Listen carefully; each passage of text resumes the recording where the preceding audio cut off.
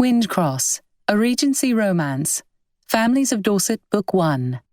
Written by Martha Keyes. Narrated by Eleanor Caudill. 1. Kate Matcham thumbed the threadbare crimson reticule sitting on her lap, feeling the reassuring presence of the letter inside. Her eyes shifted to the numerous ball guests surrounding her and her Aunt Fanny. "For heaven's sake, Fanny," she pleaded, "keep your voice down." Nearby, Charlotte Thorpe whispered to the woman next to her, and Kate's jaw clenched. If Charlotte Thorpe overheard, all of London would know in a matter of days. Kate was already regretting telling her aunt of the letter. Lady Fanny Hammond guiltily covered her mouth with a hand, but she couldn't dampen the excitement in her eyes. "Do you even know your stepfather's worth?" she half-whispered, leaning over in her seat toward Kate. "No," Kate admitted, rushing on before Fanny could enlighten her. "But it is immaterial. His brother stands to inherit, and I am certain that he will be found alive and well." It was certainly what Kate hoped would occur. It would be much easier if the choice not to accept the fortune was made for her. She smiled and inclined her head at a passing acquaintance. "But he might well be dead," Fanny said optimistically, smiling at the same acquaintance. "People die in the West Indies quite frequently, I believe." Kate looked down at her young aunt with a mixture of consternation and amusement. "How very morbid you are." "Perhaps," Fanny said, her wide blue eyes scanning the room. "But a little morbidity might not be uncalled for when £20,000 are at stake." 20,000? Kate's eyes widened. She took a steadying breath. Whether it was £20 or £20,000, she could never accept money from her stepfather, Mr. Demock, nor did she believe he would give her the chance. "It's neither here nor there," she said. "My stepfather detests me and always has. He would surely find a way to ensure that his fortune couldn't pass to me." "Well," Fanny huffed, "I'm sure I don't see why. Hateful man." Kate smiled at Fanny's offense on her behalf.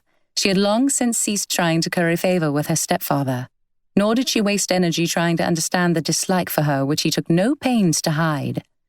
Fanny continued, "I'm sure you are the most unassuming and pleasant stepdaughter one could wish for." Kate leaned over to kiss her aunt's cheek. "And you are the most wonderful chaperone one could wish for, not to mention the most beautiful and young and charitable and long-suffering." "The most beautiful," Fanny said, ignoring the other epithets in favor of the one she most prized. "Do you really think so?" She touched her honey curls with a cupped hand in the gesture Kate had come to know well. "Without question," Kate said with feigned gravity, hand over her heart.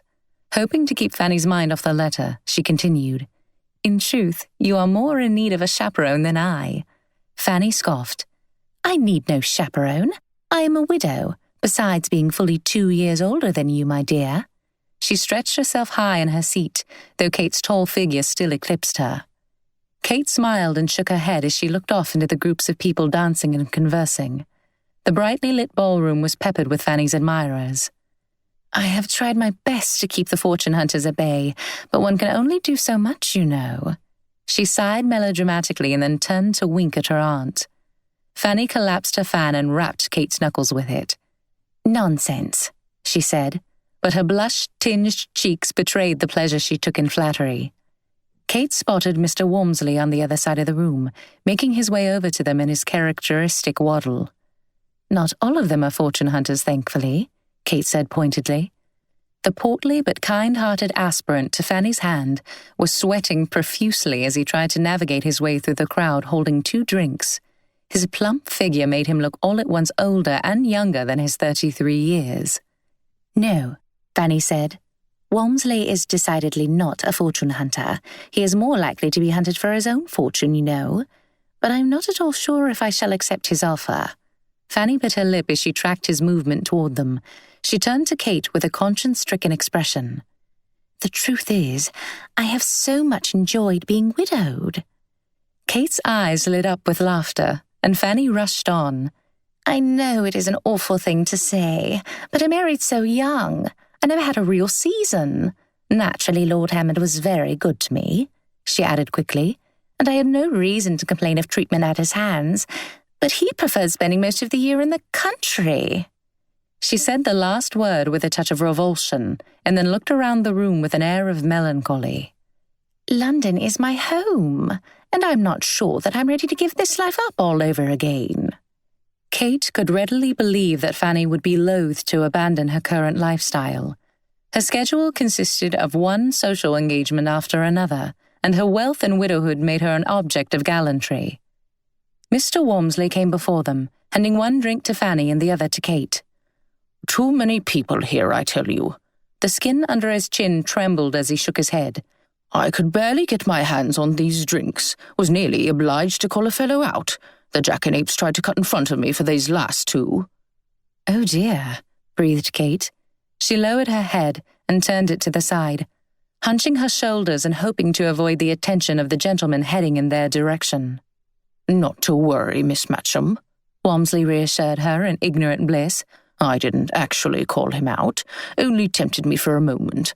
I'm afraid my dueling days are long past. My circumference, you see, provides much too wide a target for my taste." He looked down at his belly and rubbed it with fondness. "No, not that," Kate hissed, biting her lip to keep from laughing at Mr. Walmsley's words. But it was too late. She had been recognized. She straightened hastily in her chair, pretending that she had been picking something up, and contrived to smile at the man approaching them. Sir Lewis Gording stopped and bowed. His thin lips were stretched in a smile, though the lines above them betrayed the slight contempt they most often wore. Had Kate been standing, she would have come eye to eye with Sir Lewis. Despite their matched height, he always managed to make her feel as though he was looking down upon her. Unlike so many of the young women who tolerated his aggressive flirting to placate their hopeful mothers, Kate had always found his company uncomfortable and paid him only the attention that civility required. Unfortunately for her, Sir Lewis seemed to find her company more desirable as a result. He was impervious to her subtle snubs. "Good evening, your ladyship. Walmsley." He bowed and turned toward Kate. "Miss Matcham, might I have the pleasure of the next dance?" She groaned inside but maintained the same contrived smile of civility. Out of politeness and the desire to be a credit to Fanny, she would not refuse him, but the feeling of obligation chafed her. "Of course," she replied, with a bow of her head. Helping her up from her seat and tucking her hand into his arm, Sir Lewis led her away from Fanny and Mr. Walmsley. Kate turned her head back toward Fanny with a look of helplessness. Fanny smiled at her and bobbed her head up and down in encouragement, failing to recognize the distress signal. "I've changed my mind," Sir Lewis said, and Kate whipped her head back around, afraid he had witnessed her attempted call for help. "Let us instead take a turn about the room." Before she could respond, he had guided her away from the dance floor. They passed through two groups of chatting women, the sound of organdy muslin and silk skirts brushing against one another. Kate envied the merry voices of the women they passed. If only she could disappear into one of their circles. Instead, she was being guided firmly toward the brocade-draped windows lining the room. Sir Lewis was clearly used to being in control. It was part of what she so disliked in him. "As you please, sir," she said, clenching her teeth behind her smile. She felt his eyes studying her. "You are the picture of perfection this evening, if I may say so," he said. His eyes moved from her head down to her slippers. Where other ladies might blush at such a high compliment, or at least at his unabashed scrutiny, Kate's nostrils flared in consternation. "I'd prefer you didn't say such things, Sir Lewis, as you well know that I'm not fond of your exaggerated compliments, or of such compliments in general." "Every woman loves compliments," he said with his characteristic certainty. The retort, which rose to Kate's lips, was cut off as she felt a tap on her shoulder and heard a man clear his throat. She turned. The gentleman she faced bowed slightly. When he rose to his full height, he was a few inches taller than she. His brown hair was long enough to curl, but had been brushed away from his face, though a few curls seemed to be attempting a revolt. Small lines at the corners of his eyes revealed a tendency to laugh, but as he met his eyes with Sir Lewis, his pleasant expression flickered. "Sir Lewis," he nodded. "Good evening," Sir Lewis said, raising his brows in a gesture both questioning and dismissive. "Forgive the interruption," the gentleman said, and he smiled at Kate. "I believe this belongs to you, miss." He held her crimson reticule in his outstretched hand. One of the strings, evidently the one which she had wrapped around her wrist, had finally broken. "You dropped it a moment ago back there." He gestured with his head behind him. Her eyes widened, and she looked at him with dismay. Had he seen its contents? Her arm shot out for the bag. Only when her hand reached his did she realize how peculiar her behavior would seem. She looked up at him with warm cheeks and a sheepish smile. His brows were slightly raised, his head tilted to one side, and his eyes twinkling as he watched her reaction. "It is indeed mine," she said, taking it from him gently with a relieved smile. "Thank you for returning it to me." A smile played at his lips. "Yes, well, I admit that I was hard-pressed to give it up. Crimson is particularly good with my complexion, I'm told." He sighed. "But alas, it was not to be. My conscience won out in the end. I wish you joy of it." Kate took her lips between her teeth to suppress a smile, and his eyes danced. Sir Lewis's voice cut in on the exchange. "And now that you have returned it, we will trouble you no longer." The gentleman's smile tightened, and he looked at Sir Lewis as if he had a rejoinder on his lips. Kate wished he would say whatever it was, but he bowed, shot another glance of shared enjoyment at her, and walked away. Kate took a deep breath as she watched him walk off, feeling she had been undeservedly lucky. Who was he? Sir Lewis had been disobliging enough not to introduce him. Had not seen her drop the reticule. Who might have happened upon it? The person would have been required to look inside to determine its owner, and who knows what they might have seen, how much they would have read, or what information from the letter they would have decided to pass along to their acquaintances. The last thing Kate wanted was for anyone else to take the letter's contents as seriously as Fanny had done. "Where were we?" Sir Lewis said. "Ah, yes, I had just complimented your ever-increasing beauty." Kate gripped her lips together, wishing that the interlude with the handsome stranger could have lasted longer. Any reprieve from Sir Lewis's attentions was a welcome one. "Please don't," she said, feeling fatigued at the thought of continuing to fend off Sir Lewis. His lopsided smile appeared again. "Would you really deprive me of the opportunity of expressing the thoughts that fill my head?"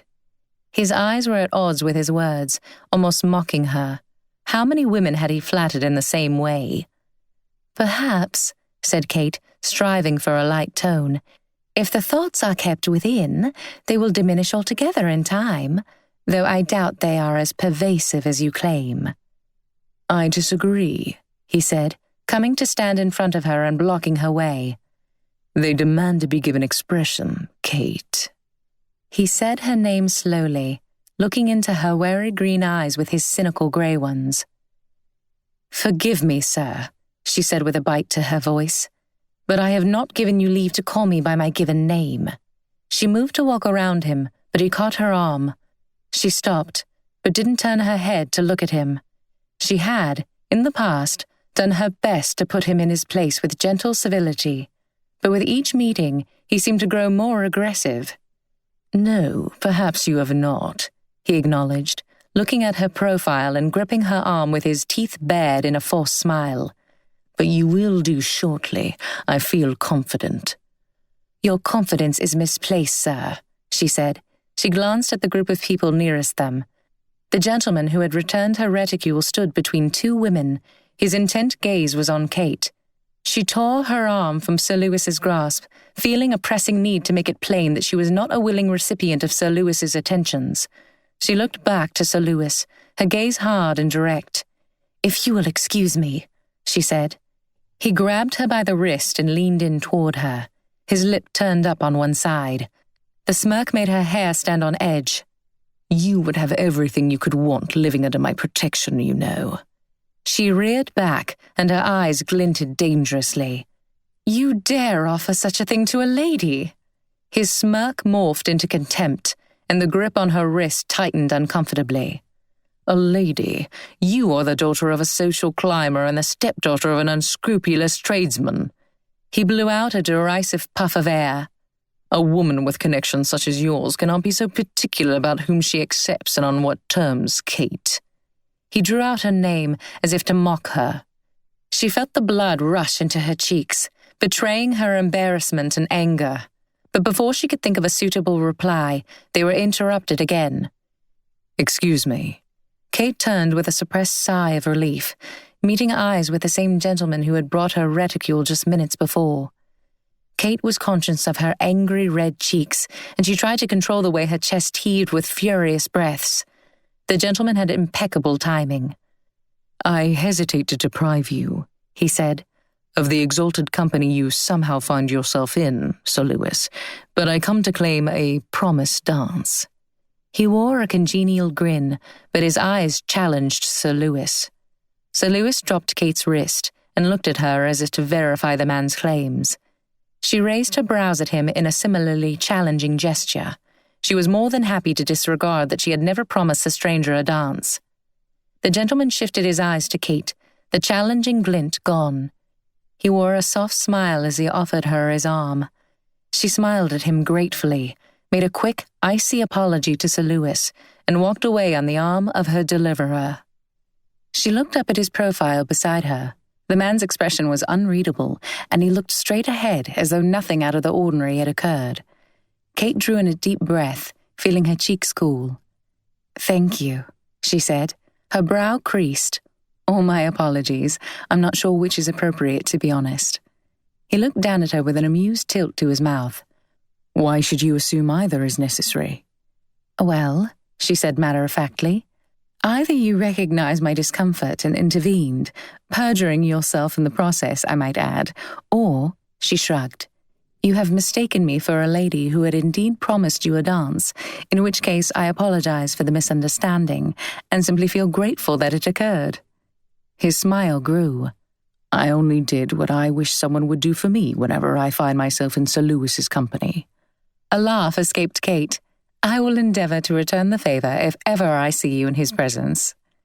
"The prospect of being in his company suddenly becomes more enticing," he said. She glanced at him. Was he flirting with her? But he was looking toward the dance floor, where a set was forming. "Shall we?" he said, motioning to the dancers. Kate hesitated.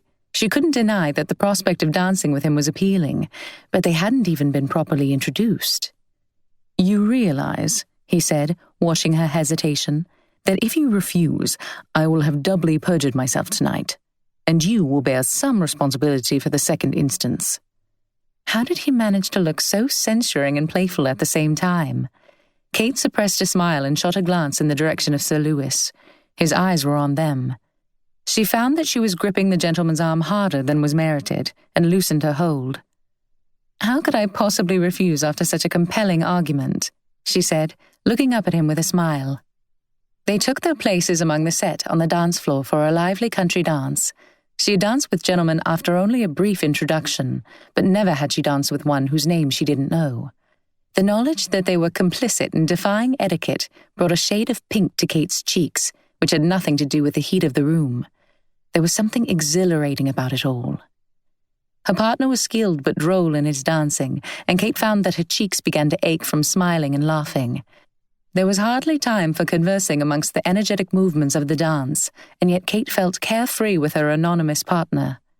His hand was light yet sure, and she felt a thrill each time the dance required them to stand shoulder to shoulder or join hands. Before she knew it, though, the set had ended, and they were bowing to one another. He offered her his arm, his breathless grin matching her own. "Where shall I convey you, madam? Back to Sir Lewis?" "By all means," she said with a threatening lift to her eyebrows, "if you wish my spectre to haunt you the rest of your days." He threw his head back in a chuckle. "That prospect is not nearly as horrifying as you seem to think it."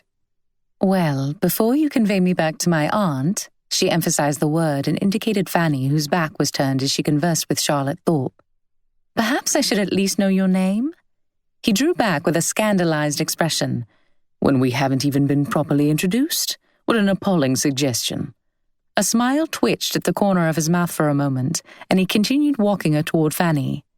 She pulled back on his arm, preventing their progress. "Perhaps it is, but we can hardly ask someone to introduce us after they have seen us dance together. Besides, what if someone should inquire for me after you?" He clucked his tongue, shaking his head. What a dilemma for you. For me? Why only for me? You have no way to know my name, he replied. Nor do you know mine, she countered. Ah, he raised a brow enigmatically. But I will discover it all the same. He pulled her gently along toward Fanny, who was still occupied with Mrs. Thorpe and two other women to remark their presence. The gentleman shot Kate a half smile as he bowed, then leaned in and whispered, My name is William. And then he walked away. Kate watched the gentleman stride off, feeling both frustrated and captivated. Miss Matcham? The voice, full of excitement and surprise, broke in on her thoughts. She turned around to face the owner of the unfamiliar voice. A young woman stared at her with round eyes and a large grin. Kate hadn't any idea who she was, though there was something familiar about her. With flaxen hair, rosy cheeks, and large blue eyes, brought out by the lace-covered powder blue gown she wore, it was a face Kate was sure she would have remembered. Her bewilderment must have been apparent, because the young woman laughed. It's me, silly Clara! Surely you can't have forgotten. Confusion morphed into recognition and astonishment, and Kate's face lit with a large smile. Clara Croft? But of course! The two embraced quickly, and a strong aroma of lavender met Kate's nose. Clara pulled away, holding Kate out at arm's length, a hand on each shoulder. You are quite as grown-up as I am, she said. More so, I suppose, since you are older, and so very lovely. When I asked Mary Thorpe who you were, she said, Why, that's Miss Kate Matcham, and I couldn't believe it. So, of course, I had to come to you immediately. I'm very grateful you did, Kate replied. Indeed, I am in shock to be talking to you. I've often wondered about you and your family this past decade and more, and here you are in front of me after so many years. How is your family? They are well, thank you. My mother is here with me tonight, though last I saw her she was walking with Lady Carville. She scanned the room, looking for her mother. I don't see her at the moment, and unfortunately we cannot stay much longer. My mother is under orders from the doctor not to be to bed too late. May we call upon you tomorrow, though? Yes, Kate said with enthusiasm. Please do. I'm staying with my aunt, Lady Hammond, in Berkeley Square. We would be delighted to receive you. Clara beamed. Wonderful! She glanced away and then put a hand on Kate's arm, her eyes still fixed on whatever had caught her attention. Oh, I'm afraid you must excuse me. I see Lord Cartwright thinks I have forgotten that I promised him this dance. She shot him a coy glance. But I shall see you tomorrow. She embraced Kate again and, with a suppressed squeal of delight, left to favour Lord Cartwright with a cotillon. Kate turned back toward Fanny with a dazed expression, excusing herself as she bumped into one of Fanny's friends. Good heavens, Kate, said Fanny. You nearly knocked over poor Mrs. Orrit. So unlike you. Her words censured Kate, but they also contained a hint of curiosity. Fanny was always quick to perceive when someone was full of news. Now, your ladyship, said Mr. Walmsley with a kind smile at Kate. I'm sure she didn't intend to knock Mrs. Orrit over, did you? He paused, and then added as an afterthought. Though, even if she had intended it, I can't say I'd have blamed her. The last time I was invited for dinner, I'm devilish sure she had the wine watered down. Fanny waved an impatient hand at Walmsley, dismissing his hypothesis and looking expectantly at Kate. I'm sorry, said Kate. I'm only distracted with surprise. Do you know who I just spoke with, Fanny? Fanny looked exasperated. Well, really, Kate, with half of London here tonight, how am I to guess which one person you spoke to? Kate threw off her preoccupation with a shake of her head and a laugh. Of course you could never guess. It was Clara Croft. Fanny looked none the wiser, staring blankly at Kate, who was obliged to provide more information. Once Fanny made the connection, Kate informed her aunt of the Crofts' plans to call the next day. Oh, no, said Fanny with a look of dismay. Surely you didn't tell them they could call tomorrow?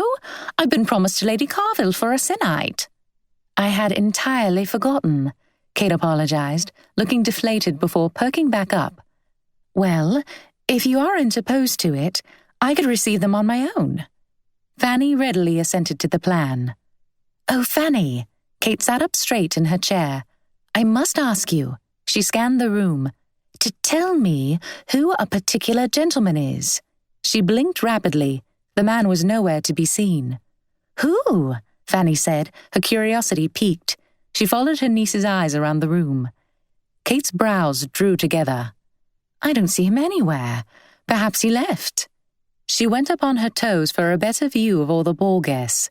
He was tall enough that it shouldn't have been difficult to find him. "His name is William," said Kate, still surveying the crowd. Fanny scoffed. "He and half the men in this room, I imagine." Kate plopped down in the nearest chair, disappointed.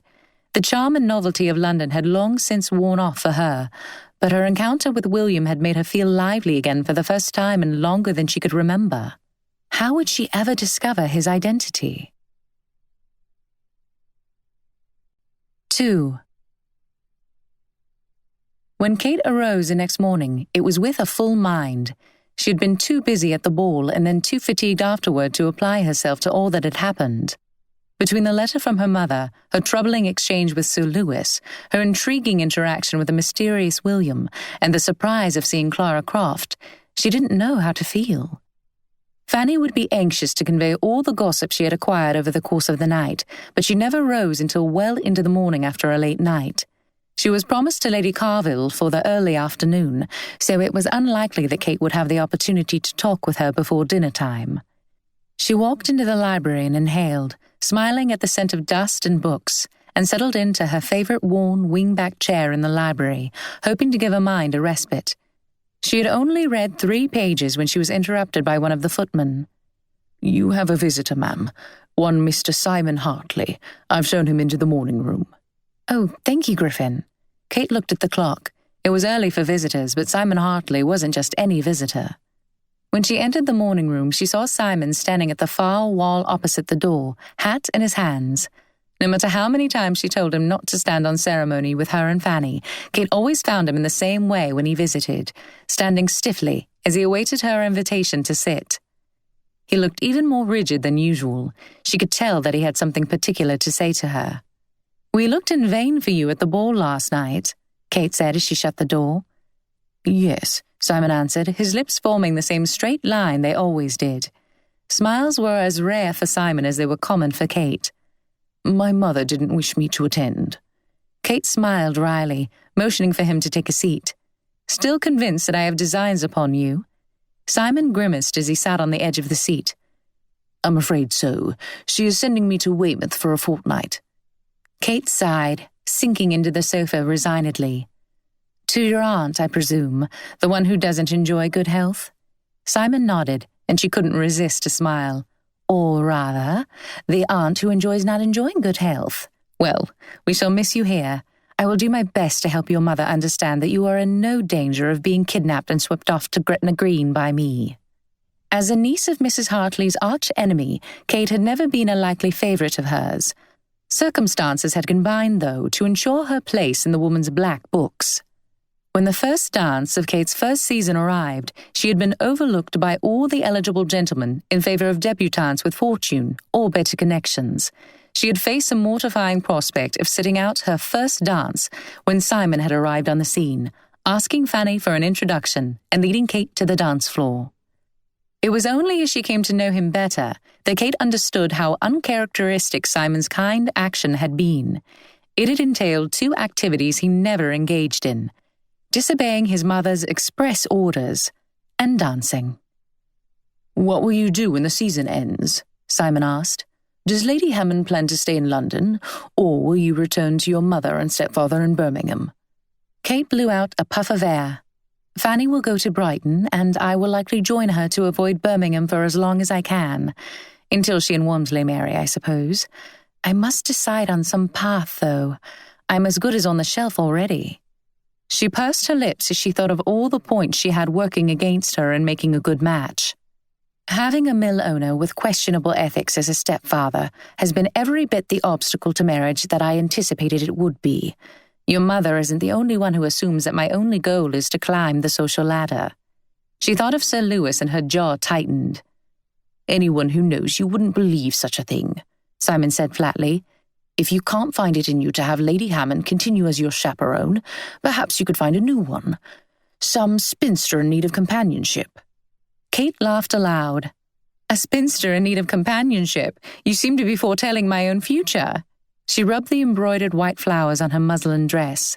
In any case, I cannot afford another season." Simon pursed his lips. "Can your stepfather not provide you with the means to stay in London another season?" Kate's wry smile appeared again. "Between my pride and my stepfather's selfishness, it is impossible. He sees me as an obligation, a waste of his money, and even if he would give me the money, I couldn't bring myself to take it. I would rather work for my keep than accept it from him." "Your pride doesn't serve you," said Simon, shaking his head. "You can't survive without money." "I know," she sighed, then shook her head. "But if you could see how he treats us, my sisters and me, I think you would understand. I never visit but what he laments the expense of bringing me home, and the fortune he feels he has squandered on my education. Do you know what he said to me on my last visit?" Simon shook his head. "He said that it's as good as highway robbery to charge for the education of a woman, that it's throwing good money after bad." She breathed in and closed her eyes, exhaling quickly. "I promised myself that I would free both him and me from my being beholden to him as soon as I could, and that is still my plan." It was a plan she had done little toward accomplishing. She found that she had only changed benefactors once since she left the seminary. Fanny was good-natured enough not to view her niece as a burdensome charge, but in some ways this fact made Kate feel all the more guilty. Being so good-natured, Fanny would likely allow Kate to trespass on her charity indefinitely. Kate was determined not to let it be so. Simon was silent, reflecting on her words. "I suppose I have one more option," Kate said, almost to herself, "though it's one I can't even bear to think on." She shuddered, then looked up at Simon. "Sir Lewis sought me out last night." "He usually does he not?" Simon said, brushing off a spot of dust on his sleeve. "Yes," Kate said, hesitating before she continued. "But last night he offered—" She tilted her head. "Offered is perhaps too generous a word. Assumed, yes, he assumed that I would become his mistress." Simon's brows snapped together. "Surely not. Even such a rake as Sir Lewis wouldn't be so brazen." Kate shrugged. "He is precisely that brazen and abominable. But perhaps that existence would be preferable in many ways to one where I would have to work for my own support." She recoiled even as she said it. It didn't bear considering. "Miss Matcham," said Simon, shaking his head. Kate raised her brows at him. He would insist on addressing her formally, even though she insisted on calling him Simon when they weren't in company. "You had much better marry me than ally yourself with Sir Lewis." He cleared his throat and scooted even further toward the edge of the chair. "I have been thinking on the subject for some time now." Kate laughed. "As if I would saddle you with the likes of me. Even such a kind soul as yourself would strangle me within the week. I'm sure I wouldn't blame you. And let us not even think on what your mother would say to a marriage between us. I shudder at the thought." "My mother would come around in time," he said. "I'm in earnest, Miss Matcham. I am not romantically attached to anyone. Indeed, I don't believe I am the type of person to form romantic attachments. You are not attached to anyone. You must marry, I must marry." He shook his head as he raised up his shoulders. "It is a sensible option." Simon was always concerned with doing the sensible thing. Kate stared at him, her eyes glazing over. He was her dear friend, but she had no desire to marry him. In fact, she had little desire to marry at all. But necessity required it, and while time was not something she had in abundance before a decision about her future must be made, she couldn't steel herself to make a decision. Not yet. He watched her, and then added, "I leave today for Weymouth. Here is my address." He handed her a card. "I don't expect you to give me your answer now, but if you come to see the sense in allying ourselves in marriage, if you have a change of heart or mind, all you need do is write and tell me." She nodded absently as she looked at the card in her hand, and Simon took his leave. She rubbed the card, thinking what a strange visit and proposition Simon's had been. Well, not strange, perhaps, but unexpected, certainly. When the Crofts were announced, Kate was still sitting in the morning room, lost in thought. Her stomach growled as Griffin let the Crofts into the room. Kate had completely forgotten to eat breakfast. "How wonderful," she said, setting down Simon's card and shaking off her stupor as she rose from her chair to greet the visitors. "Lady Croft, you look well." The aging process had treated Lady Croft kindly. While her figure wasn't as trim as Kate remembered it being, it had not become full like the figures of most women her age. She carried her head high, just as she always had. "Well there," said Lady Croft, looking Kate up and down with an admiring expression. "If it isn't little Kate Matcham, not so little any more. How the years fly by." "Isn't she beautiful, Mamma?" said Clara. Kate shook her head, a slight blush stealing up her cheeks. She did not admire her own beauty, especially in company such as Clara Croft's. "I'm afraid I may be taller, but otherwise every bit the little dirt-covered thief who looted your gardens for roses." Lady Croft's shoulders and chest shook with laughter. "Was it you who did that? I had always suspected Henry. He was such a troublemaker." "Then I owe an apology to Henry, or Mr. Croft, I should say. How is he? Has he little troublemakers of his own yet?" "Henry is very well," Lady Croft replied. "Not married yet, but I hope he will settle down in the near future," said Lady Croft with a warm smile. "And what of your family, Kate?" said Clara.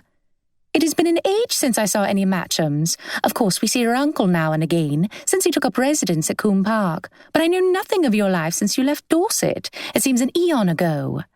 It seemed an eon to Kate, too. Life now bore little resemblance to her years at Combe Park. "Yes, well, I was only 8 when we left, so an eon isn't too far off. Let's see," she said, casting her mind back to that time. "Once we left Combe Park, we went to stay with my grandmother in Surrey. Then, but perhaps you already know, my mother remarried a man, Mr. Dimmock, from Birmingham, and she has been living there ever since." "Oh, yes," said Clara, her eyes alight.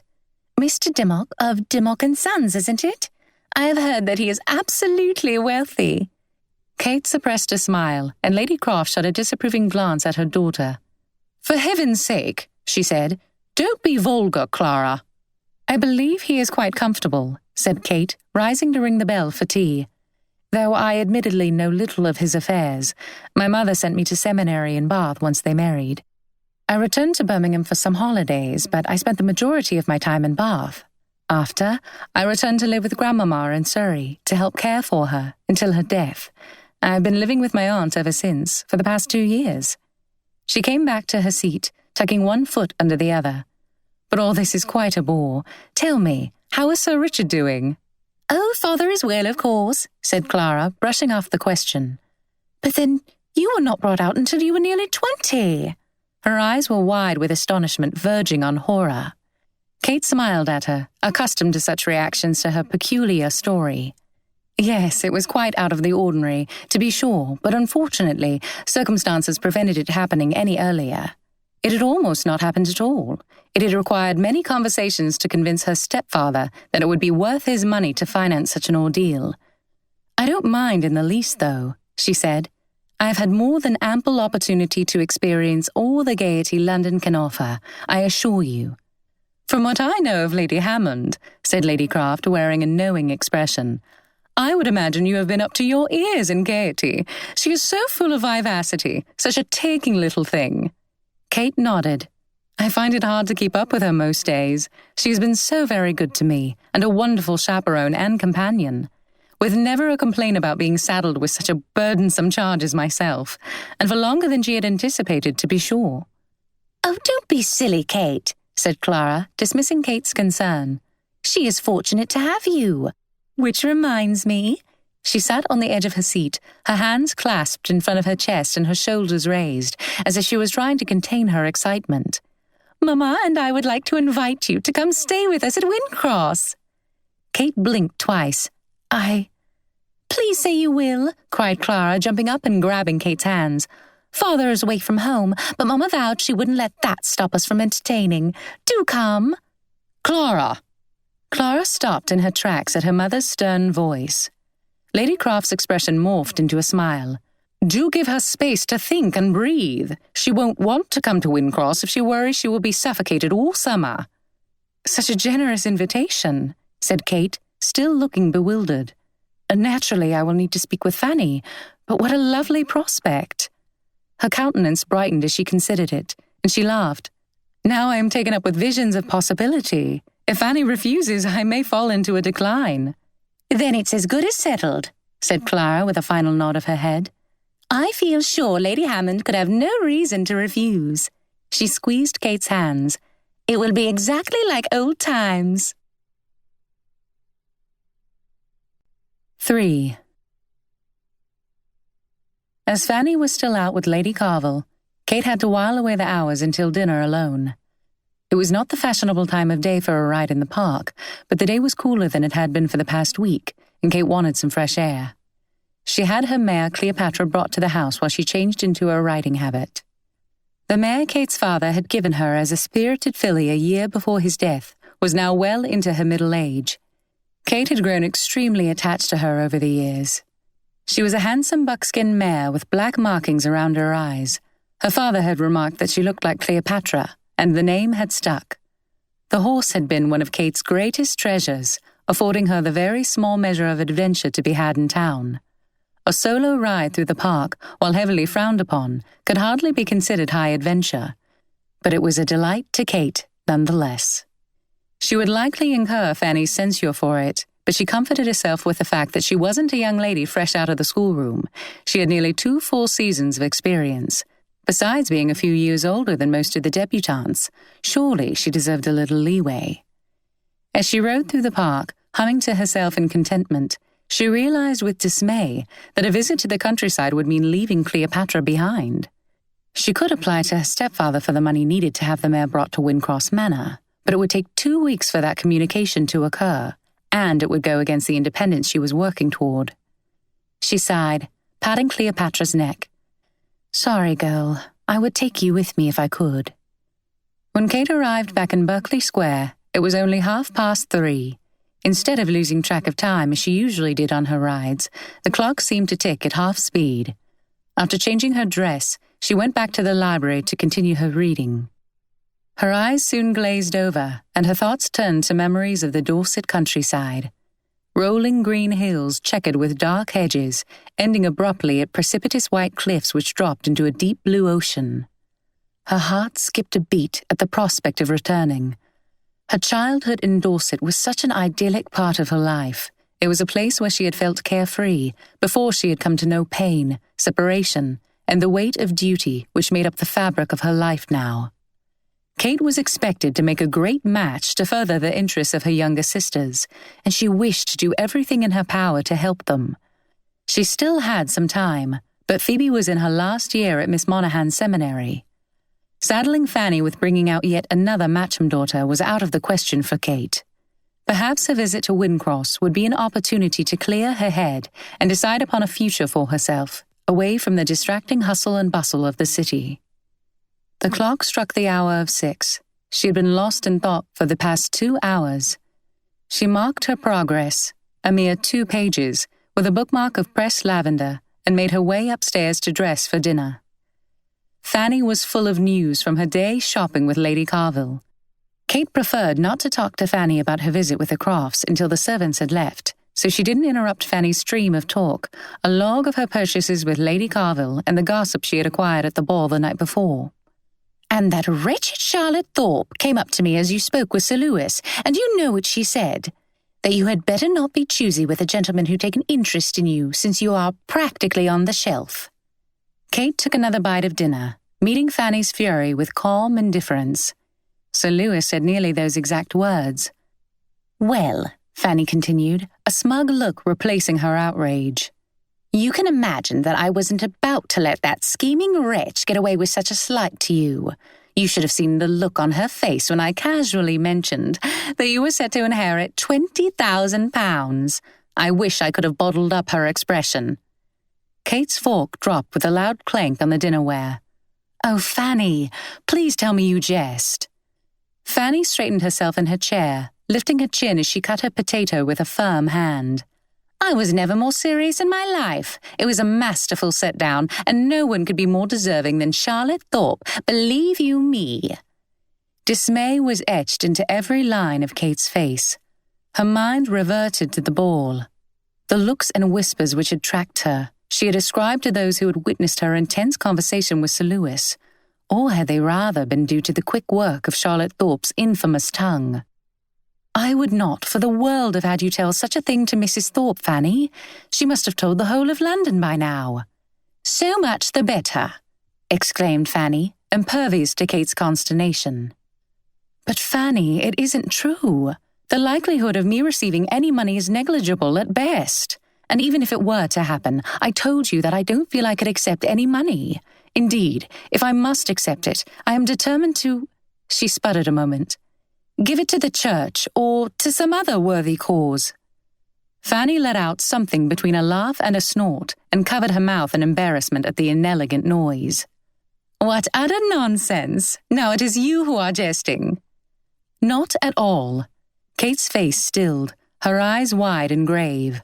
"I am very much in earnest. If you knew my stepfather and the mortification I've endured at his hands, I believe you would feel the same way, Fanny.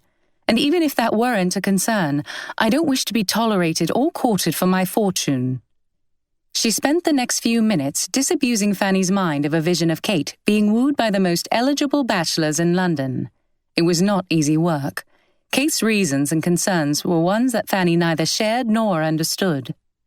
Having learned of Fanny's misstep, Kate was even more anxious to leave London behind for the summer. When she finally told Fanny about the invitation to stay at Wyndcross Manor, Fanny didn't seem at all surprised. "When do you leave?" Fanny asked as she ate a walnut. "They hope to leave within the next few days," Kate said, "which doesn't leave much time at all." "No, it doesn't, but we shall manage." Fanny scooped a bite of tart into her mouth. "Fanny!" cried Kate. "Admit it, you are positively excited to be rid of me." She cut into the glazed pear tart on her plate. "Though I can't say I blame you. 2 years is an eon to be saddled with me." "Don't be a ninny, Kate." Fanny dabbed at her mouth with a napkin. "Of course I'm quite cast down at the thought of you leaving me, but only for my sake, not yours. You need a change of scene. I know you don't thrive off of town life as I do, and I am so grateful to you for indulging me by coming to all the parties, picnics, plays, and balls I've wanted to attend. How will I manage without you?" She reached her hand across the table to Kate, who smiled genuinely and squeezed Fanny's hand. Kate's expression changed to one of faux innocence. She pushed the food around on her plate. "I suppose you might acquire some kind of permanent companion who shall be forced to escort you all around the town and take care of you in sickness and in health, to love and to cherish till death do you part." She looked up, feigning deep thought.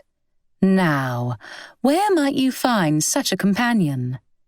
The sliver of a smile twitched at the side of her mouth. "Oh, stop," said Fanny, though she couldn't suppress a smile. "It's different. Walmsley is so—" She struggled to find the word. "Masculine?" offered Kate. "Yes." Kate's mouth broke into a full smile, and her eyes twinkled in merriment. "And so much more capable of securing your comfort than I. I am convinced he will make you very happy. He dotes on you, Fanny, and I know you care for him much more than you let on." Fanny straightened her back and assumed an expression of exaggerated gravity. "A lady doesn't wear her heart on her sleeve." Her strict teaching face disappeared, and she stared ahead at nothing before saying, "I suppose I shall accept Walmsley." Her face brightened. "At the very least, that means you will be forced to return for the wedding, so that I shall be sure to see you again." "Oh, Fanny," Kate said, "you are the one being ridiculous now. I'm going to the Crofts for a visit, not to die or to abandon you. Indeed, before you know it, I shall be back ringing your bell, forcing you to put me up for another 2 years." Fanny looked doubtful. "In which case I shall be pleased. At any rate, we must make sure you are looking smart for your visit, since, from what I know of the Crofts, they are quite fashionable and frequently host parties." 4. The next 3 days were filled with shopping and preparing portmanteaux. Kate had a few dresses needing replacement due to the heavy use they had seen over the past 2 seasons. She could ill afford to buy any, and maintained to Fanny that it was silly to buy new dresses to wear in the country. But Fanny insisted on making her a present of 2 dresses and a bonnet. "Fanny, how in the world shall I ever repay you?" cried Kate on the way back to Berkeley Square, loaded with bandboxes and gilt. "Nonsense," Fanny said, looking elated at the success of their shopping expedition. "I never gave you a proper coming-out present, and I can't possibly allow you to return to your childhood home in shabby dresses when people know you've been staying with me. You see, it's quite selfish after all." Kate laughed and shook her head. Fanny's generosity was crushing, and she already felt beholden to her. "Besides," said Fanny, with a little too much nonchalance to be believable, "who knows but what the Croft's son or some other country gentleman might take a fancy to you? I'm sure it would be no wonder if one did." "Oh, my dear Fanny," said Kate, with an appreciative smile. It was impossible to bring Fanny to understand that Kate's options for marriage were fast dwindling. Fanny would insist on believing that Kate could look as high as she pleased for a husband, but she was alone in the belief. The journey to Dorset was much more pleasant than Kate had anticipated. The weather was charming and the roads were good, not having seen rain for nearly 2 weeks. Kate, Clara, and Lady Croft spent the night comfortably in Andover, at the King's Arms, where they had an enjoyable evening dining and reminiscing. "It is so long since I've been in Dorset that I'm sure things have changed," said Kate. "Oh, I assure you that things are every bit as slow and mundane as they have always been," said Clara. "However, Weymouth has become quite a different place, thanks to the King's visits. It can never compete with London, but shopping has become much more tolerable than it was before, and some of the things we get here in the south would make Londoners crazy with jealousy to see. Did you see the lace I was wearing at the ball? Straight from Alençon?" "What a pretty penny that must have cost," Kate exclaimed. "Fanny has a dress of the same lace, and she told me that it would cost a fortune now with the import taxes." A satisfied smile stole over Clara's face as she served herself from a plate of roast duck. "Oh no, it was quite an economical purchase." Kate wrinkled her brow. It was quite rare to see new gowns featuring authentic French lace. Not only was it costly in the extreme, some people would not wear it on principle due to the ongoing war. Clara's smile grew mischievous as she remarked Kate's reaction. "You will find that living on the coast has its benefits." She winked. Kate's heart dropped, but she managed a perfunctory smile. Had she agreed to the visit prematurely? Clara's thinly veiled implication that her lace was had by virtue of smuggling made Kate uneasy. She had been under the impression that the circumstances of her father's death and his views on smuggling had been well known to the Crofts. But the conversation moved on, and Kate was obliged to leave such thoughts for a later time. Wyndcross was already shrouded in darkness when they arrived. The travellers were all anxious for their beds, and bid one another good night shortly after Kate was shown to her room. She awoke in the morning to the sun pouring into her room. The summer days were long, which meant that it was still very early. But she had always been an early riser, and she couldn't lie in bed when there was so much she wished to do. While it had been years since she had spent time with Clara, Kate felt tolerably sure that she was not an early riser. Lindley was accustomed to her mistress's habits and had pulled back the curtains to let light in. Kate rose from her bed, curious to see what view her window offered. Her room in Berkeley Square faced the street and the small adjacent park, a wonderful view for London. She pulled back the curtains with a contented sigh and smile. Between 2 hills, she could see the sea, a sight she hadn't seen in 15 years. It was even more majestic blue than she had remembered. In the distance, she could see scattered white lines where froth gathered at the head of the waves. Much was familiar at Wyndcross, if somewhat surreal. It was strange to walk the halls she had skipped along as a young girl, to see the aged faces of the few servants who had remained. The scale of the manor felt much smaller, whether due to her own height or to her experience with many other large estates, she couldn't be sure. But she found herself looking with great anticipation through the manor windows at the surrounding gardens and countryside, wondering when she would have the opportunity for exploring them.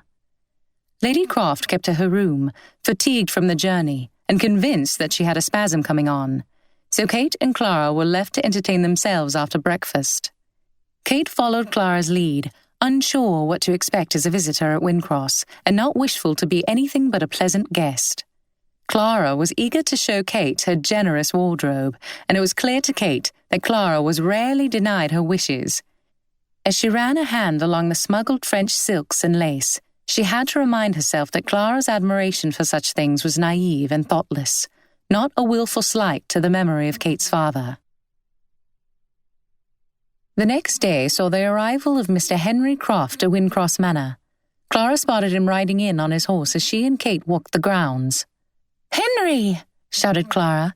She covered her mouth with a guilty hand and hunched over, looking back toward the manor. "Mama despises yelling." Henry spotted them and guided his horse in their direction. He was a handsome bachelor, with an athletic build, blue eyes like Clara's, and curly hair tending more toward brown than blonde. He was the eldest of the Crofts and the heir to his father's baronetcy. It was strange to see the rascally young boy she had known, now a grown man. How much of the unruly little boy would be left over? "You'll never guess who's here," Clara said as she gestured for him to hurry. Henry's gaze flitted toward Kate and back to Clara. "What? Have you finally found a friend, then?" Clara scowled playfully. "Not for long, if she is forced to spend time around you and your bad manners." She abandoned the scowl, unable to resist breaking the news to him. "Do you not recognize her?" Henry stared at Kate, eyes narrowed in thought. "It's Kate," Clara interjected. "Kate Matcham." His brows went up, and he scrutinized Kate's face, as if searching for the 8-year-old version of her. There was a glint of recognition in his eyes, and he said, "By Jove, I believe you're right.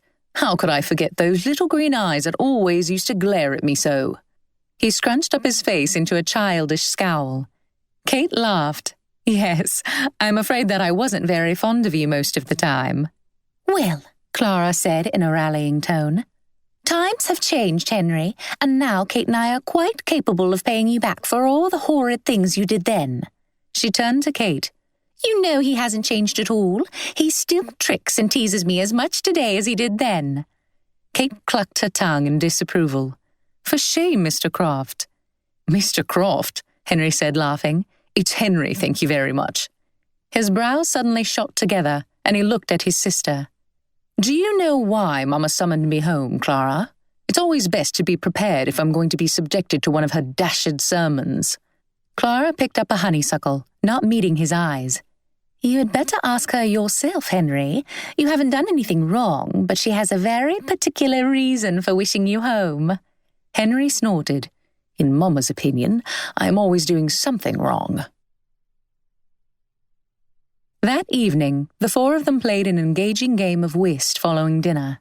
Kate was hardly the more skilled card player of the group, but no one seemed to mind. "Oh, I had forgotten to tell you, Kate," said Clara, playing a card. "I received an invitation today from the Cosgroves. They live down the road. You wouldn't remember them, though. They moved in sometime after you left. They have planned an expedition for Saturday, and they would like us to join them. Well, that is to say, the invitation was addressed to Henry and me, but that's only because they didn't know we had a guest. I know they will be delighted to add one more to the party. We shall ride to St. Catherine's Chapel for a picnic." Though an expedition was tempting to Kate, and a riding one at that, her pride balked at not only intruding on an expedition she had not been invited to, but at relying on the Crofts to provide her a horse as well. She did not share Clara's confidence that the Cosgroves would welcome an added stranger to the party. "That sounds delightful," she said. "Only I'm not sure if I should join. I have no mount for riding, and I don't wish to intrude. I shall be quite content here, though, I assure you." She smiled, to ensure that her protestations would not sound like a plea for pity. "Oh, fuss and nonsense, my girl," said Lady Croft, peering at her cards with squinted eyes. "You will take one of our horses, of course." "Mama's mare is quite tame, you know," said Clara, "and naturally you're always welcome to ride my Rosebud, if you should wish to do so when I am not in need of her myself. She could use the exercise, as Avery continually reminds me, though she is quite difficult to manage, I warn you." "Well, now that's rich, Clara," cried Henry, slapping his knee in amusement. "You make it sound like a sacrifice. We all know you hate riding." He leaned toward Kate, ain't keen to have mud splashed on her precious riding habit, though why she would bother buying 'em in the first place if she don't mean to ride is beyond me. "I do ride," Clara insisted, her rosy lips pouting. "Only I am still teaching Rosebud to mind me. I have no desire to be thrown." "Well, it is very generous of you," said Kate, trying to prevent further sibling debate. "But will you not need your horse for yourself on Saturday, Lady Croft?" Lady Croft laughed. Bless you, Kate. I rarely ride. Among us, Henry is the only one who rides frequently. As Clara said, our own horses are in great need of exercising, and both we and the stable hands would feel nothing but gratitude to you for taking them out any time you should wish to. I'm sure Henry would be quite happy to take you around the area if you were desirous." Henry looked at his mother with an eyebrow cocked. "You are too kind," Kate said, greatly relieved that her use of their horses would not be a burden. "I admit that I dearly love riding, and am grateful for any excuse to do so." "It is settled, then," said Clara with a smile at Kate. "I am quite impatient for it to be Saturday now." Henry looked at Clara with mischief in his eyes. "Was an invitation for Saturday extended to his lordship, the great Earl-in-waiting?" He said the words with a flourishing hand gesture as he peered over his cards at Clara with feigned innocence. "How should I know?" asked Clara, avoiding Henry's eyes as she discarded. Henry snorted with laughter. "Of course you know. Admit it, Clara. You're not above forging the invitation yourself." Kate listened, intrigued by the implication that Clara had a love interest. "I would never," protested Clara, but she was unable to suppress a grin. "But if you must know, yes, he was invited, and he has accepted, of course. He and Lady Anne." "I hope you will remember to act with decorum, Clara," said Lady Croft with a hint of sternness. "Of course, Mamma," said Clara docilely. She perked up. "Henry is taking me to Weymouth tomorrow to buy a new pair of half-boots, Kate. I saw the most lovely pair in London, and I'm determined to have some exactly like them. Will you accompany us?" "How kind," Kate said. "I think I should stay behind, though. I haven't yet written to my aunt or my family, and I assured Fanny that I would do so as soon as I was settled." She felt guilty that she was already hankering after time on her own, though she truly did need to write Fanny and her family. "How insipid to be stuck indoors writing letters," Clara said. Kate only nodded. In fact, she had no intention of staying indoors. 5. Wanting to make the best use of her time alone in the morning, Kate made her way to the stables once Clara and Henry had left. The old groom Avery's reaction at seeing Kate was warm and welcoming, though he put his foot down when he learned of her intent to go out riding alone. "It won't do, miss," Avery said. "Lady Croft would have my head if she knew I aided you in such a notion. Let me saddle up me hack, and I shall accompany you." While she had felt inclined to argue the supposed danger of a solo ride, she decided against it. She had no wish to land Avery in trouble for neglecting what he felt was his duty. A ride with him in tow would be preferable to no ride at all. She changed into her riding habit with the help of Lindley, and then instructed her to go in search for a basket, paper, a quill, and some ink, which could be packed for her intent to write letters during the excursion. Lindley had eyed her doubtfully upon being given these instructions. Kate smiled at Lindley's hesitation when she returned with the requested items. "I know it is strange, Lindley, but why would I care to be cooped up writing letters when I could be doing so outdoors?" "You and your strange ideas, miss. Only take care you don't go spilling that ink while careening all over the countryside on an unfamiliar horse." "I shall take every care," Kate promised, "and the ink shall stay safe in this basket the entire ride." She patted the basket gently. Lindley pursed her lips. Once mounted on Rosebud, Kate felt a surge of excitement for the possibilities of her ride. The day was warm with a slight ocean breeze and interchanging sun and clouds. A perfect day for a ride. "Avery," Kate said as they started on their way, "is there a place nearby where I can give Rosebud full rein?" She couldn't remember the last time she had a proper gallop. "Aye, miss," Avery said through a crooked smile. He was riding, as promised, at a discreet distance behind her. "Around the turn down the road, there's a nice level field on the left. She'll be glad for a gallop." He indicated Rosebud with his head. "As will I," Kate breathed. As they reached the field, she slackened her hold on the reins, leaned forward, and signaled Rosebud. The feeling was exhilarating. The ground flying swiftly under Rosebud's feet made Kate feel as though she were gliding. The wind swept past her, tugging on her bonnet, tossing any of her hair that peeked out and making her eyes sting. The experience was so familiar, and yet her life in London had been frustratingly bare of such thrills. As they approached the other end of the field, she reined in Rosebud to a trot, stroking her warm neck and praising her. She turned again to Avery, unable to school her expression into anything but a wide smile. "Thank you, Avery. You can have no notion how much I've longed to do that this past age." He looked at her approvingly. "She responds to you, miss. Miss Croft has been trying to train her for months now, but the filly will have none of it. Tossing her head, fit to break her neck." Kate said nothing for a moment. "She needs a gentle, confident hand, I think. She reminds me of my mare, spirited but loyal once she's won over." She would have been happy for yet another gallop, but remembering her promise to write letters to Fanny and her family, she instead asked Avery if there was a place she could tie up Rosebud in order to write. Avery considered her question for a moment, chewing on a piece of wheat. "I think I know a place for you, miss. Follow me if you please." He took her over a shallow stream and up a small hill. When they reached the top of the ridge, he told her to look down the other side. Sitting between two hills with only a small dirt road connecting it to anything were the ruins of an old abbey. Its roof was missing, the grass and weeds grew long around it, and the walls were overgrown with ivy and creeping vines. The morning light bathed the hard grey stones and deep green leaves in a warm glow, casting long, soft shadows on the tall grass. "It's perfect," Kate murmured with near reverence. For a moment, she pictured her childhood family walking the path up to the opening where the church doors would have been. Her father had been a religious man, and all her fondest memories of church involved him. They rode down the hill, and Avery tied the horses to a tree away from the ruins, giving Kate her privacy. He sat down and reclined against the wide tree trunk to relax. With her basket of supplies in hand, Kate walked around the abbey for a time, admiring the age and beauty of the building, and wondering what its history must have been before falling into such neglect and disrepair. She ultimately came to a spot at the meeting of two ruined walls, suitable enough for a backrest.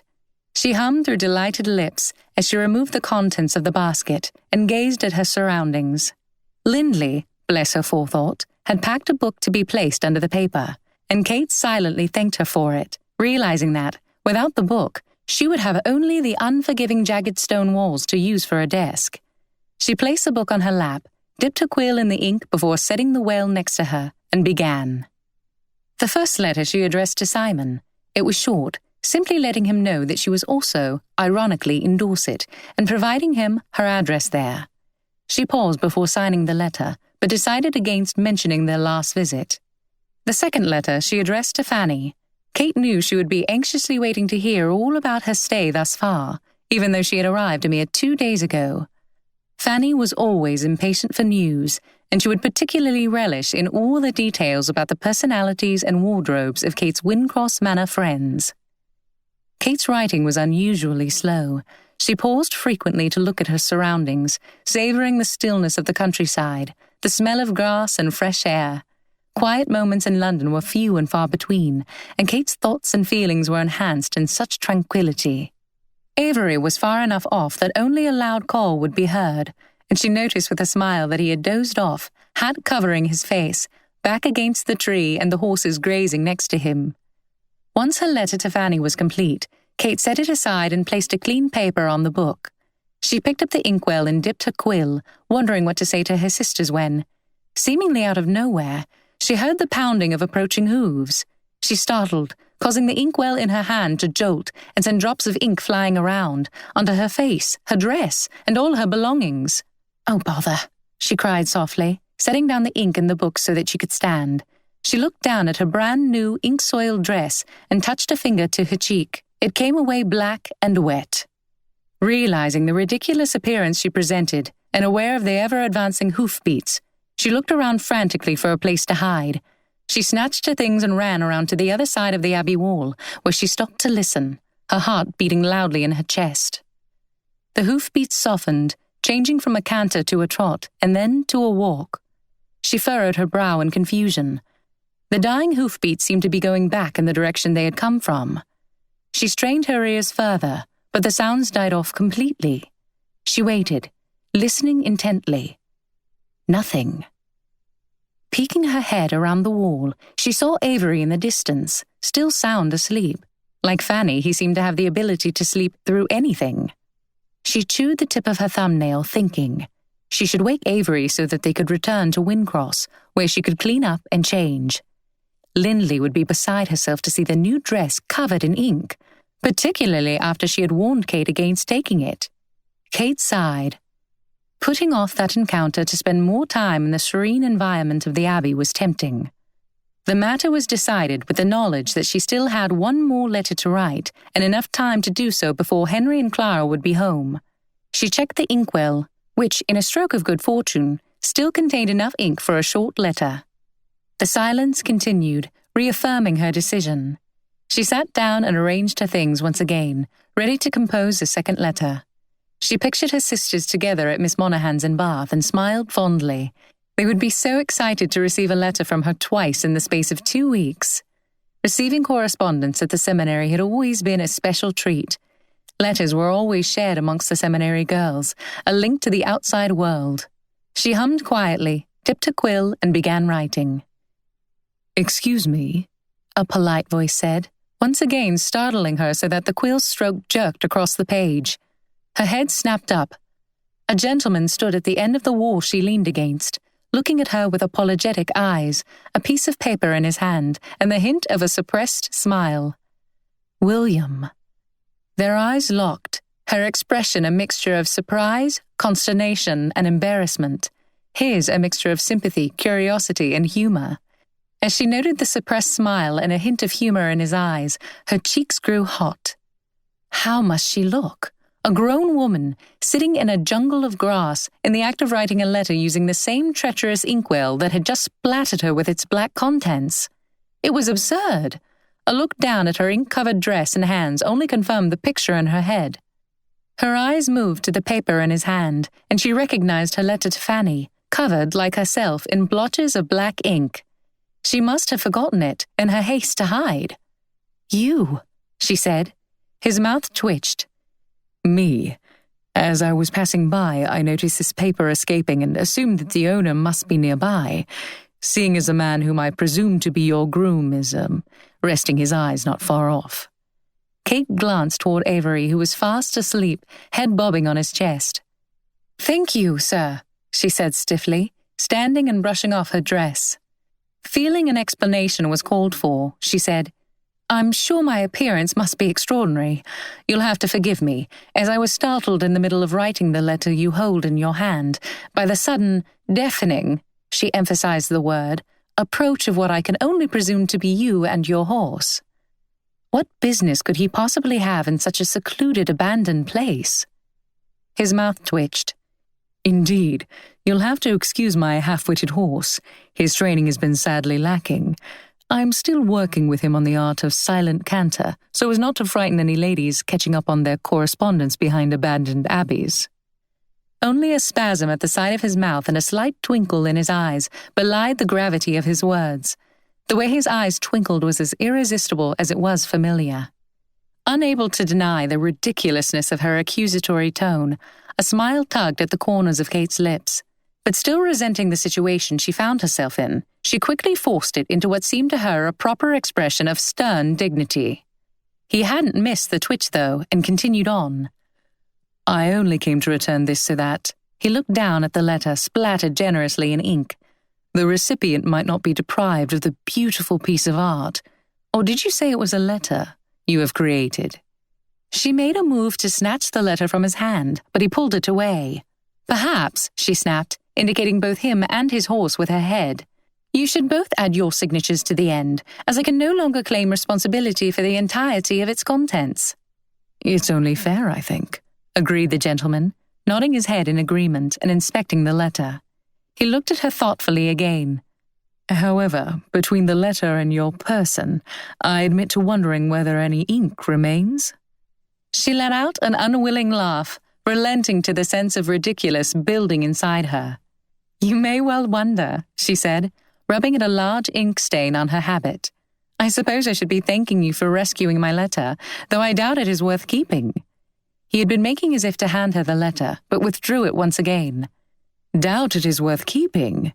he said incredulously. "When I've just told you it's a work of art? I find you offensive, madam." He held out the letter to inspect it again. "I am convinced it is every bit as good, indeed better than, Most of what I saw the last time I was at the British Museum in London. Allow me to buy it from you. I feel sure it will sell for hundreds of pounds in a few years' time, and you will live to regret your disdain of it." He held the paper behind him with one hand, as if to make clear that he had no intention of returning such a valuable piece to one who did not appreciate it. Kate shook her head, laughing softly. "My only regret for this day must be that I was found in such an unlikely place, covered in ink. Not, as you state, for discounting the value of that," she said, indicating the paper in his hand. He chuckled, and she found that she liked the sound of his laughter. "The combination of an ink-covered lady of quality, writing letters in the ruins of an old abbey is quite charming, I assure you, and not something to be regretted in the least. I concede that the mishap with the ink is somewhat unusual, but I believe that it is well compensated for by your delightful humming."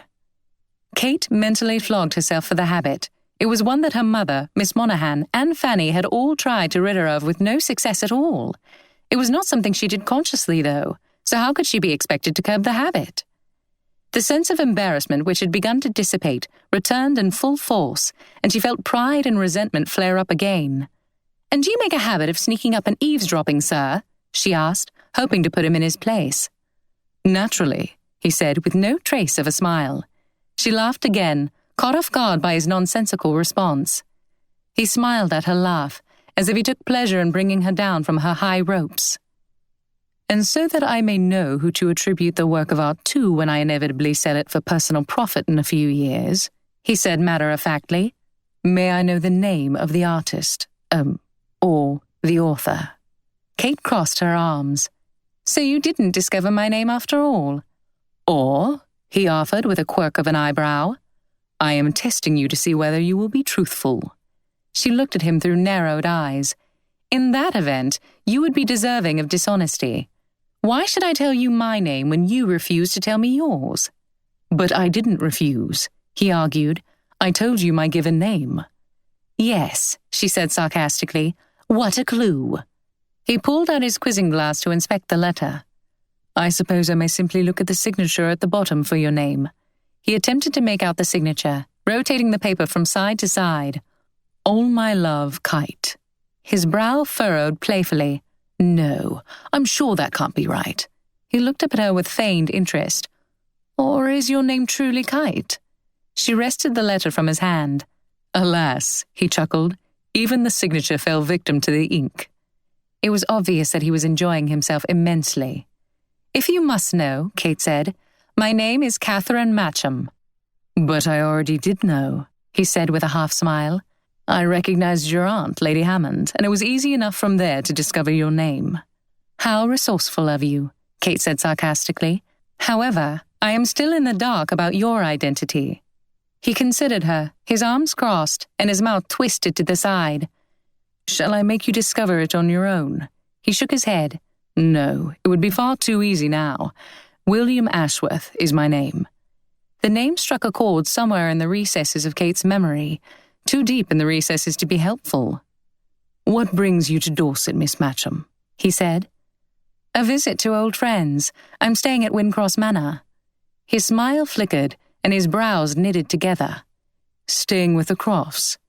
"Yes," she said slowly, confused by his strange reaction. "Ah," he said with something like a grimace. A cloud obstructed the sun, casting shadows on the landscape and drawing Kate's attention to the sky. The sun had moved west, and she realized with surprise and then guilt that she had lost track of time. It was past midday. Clara and Henry might well have arrived home. Avery should be helping in the stables with their return, and here she was, depriving her hosts of their groom.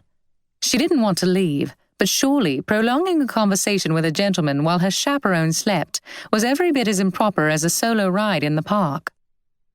She began hurriedly gathering her belongings, saying, "Oh dear, I fear that I lost track of the time. I must return to the manor. Allow me to thank you again for your help in rescuing my sad letter." She held it up gingerly with 2 fingers, blew on it in hopes of drying any remaining wet ink, and placed it in her basket. "It was my pleasure, Miss Matcham. Perhaps we shall meet again?"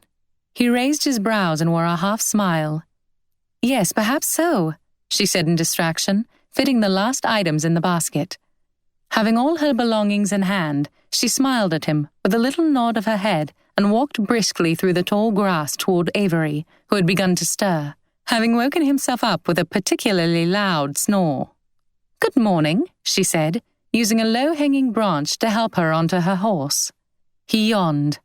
"Sorry, miss, I dozed off." He rubbed his eyes and sat up, using the tree to help himself to a standing position. "Yes, I know, Avery," she said, with a laugh in her voice. "It is no matter. Let us be on our way. I have stayed longer than I intended, and I'm afraid that we shall arrive after Clara and Henry. I don't know the way from here, so you will have to lead." Still wiping the sleep from his eyes, Avery mounted his horse and obediently led the way. Kate heard the hoofbeats of William's horse and turned to see him galloping up the hill at full speed. Her eyes lingered as he disappeared over its crest, and she suppressed a sigh. Avery led the way toward Wyndcross, leaving Kate to her thoughts. Her cheeks grew hot just thinking on having been found in such a situation. And though she had blamed Mr. Ashworth, she was at fault. But instead of handling the situation with a delicacy meant to mitigate the embarrassing position she found herself in, he had joked her into a better humor in spite of herself. She didn't know whether to be grateful or upset. Had he ridden on, she would have been spared the mortification, and yet the thought of foregoing the entire episode made her sorry. She had enjoyed the sparring, and now she knew his name. She wondered what Clara would think of the unlikely encounter. Though Mr. Ashworth knew Kate's business in Dorset, in her haste to leave, she had not had the chance to discover what brought him there. She knew nothing but his name. Much against her will, she was attracted to him and his sense of humor. He seemed to know the crafts, so perhaps Clara could answer her growing list of questions. He had asked whether they would see each other again somehow. She had doubted it, but she now recognized that, despite the unlikelihood, she wished it. It was a strange and novel feeling. Aside from Simon, she was, at best, apathetic toward all gentlemen of her acquaintance. She recognized, though, how ridiculous it was to feel anything at all about someone she had only spoken with for a few short minutes and danced with one time. She gave herself a mental shake for being so simple. Their arrival back at the courtyard of Wyndcross took her by surprise. As Kate had feared, the carriage was already back at the stables, and one of the stable hands, on seeing Avery, called to him urgently. He walked quickly over to the boy where they stood in discussion. Kate dismounted, and feeling no desire to keep her hosts waiting or wondering about her any longer, looped Rosebud's reins around a branch on the nearest bush for Avery or the stable hand to take care of. Still wrapped up in thought, she entered the manor, heading for the morning room in hopes of finding Clara. Clara's voice sounded from within, and Kate opened the door to glance in. The conversation within immediately halted. There were multiple people in the room, and all of their heads were turned toward the door to see who could be entering. To her disbelief and chagrin, Kate saw not only Lady Croft, Henry, and Clara, but Mr. Ashworth himself as well. Mr. Ashworth, smiling at her recognition, looked to be enjoying a joke, which immediately reminded her of that important reality which she had forgotten in her distraction of thought. She was still covered in ink. "Forgive me, I did not know you had visitors," said Kate, ducking her head back out and closing the door behind her, hoping that her peek in had been brief enough that no one had noticed the state of her. "Kate," she heard Clara call. Holding the doorknob behind her back, Kate closed her eyes, shook her head, and chuckled quietly at herself for being so mindless. She took a moment to compose herself, opened the door again, and stepped into the doorway. Already suppressing laughter due to her own heedless entrance while covered in black splotches, she was nearly put over the edge by the looks on the faces of the Crofts. Mr. Ashworth seemed to be enjoying the situation immensely, a fact that did not escape her notice. "What happened?" Clara couldn't have looked more surprised if Rosebud had pranced into the morning room. "I am afraid," Kate said, directing a quelling look at Mr. Ashworth, who was clearly trying his best not to laugh aloud, "that I mistakenly believed that letter writing could be safely carried out in the great outdoors. I had an unfortunate accident, though, as you can see, and will not make the attempt a second time." It was really too bad of him to sit there and laugh at her like that, when if it hadn't been for him, she wouldn't have found herself in such an embarrassing situation. "I see. How peculiar," said Lady Croft, striving for an understanding tone, though her face betrayed her confusion and vicarious embarrassment. "Well, no matter. I am sure that we can all forgive your current state long enough for a brief introduction." Should she inform the company that she and Mr. Ashworth had already met, twice? It was true that they still lacked a formal introduction. She found the task of explaining the situation too daunting and settled for a polite smile at him. It was all quite ridiculous, and it was apparent that he, too, found no small humor in the thought of being introduced to someone he had been speaking with not 30 minutes before. Lady Croft continued, "Lord Ashworth, this is Miss Kate Matcham. She used to live at Combe Park, I'm sure you know it, and is visiting Clara." She turned to Kate. "Lord Ashworth is a friend of Henry's, and his parents, Earl and Lady Purbeck, are friends of Sir Richard's and mine. Lord Ashworth has come to discuss the Cosgroves' invitation for the picnic on Saturday." Kate's smile had dimmed considerably on hearing the words Lord Ashworth and Earl and Lady Purbeck. Her mind flashed back to the teasing conversation between Clara and Henry about Clara's love interest and her Earl-in-waiting.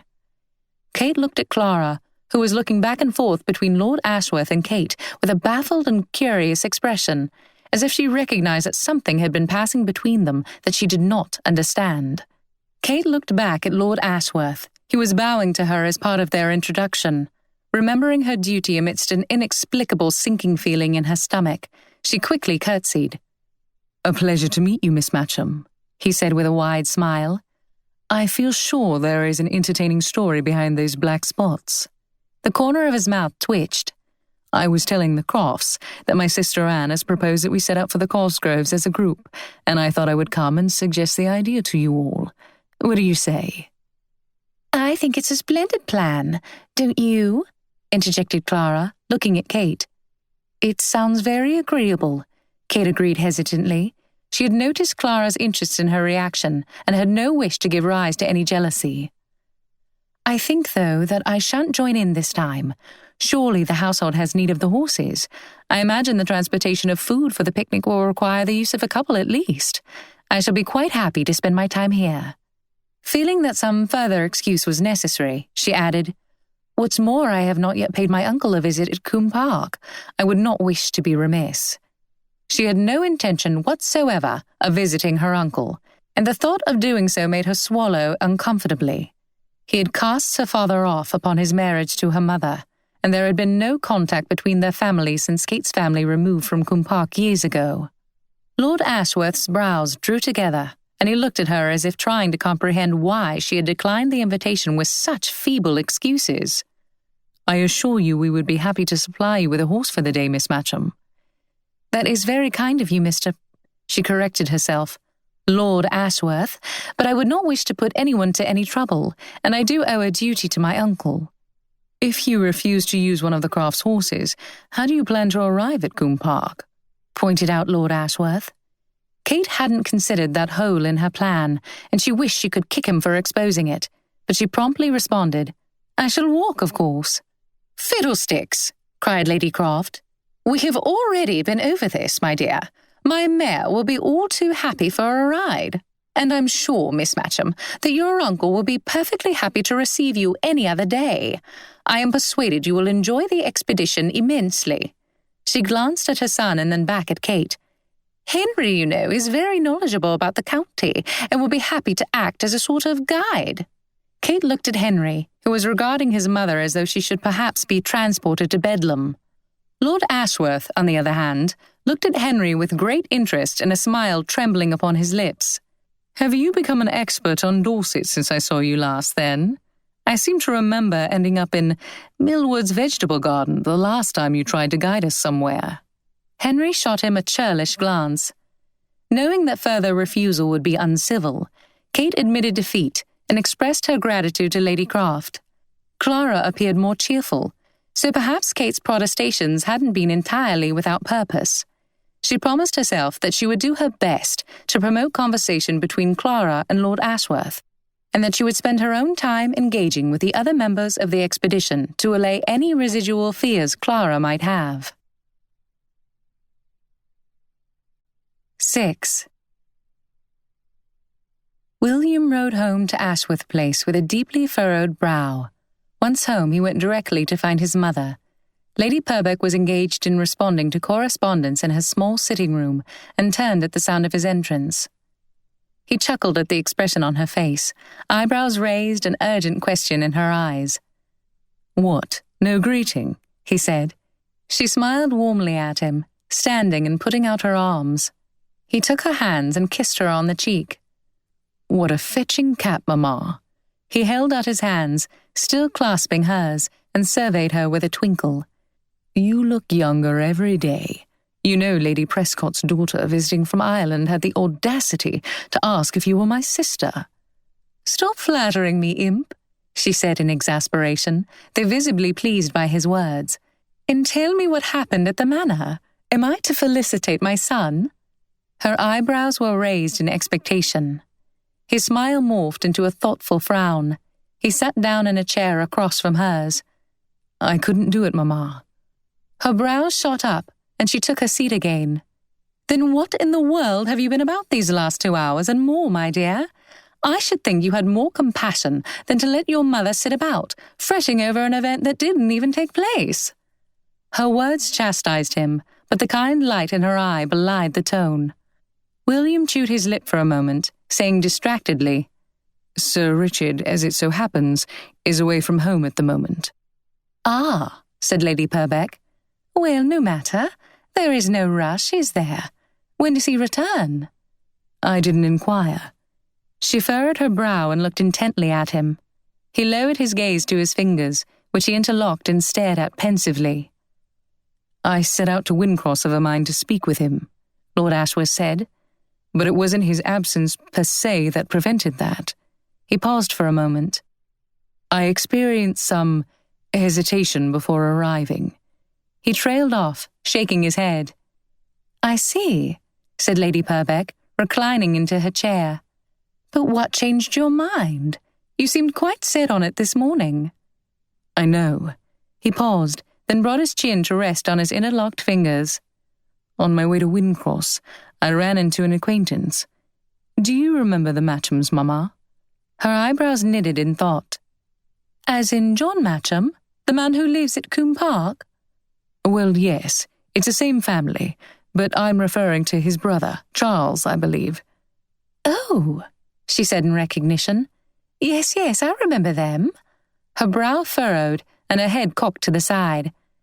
"But didn't he die?" William's lip twitched. "Yes, I believe so. Happily, it was not him that I happened upon, but rather his daughter." A wary look flitted across his mother's face, but it was gone as soon as it came, and her expression remained an inquiring one. "Something about our encounter, Mamma. I couldn't put it out of my mind. I know it seems ridiculous, and I did plan to proceed with offering for Miss Croft, but when the time came, I couldn't." He was resting his elbows on his knees, looking at his hands again, and twiddling his thumbs. His mother was silent for a few moments. "This woman you encountered, she's not, perhaps, simply interested in your title. Some ladies can be very engaging when it serves them." "I believe I've learned to differentiate by now, Mamma," he said. "Besides, she didn't even know who I was, didn't even know my name." "Well, that is something to be sure. But what is Jane Matcham's daughter doing here in Dorset?" she asked him. "I seem to remember that they moved after Charles's death." He heaved a sigh. "She is visiting Clara Croft," he said, tapping a finger on his pursed lips. Comprehension dawned on the Countess' face. "I see," she said slowly. "That does make things awkward." He shook his head and gave a low chuckle. "I think I must have been suffering from a case of nerves and simply jumped at the first excuse to abandon my plan. I shall likely regret my decision tomorrow and be obliged to return to Wyndcross to accomplish my original purpose once Sir Richard returns." He looked up at his mother. She was looking at him with kindness, but it was apparent that the cogs were turning in her head. "Perhaps so," she said, smiling and straightening herself to continue writing. William stayed in his chair for another minute, eyes staring at nothing in particular, and the scratches of his mother's quill the only sound breaking the silence. 7. After the departure of Lord Ashworth, Lady Croft directed her children and visitor to change for dinner. Kate was glad for an opportunity to think. She suspected that Clara's perception of her could change from welcome friend to potential competitor, and she needed to tread carefully, particularly given her own strange, unexpected affinity for Lord Ashworth. Encountering him at Wyndcross had only served to strengthen the unaccountable attraction she felt toward him. It had been apparent that Lord Ashworth had also enjoyed their exchange, something which had perhaps given Clara the wrong idea. Perhaps it had given Kate the wrong idea too. But that Clara could feel threatened by her in any way was laughable, almost as ridiculous as the idea of Lord Ashworth actually preferring her to Clara. The encounter, though, had also highlighted two matters which brought Kate back to reality with an uncomfortable thud. First, Clara was in love with Lord Ashworth, and not for the world would Kate hurt her friend. Second, Lord Ashworth was the heir to an earldom. Kate was reasonable enough to know that, however much it grated her to admit it, Sir Lewis's comment about her family's connections held much truth. An earl's son couldn't, or at least wouldn't, marry into a family of tradesmen, be they ever so wealthy. She would be a fool to set her sights or feelings so presumptuously high. The moment she realized that her mind had leapt to marriage at all, she muttered, "All these years of not caring the snap of your fingers for any gentleman, and suddenly visions of marrying a stranger, Kate?" Linley walked into the room. "What was that, miss?" "Oh," said Kate, a tinge of pink in her cheeks. "Just that I'm so sorry for putting you to so much trouble with these ink stains. I promise you I tried to take care, and indeed it was not my fault." "Well, if that's what got you so distracted, don't go troubling your head over it. It's only what I expected." She inspected a particularly large ink spot. Kate turned in her chair to look at Lindley. "Expected me to spill ink all over myself? What a clod I must be," she laughed. "Not a clod, miss. Perhaps somewhat—" Lindley paused, searching for the right word. "Prone to mishap, shall we say?" Kate sighed. "I suppose I am, aren't I?" Lindley raised her brows as if Kate's response had been a vast understatement. "I shan't forget the day you tripped down the carriage steps on your way to the Elston ball. It took me 3 days to get all the mud out of that beautiful champagne ball dress." "Lindley!" Kate cried. "How uncivil of you to remind me of such a mortifying moment. And it wasn't my fault. Those dreadful shoe buckles caught on the smallest thing." "Aye, I'm sure it had nothing to do with you, miss," said Lindley consolingly. Kate eyed her with suspicion. "Well, now I'm thinking much too hard about how I walk for fear that I shall, as you put it, become prone to another mishap. I'm sure to trip down the stairs now that you've been unhandsome enough to bring up such a memory." She held up her dress with extra care as she left the room. Scrubbing the ink off her face had taken longer than she had anticipated, and Kate was last to enter the dining room. Henry and Clara were standing close to one another, conversing in low tones. Henry wore an expression of exasperation, which transformed into a somewhat contrived smile on seeing Kate. Clara's head snapped around, and, perceiving Kate, she grabbed Henry's arm and pulled him along with her toward Kate. "Ah, there! You are as good as new. I had been wondering if those ink spots would wash off." "That makes 2 of us, then." Kate's hand made an involuntary brush at her cheek, where a particularly resilient ink spot had been. "I was sure that you were all preparing to send me to the circus, where I would inevitably become known as the spotted woman." Henry gave a stiff laugh. Clara's attitude toward Kate was free of any kind of reserve, but all the same, Kate wished that she had the opportunity to converse privately with her, so that she might allay any worry. On the other hand, Henry's stiffness was puzzling to her. What could she possibly have said or done to elicit such a reaction? Henry was an agreeable person, prone to see the hilarity in any given situation, which made his reaction so much the stranger. His love of fun made him good company, and reminded Kate forcibly of the boy she had known as a child, forever getting into scrapes and playing practical jokes. He didn't seem the type to easily take offense, nor had she spent enough time around him to have given any. The day after the incident with the ink, Kate and Clara walked the gardens together, cutting flowers for an arrangement Lady Croft planned to take to one of the neighbours. The rose garden was in full bloom, and the scent was sweet and intoxicating as they strolled amongst the rainbow of red, pink, yellow, white, and multicoloured roses. Kate sought a natural way to bring up the subject of gentlemen and marriage. Attempting to ease into the topic, she first spoke of London, knowing Clara would find plenty of interest in anything having to do with society and fashion. As it turned out, though, Clara brought up the subject before Kate even had the chance. "Did you ever find someone to marry in all your time in London, Kate?" she inquired. Kate smiled. 2 seasons without accepting any offers of marriage clearly seemed like an eternity to Clara. She paused before answering. In her first season, she had received proposals from 2 very young men, obviously infatuated by her relative wisdom and confidence. She had rejected both, comforted in knowing that their mothers would thank her. Simon Hartley's face swam before her for a moment. Before coming to Wyndcross, and during her first days there, she had begun to think that perhaps a marriage to Simon wouldn't be such a bad life after all. She cared for him, he cared for her, and he came of good family. But now she felt her stomach tie itself in knots at the prospect of marrying him. Much as she felt affection for and loyalty to Simon, her personality craved laughter and adventure that was simply not to be had with him. He had a staid and steady disposition, which was invaluable, but it was not in his nature to laugh or seek amusement in life.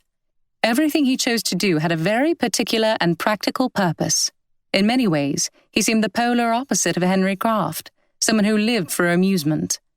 Kate preferred someone who had both qualities in moderation. In any case, she recognized that Clara's question might well be an indirect method of discovering whether Kate had set her heart on Lord Ashworth. "Well, I did find someone in a way, though I haven't given him an answer yet." Guilt pinched at her, knowing her answer was a mixture of truth and prevarication. But she thought she saw some relief flash across Clara's face before being replaced with an expression of curious excitement. "Oh, Kate!" she exclaimed, grasping Kate's arm. "How very exciting! You know, it is good to make a gentleman wait sometimes. That is what Emily Bart says, and she has been offered for no less than 5 times. Kate suppressed a shudder. Turning down 5 marriage proposals was not something she aspired to.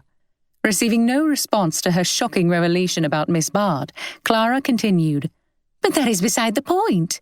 Do I know him? What is his name?" Kate hesitated again, but feeling quite sure that Clara was precisely the type of animated woman Simon would avoid interaction with, she decided there could be no harm in it. "His name is Simon Hartley." Clara put a pensive finger on her lips, her brows drawing together. It sounds familiar." Kate swallowed uncomfortably. Clara's eyes were squinted, as if she were trying to pinpoint why the name sounded familiar. "I believe Mamma is acquainted with the Hartley family. Or is it Hadley?"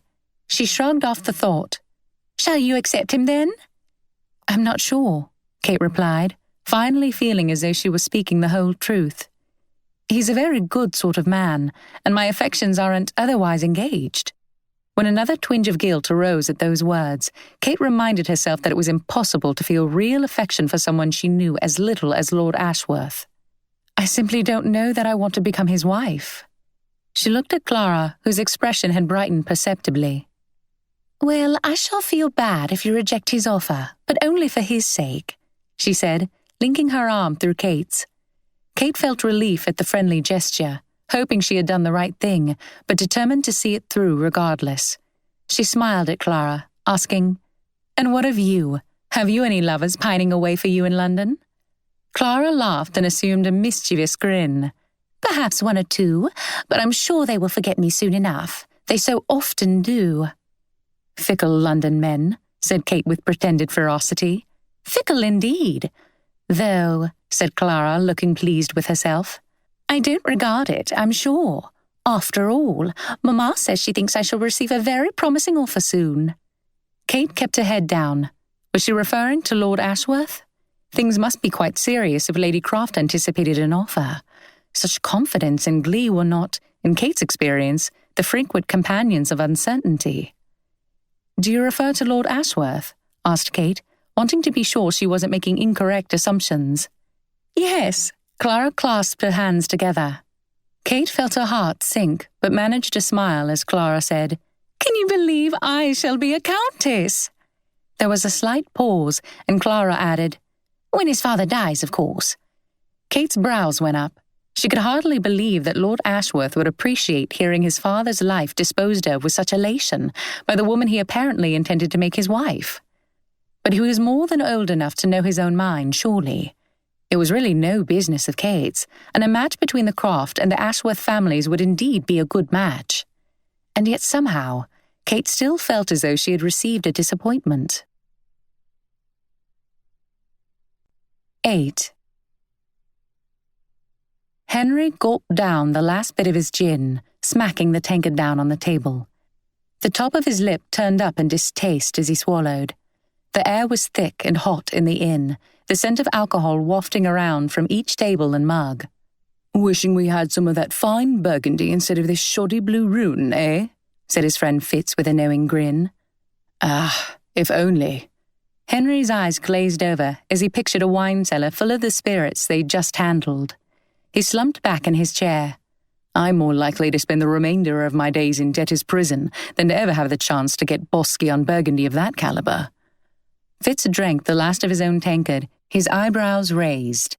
"Debt's that bad?" "Worse," said Henry. "Particularly since my luck took a turn for the worse at Madame Berton's." He felt sick even thinking on the sum he had lost. Fitz had sworn the gaming hell was just the ticket for Henry's difficulties, and so it had seemed at first. Henry shuddered. He couldn't bear to think what his mother would say if she found out, or worse, how she'd look at him. Fitz shook his head. "Rotten luck, that's what it is." "It's only gotten more rotten since," Henry said. "My mother has informed me that I am soon to be congratulated." "Eh?" Fitz said, looking mystified.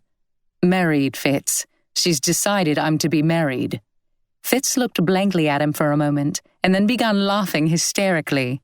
"You, leg shackled?" Fitz gave in to his mirth, wiping an eye only then to succumb to another bout of laughter. "Now that's rich," Fitz said. "Rich? Yes, Fitz, that's precisely the problem. She's to be rich as a nabob, and my mother is adamant that I make a push to marry her." Fitz's laughter died down, and his frown returned. "Well, you've had a run of bad luck, my boy, but your pocket is a couple guineas the better for tonight's work, eh? And what a night!" The side of Henry's mouth turned up in a smile. A night of disguised smuggling which ended with money in his pocket was precisely the type of adventure he never knew he'd been missing. "If I can keep this up, Marshalsea won't be able to get its hands on me." Fitz chuckled. "Don't be silly, Croft. You'd be daft to come back for more. It was a drunken lark, no more." He stood and clapped Henry on the back. "I'm for bed." Henry nodded. "Go on without me then. I'm not going home till I know my mother's fast asleep. I've had enough of her lectures to last me a lifetime." Fitz tossed a coin on the table, and Henry watched as he left through the door. Fitz had said he'd be addle-brained to make a repeat of the night, but Henry wasn't so sure. If it saved him from his mother's marital machinations, put money in his pocket, and kept him entertained, why not? He looked around him at the pub. A large, surly man sat at a table at the far side of the room. Henry stood and walked over to him. "Roberts, isn't it?" he said to the man, offering his hand. The man looked up at him, and recognition dawned slowly on his ruddy face. He nodded, taking Henry's hand and grasping it with such strength that Henry wondered if he might bruise. "You're one of the new ones," Roberts said in a half-question, half-statement. "That's right." Henry sat down across from him, clenching and unclenching his throbbing hand. "How long have you been at it?" "A year or more," Roberts said, sitting back. Henry nodded, wondering how much money he could amass after a year of free trading. "Is it worth it?" Robert's mouth turned down as he considered. "Aye, it pays better than my other work." His brows went up and he nodded slowly. "The next shipment will give me more in 2 nights than I make in a year." Henry sat up, leaning in toward Roberts. "What's different about this next shipment?" "I don't rightly know," Roberts shrugged. "All I know's Emerson isn't taking any chances with this one, and the payday will be far and above anything we've had." "More than tonight's, then?" Henry asked slowly, his heart picking up speed. Roberts chuckled and indicated Henry's coat with his head. "You won't be able to fit the earnings in those pockets of yours, nor in 20 pockets like 'em." Henry's eyes bulged. He imagined how his mother would look if he were to tell her not to worry her head over their debts any more. If he could take all that money and double it at the card table, such a conversation might well become a reality. He could feel his skin prickling with excitement. This was his chance. 9. Clara's hopeful and happy spirits endured for the next few days. In such moods, Clara was at her most pleasant and engaging. Kate awoke on the morning of the expedition with the Cosgroves prepared to have an enjoyable day riding and making new friends. She was pleased and grateful to see that her riding habit had been rid of all the black spots, and she silently blessed Lindley for it. Fanny would have been exasperated to know that the brand-new riding habit she had gifted her niece had been forever ruined the first time it had been worn. Kate looked at herself in the mirror. Though she didn't pretend to be much out of the ordinary, she was not unhappy with her appearance. She felt her eyes to be her one redeeming feature, and the subdued grey of her habit made their green seem all the brighter. Next to the striking blonde Clara, Kate was quite eclipsed, being much more average in all aspects but her height. Kate was still waiting for giants to become the rage. She descended to the entrance hall at the same time as Henry. "Good morning, Miss Matcham." He gave a stiff smile and a bow. "Good morning," she replied with a warm smile. Why Henry was so tense again she had no idea, but she hoped it wouldn't last. "As you see," she held her skirt out to the sides and turned slowly. "I am entirely spotless, thanks to the efforts of my maid. So I am afraid you have missed your window to send me to the circus." Henry chortled. "Outsmarted us, you— No, wait! Hang on now. There's a spot there, under your arm." Kate lifted her right arm and, sure enough, a black spot peered back at her. "So there is." Kate rubbed at it and laughed. "Well, there's nothing for it. I suppose I must embrace my new future." Henry chuckled. "Clara has loads of riding habits.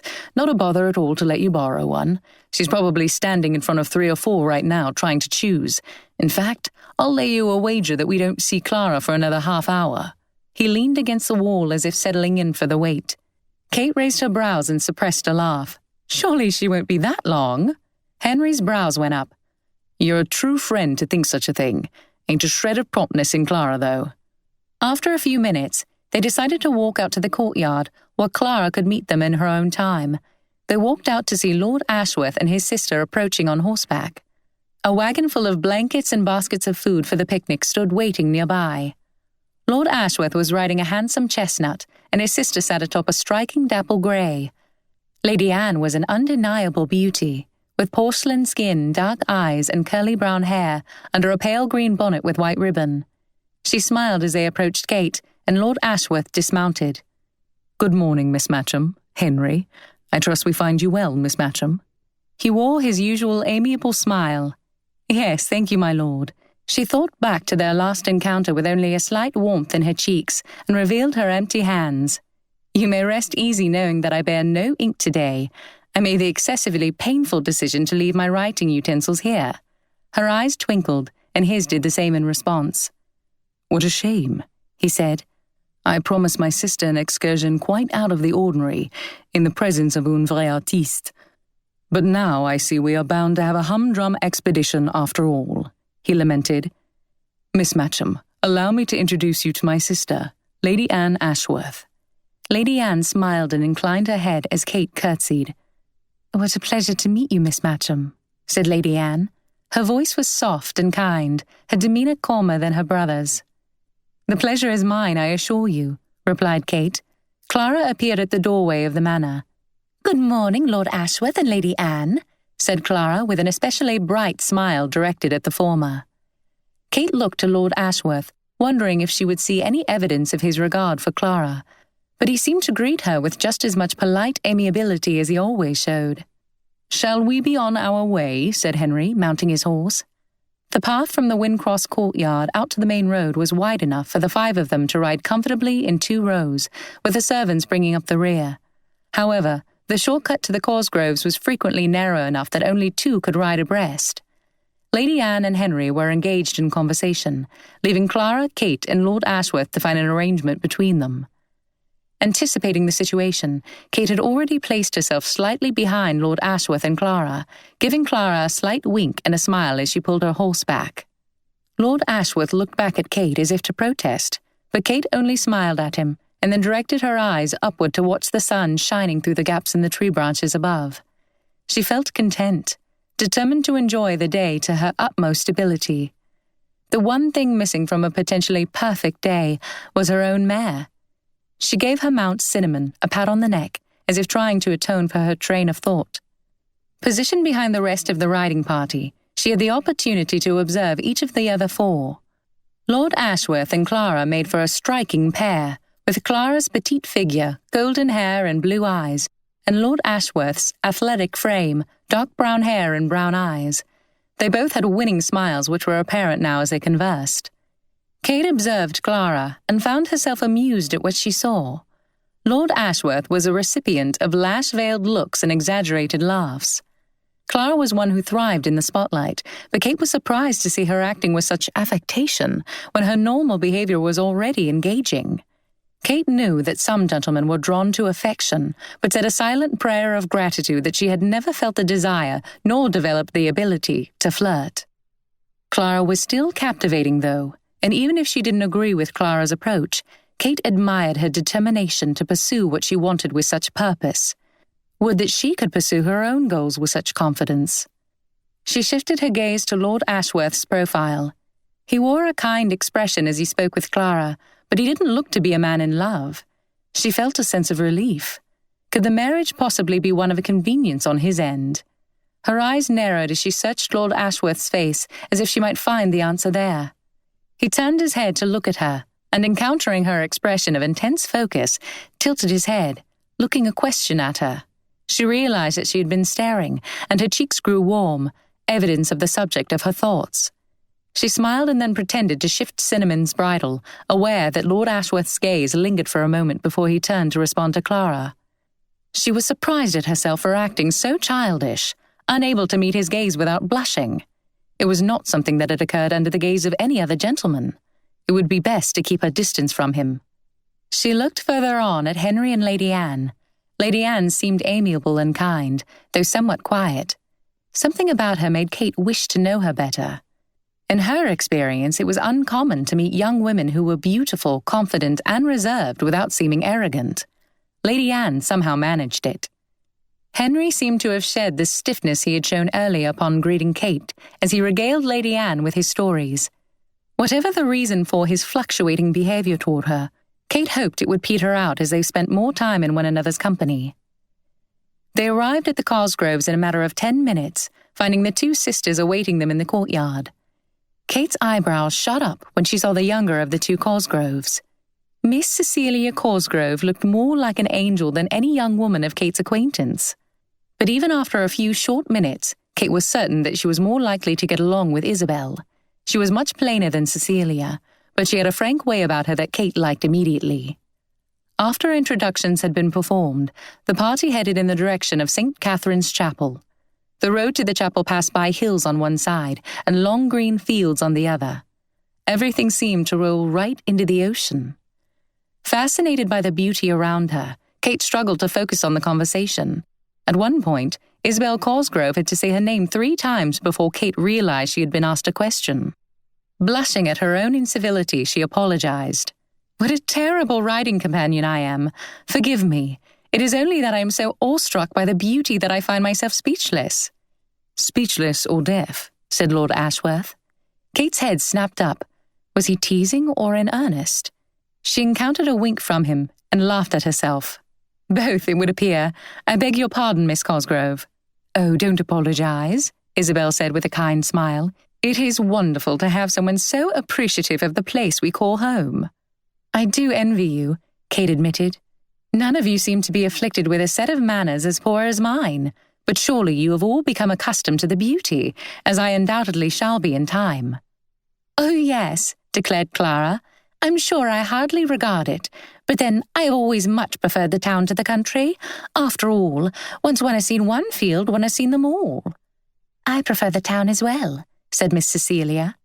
"But it is so nice to come home at the end of the season, isn't it?" said Isabel. "And which do you prefer, Miss Matcham?" asked Lord Ashworth. "Town or country?" "Oh, the country," said Kate. "Quite unfashionable of me, I'm sure. I do enjoy London, but primarily for short visits. I'm afraid that I did not acquire the family trait of finding unending joy in balls and parties and late nights." "You must have been miserable with Lady Hammond then," said Clara. "Mamma says she's at all the parties." "Oh no," Kate said, anxious to disabuse her of such a notion. "I have been very content living with my aunt. She has been an angel to me, and I will never be able to repay her for everything. I just don't find my appetite for social events equal to hers." Isabel smiled at her, nodding her understanding. "There is nothing so aggravating as desiring to be home but being at the mercy of one's friends or family. Shall you return to your aunt in London after your visit, then?" "I believe my aunt has plans to remove to Brighton, where I anticipate I shall join her." "But is she not going to marry that Wilmsey fellow?" said Clara.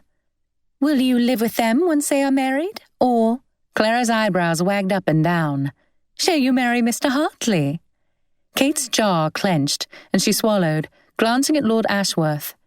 She had not anticipated that Clara would remember Simon.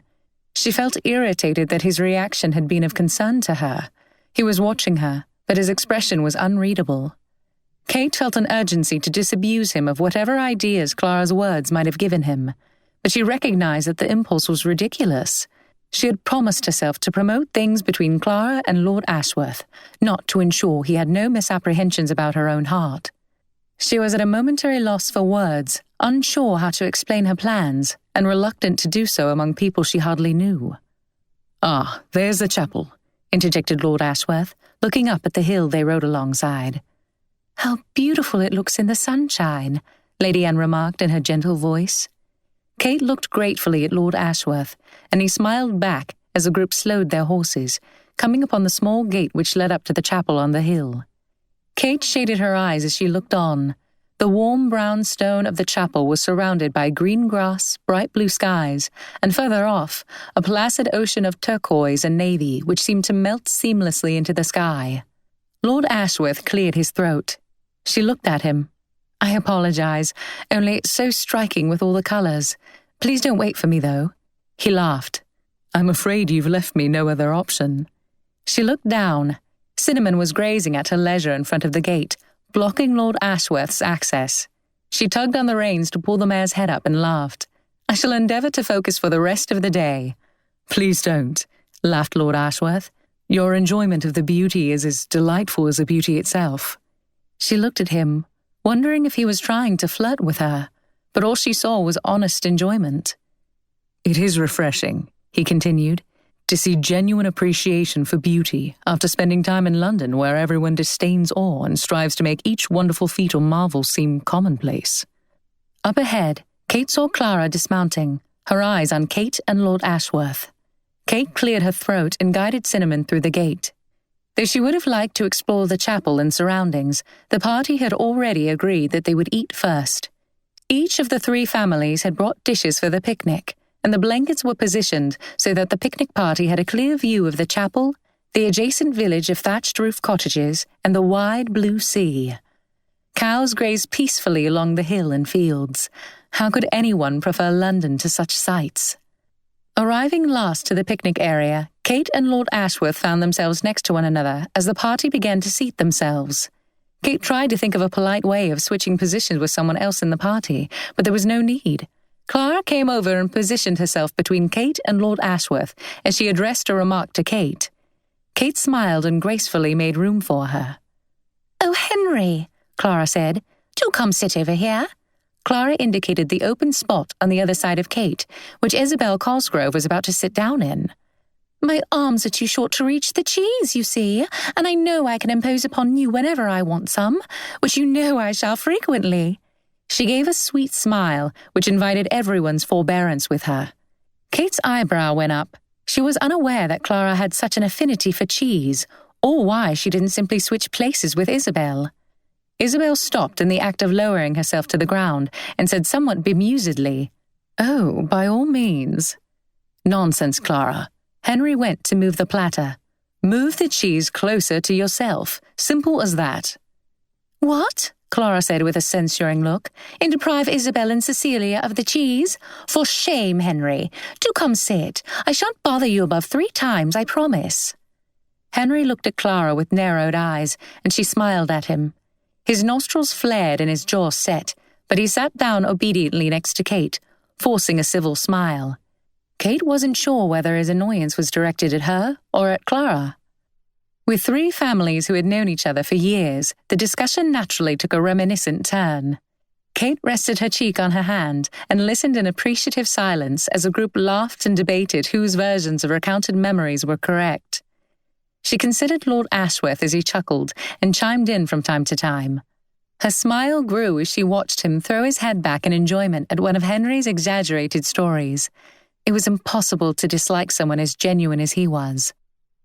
Recognizing that such a train of thought was not conducive to her aims, she rose from the blanket and walked to the chapel. She stood at its facade and inhaled the air, which held a mixture of grass and salt. Running her eyes over the aged stones for a moment, she opened the chapel door to enter. The small chapel was empty, and though light poured in through the arched window openings, her eyes took a moment to adjust to the relative darkness. The serenity inside was palpable, and she breathed in deeply, savoring the peace and beauty of the space. Several cooing doves rested on various ledges throughout the chapel, and the midday light shining through the windows spilled in long arches onto the dirt floor. She walked along the walls of the chapel, brushing her fingertips on the stones, and humming a hymn her father had loved as she looked up toward the vaulted ceilings. There was no place like this chapel in London or Brighton or Birmingham, and even as she relished in the present, she felt a twinge of sadness for the time when she would leave Dorset to return to a bustling town. She looked around the chapel again, noting the old pews stacked against the back wall. How long had it been since services had been held here? Her father had considered a vocation in the church, and she pictured him at the front of the chapel, giving a sermon to pews full of villagers.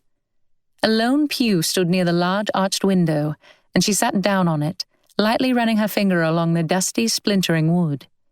She abruptly stopped her humming. Someone was standing in the doorway.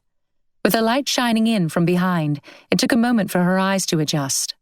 Lord Ashworth leaned on the wall, one leg crossed artlessly over the other. He was wearing a serene smile and holding grapes, which he periodically popped into his mouth. Kate could see the others behind him rising from the picnic blanket. "It seems I am destined to always encounter you humming in abandoned buildings, Miss Matcham," he said, disposing of an overripe grape through the nearest window and then standing straight. "And it would seem I am destined to always be surprised by you in such places." Her voice held mixed exasperation and self-deprecating laughter. "When I frequent such places in the future, though, I shall take care not to hum." He popped the last grape in his mouth. "That would be a shame, as that is the best part of the scene." She looked at him with a considering eye, trying to discern the intent behind his words, but there was nothing in his expression to give her reason to read anything into what he had said. Quite the contrary, in fact. He seemed to be in a funning humor. She couldn't decide if this was cause for regret or relief. If he had been flirting with her, she would have felt uncomfortable. But she admitted to slight disappointment when she realized that he was just being his usual kind and facetious self. But it mattered little either way. She was supposed to have Clara's interests at heart, not her own. "My mother would not agree with you, I'm afraid," she said, laughing away her thoughts. "She's been trying to rid me of the habit since I was a little girl." A half-smile appeared on his face, and he walked over to the pew, sitting down far enough away from her that she was conscious of feeling let down. "Well, I, for one, am grateful for her lack of success," he said. "Kate," called Clara, her head peeking around the chapel door. "Whatever are you doing in here?" She peered around at the inside of the chapel. "What a quaint place. It looks positively cramped for a church service. Do come walk with us." "Gladly," Kate said, eager to show Clara her willingness to leave Lord Ashworth's company. He stood politely as she rose. She walked to the door, where Clara stood waiting and took a backward glance at the chapel before exiting into the bright sunlight. Henry stood next to Cecilia Cosgrove, who was covering her laugh with a hand, and Isabel Cosgrove sat on the grass, reclined with her arms behind her as she gazed out onto the sea. Clara brushed past Kate, hand in arm with Lord Ashworth, her offer to walk with Kate apparently forgotten. Kate smiled and sighed. Lady Anne approached. "Miss Matcham, would you care to join me for a stroll?" "Please call me Kate," she replied with a smile, "and yes, I would like that very much." Lady Anne was, of the ladies, nearest to Kate in height. Though softer spoken than the other women in their party, she had a penetrating gaze, and Kate felt it rest on her as they began their stroll. "I have been hoping for a chance to talk with you and to know you better." She pointed ahead of them. "Shall we walk down this small hill? I think you will enjoy the views." "I have had the very same hope," Kate replied, "and I am never one to refuse a lovely view, so please, lead the way." Kate couldn't help but like Lady Anne. She spoke in soft tones, but they sounded more confident and energetic now that she and Kate were alone. "Did I understand correctly," Lady Anne asked as they walked up the hill, "that your family is from Birmingham?"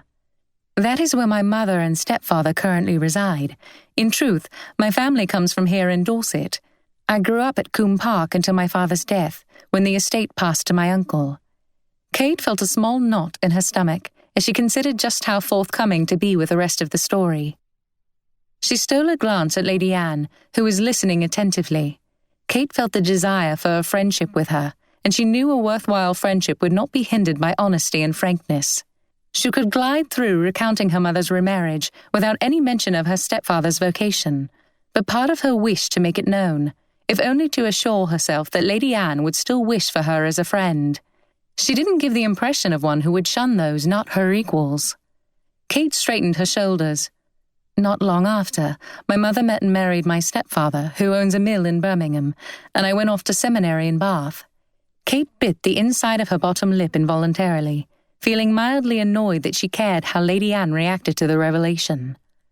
"How foolish of me," Lady Anne said, "not to have connected you with the Matchams at Combe Park. They do seem to be away from home most of the year. I understand they have a small estate in Somerset." She had not reacted at all to the information about Kate's stepfather. "What I wouldn't give to trade my uncle places," Kate said on a sigh. "I miss the life that we had here." She bit her lip again. She barely knew Lady Anne. Lady Anne squeezed Kate's arm sympathetically. They came to a stop at the bottom of the small hill and looked out over the ocean. The coastline was visible from where they stood, a haze thickening around the water and hills the farther they looked. There was a wistful note to Kate's voice as she gazed at the coast. "I think I will always feel most at home here." Lady Anne linked her arm into Kate's, and Kate smiled appreciatively. It felt strangely natural to share such sentiments with Lady Anne, despite their short acquaintance. "Well," said Lady Anne, "you must know that you are always welcome at Ashworth Place, should you ever want for a reason to return to Dorset." "Ah," said Kate, shaking her head, "you may live to regret that invitation when you find me at your door year after year." "Nonsense," Lady Anne laughed. "I should be grateful for your companionship. William is a kind and thoughtful brother, but he cannot offer so many of the benefits to be found in friendship between women. I imagine you know what I mean." She motioned with her head toward her brother, who, along with the rest of the party, had walked further down the hill. He was attempting to throw a rock far enough to reach the water beyond. The water was far too distant, but he bowed with great pomp as his rock scared off the nearest group of grazing cows. Kate laughed. He seems to have a keen sense of humor. Lady Anne smiled fondly at her brother's antics. "Indeed he does. There is no doubt about that." They stood there for a few moments, each enveloped in her own thoughts, before turning to walk back up the hill to the chapel and picnic area. As they turned, Kate's foot caught on the hem of her dress, throwing her off balance and onto the ground where her knee collided with a large rock. She called out as she fell, as did Lady Anne, drawing the attention of the others. Kate lay on the ground, attempting to push herself up into a sitting position, but wincing in pain and grasping at her leg. 10. "Are you hurt, Miss Matcham?" Lord Ashworth said in an urgent, breathless voice as he knelt beside her. No, she dissembled. "I shall be well directly." She made another attempt to raise herself from the ground, but failed, wincing. "It is your ankle, is it not?" observed Lord Ashworth as the others gathered behind him. "Yes," Kate said in a gasp. "I'm afraid I twisted it in my clumsiness, but perhaps in a few moments it will be able to sustain weight," she said with attempted optimism. Lord Ashworth's expression was skeptical. "Kate, are you all right?" Clara's voice was full of concern as she rushed and peered over Lord Ashworth's shoulder. Yes, a clumsy fall is all. I am told that I am exceptionally prone to mishaps. Please continue enjoying the picnic. I couldn't forgive myself if I were to ruin the expedition." She braced herself to stand again, saying, "Clara, would you be able to help me up?" She faltered, though, and before Clara could move to her, Lord Ashworth had grabbed Kate's arm and was steadying her to help her to her feet. "Henry!" Clara sent her brother a look full of meaning. "Don't just stand there." Henry shot her a look of irritation, clearly displeased with being made to look foolish in front of so many people. But he walked over to Kate and supported her other elbow. Kate thanked both gentlemen before turning back to Clara and the others. "Don't change your plans on my account, I beg you." Her ankle continued to throb, and only the tight set of her jaw betrayed her discomfort as she smiled convincingly. Said Clara doubtfully. "I'm sure that one of the servants may take you home in the wagon. You will be much more comfortable at home, and then we needn't change our plans for the rest of the day." Based on her expression, she thought it a capital idea. Lord Ashworth was looking at Clara with a slight frown. Anxious to show that she was not hurt by her friend's lack of concern, Kate quickly said, "Why, yes, I think you are exactly right, Clara. That would be just the thing." On second thought, Clara's face brightened. "Henry can accompany you in the wagon to make sure you're quite comfortable," she added, as if some further explanation for his chaperonage was necessary. "I think it would be much more the thing." Based on his expression of near horror, Henry did not seem to agree that it would be much more the thing. "Dash it, Clara. If you think I'm going to be bobbed about in a dirty, rickety wagon, you're daft. This coat is brand new." He put out an arm to display the neat cloth, and finding a small speck, inspected it before flicking it off. Clara looked prepared to persist, but Lord Ashworth intervened, offering to accompany Kate back to Wyndcross and then return to the picnic. Kate bit her lip, and Clara looked daggers at Henry. Kate's expostulations and reassurances fell on deaf ears, and once Lady Anne threw in her lot with Lord Ashworth, she accepted defeat. Henry, for one, seemed to think that Ashworth's accompaniment of Kate was a swell idea. "Seen him wear that coat at least a dozen times." Kate apologized once again to the group and thanked the others for a wonderful time before she and Lord Ashworth began walking further down the hill. Kate hopped a few steps with his assistance, but hopping on a hill was a perilous activity. She looked at the long trail ahead with misgiving. How would she ever make it without fainting, a pastime she abhorred, from the jolting pain of each hop? She lowered her foot, attempting to put weight on it, but she drew it back up immediately. "My thoughts exactly," Lord Ashworth said, scooping her into his arms and continuing down the hill. Kate opened her mouth to object, but shut it lamely, knowing that the other option was to, in all probability, faint, forcing Lord Ashworth to heave her comatose form to the wagon. While that scenario was more desirable in that she would have been mercifully oblivious to the arm wrapped snugly around her waist, or how she could feel his breath grazing her face, she was sensible enough to realize that it would likely have entailed the daunting prospect of her own head sagging limply on his arm, mouth unbecomingly agape. Such a vision was enough to make her grateful for his preemptive action. But what must Clara be feeling to see such a sight? All of Kate's plans to encourage Clara and Lord Ashworth had not only failed, but had gone miserably awry.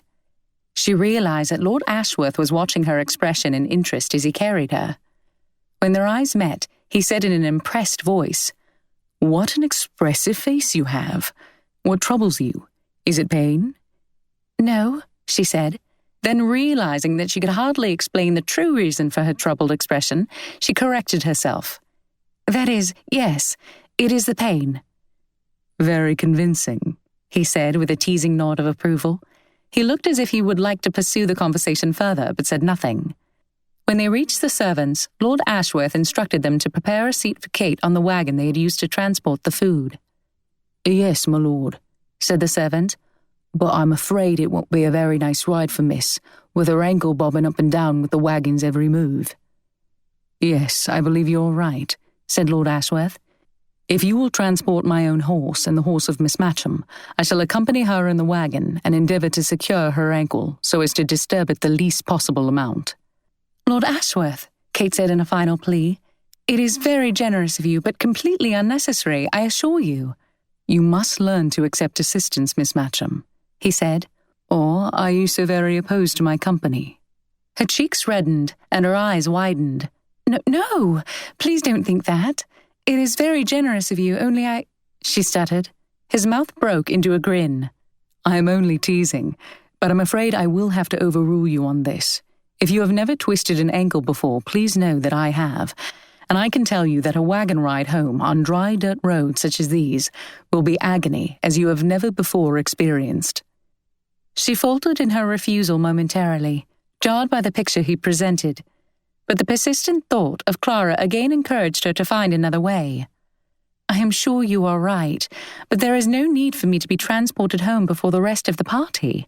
I shall wait here at the wagon and be quite comfortable." Lord Ashworth smiled but sighed at her obstinacy.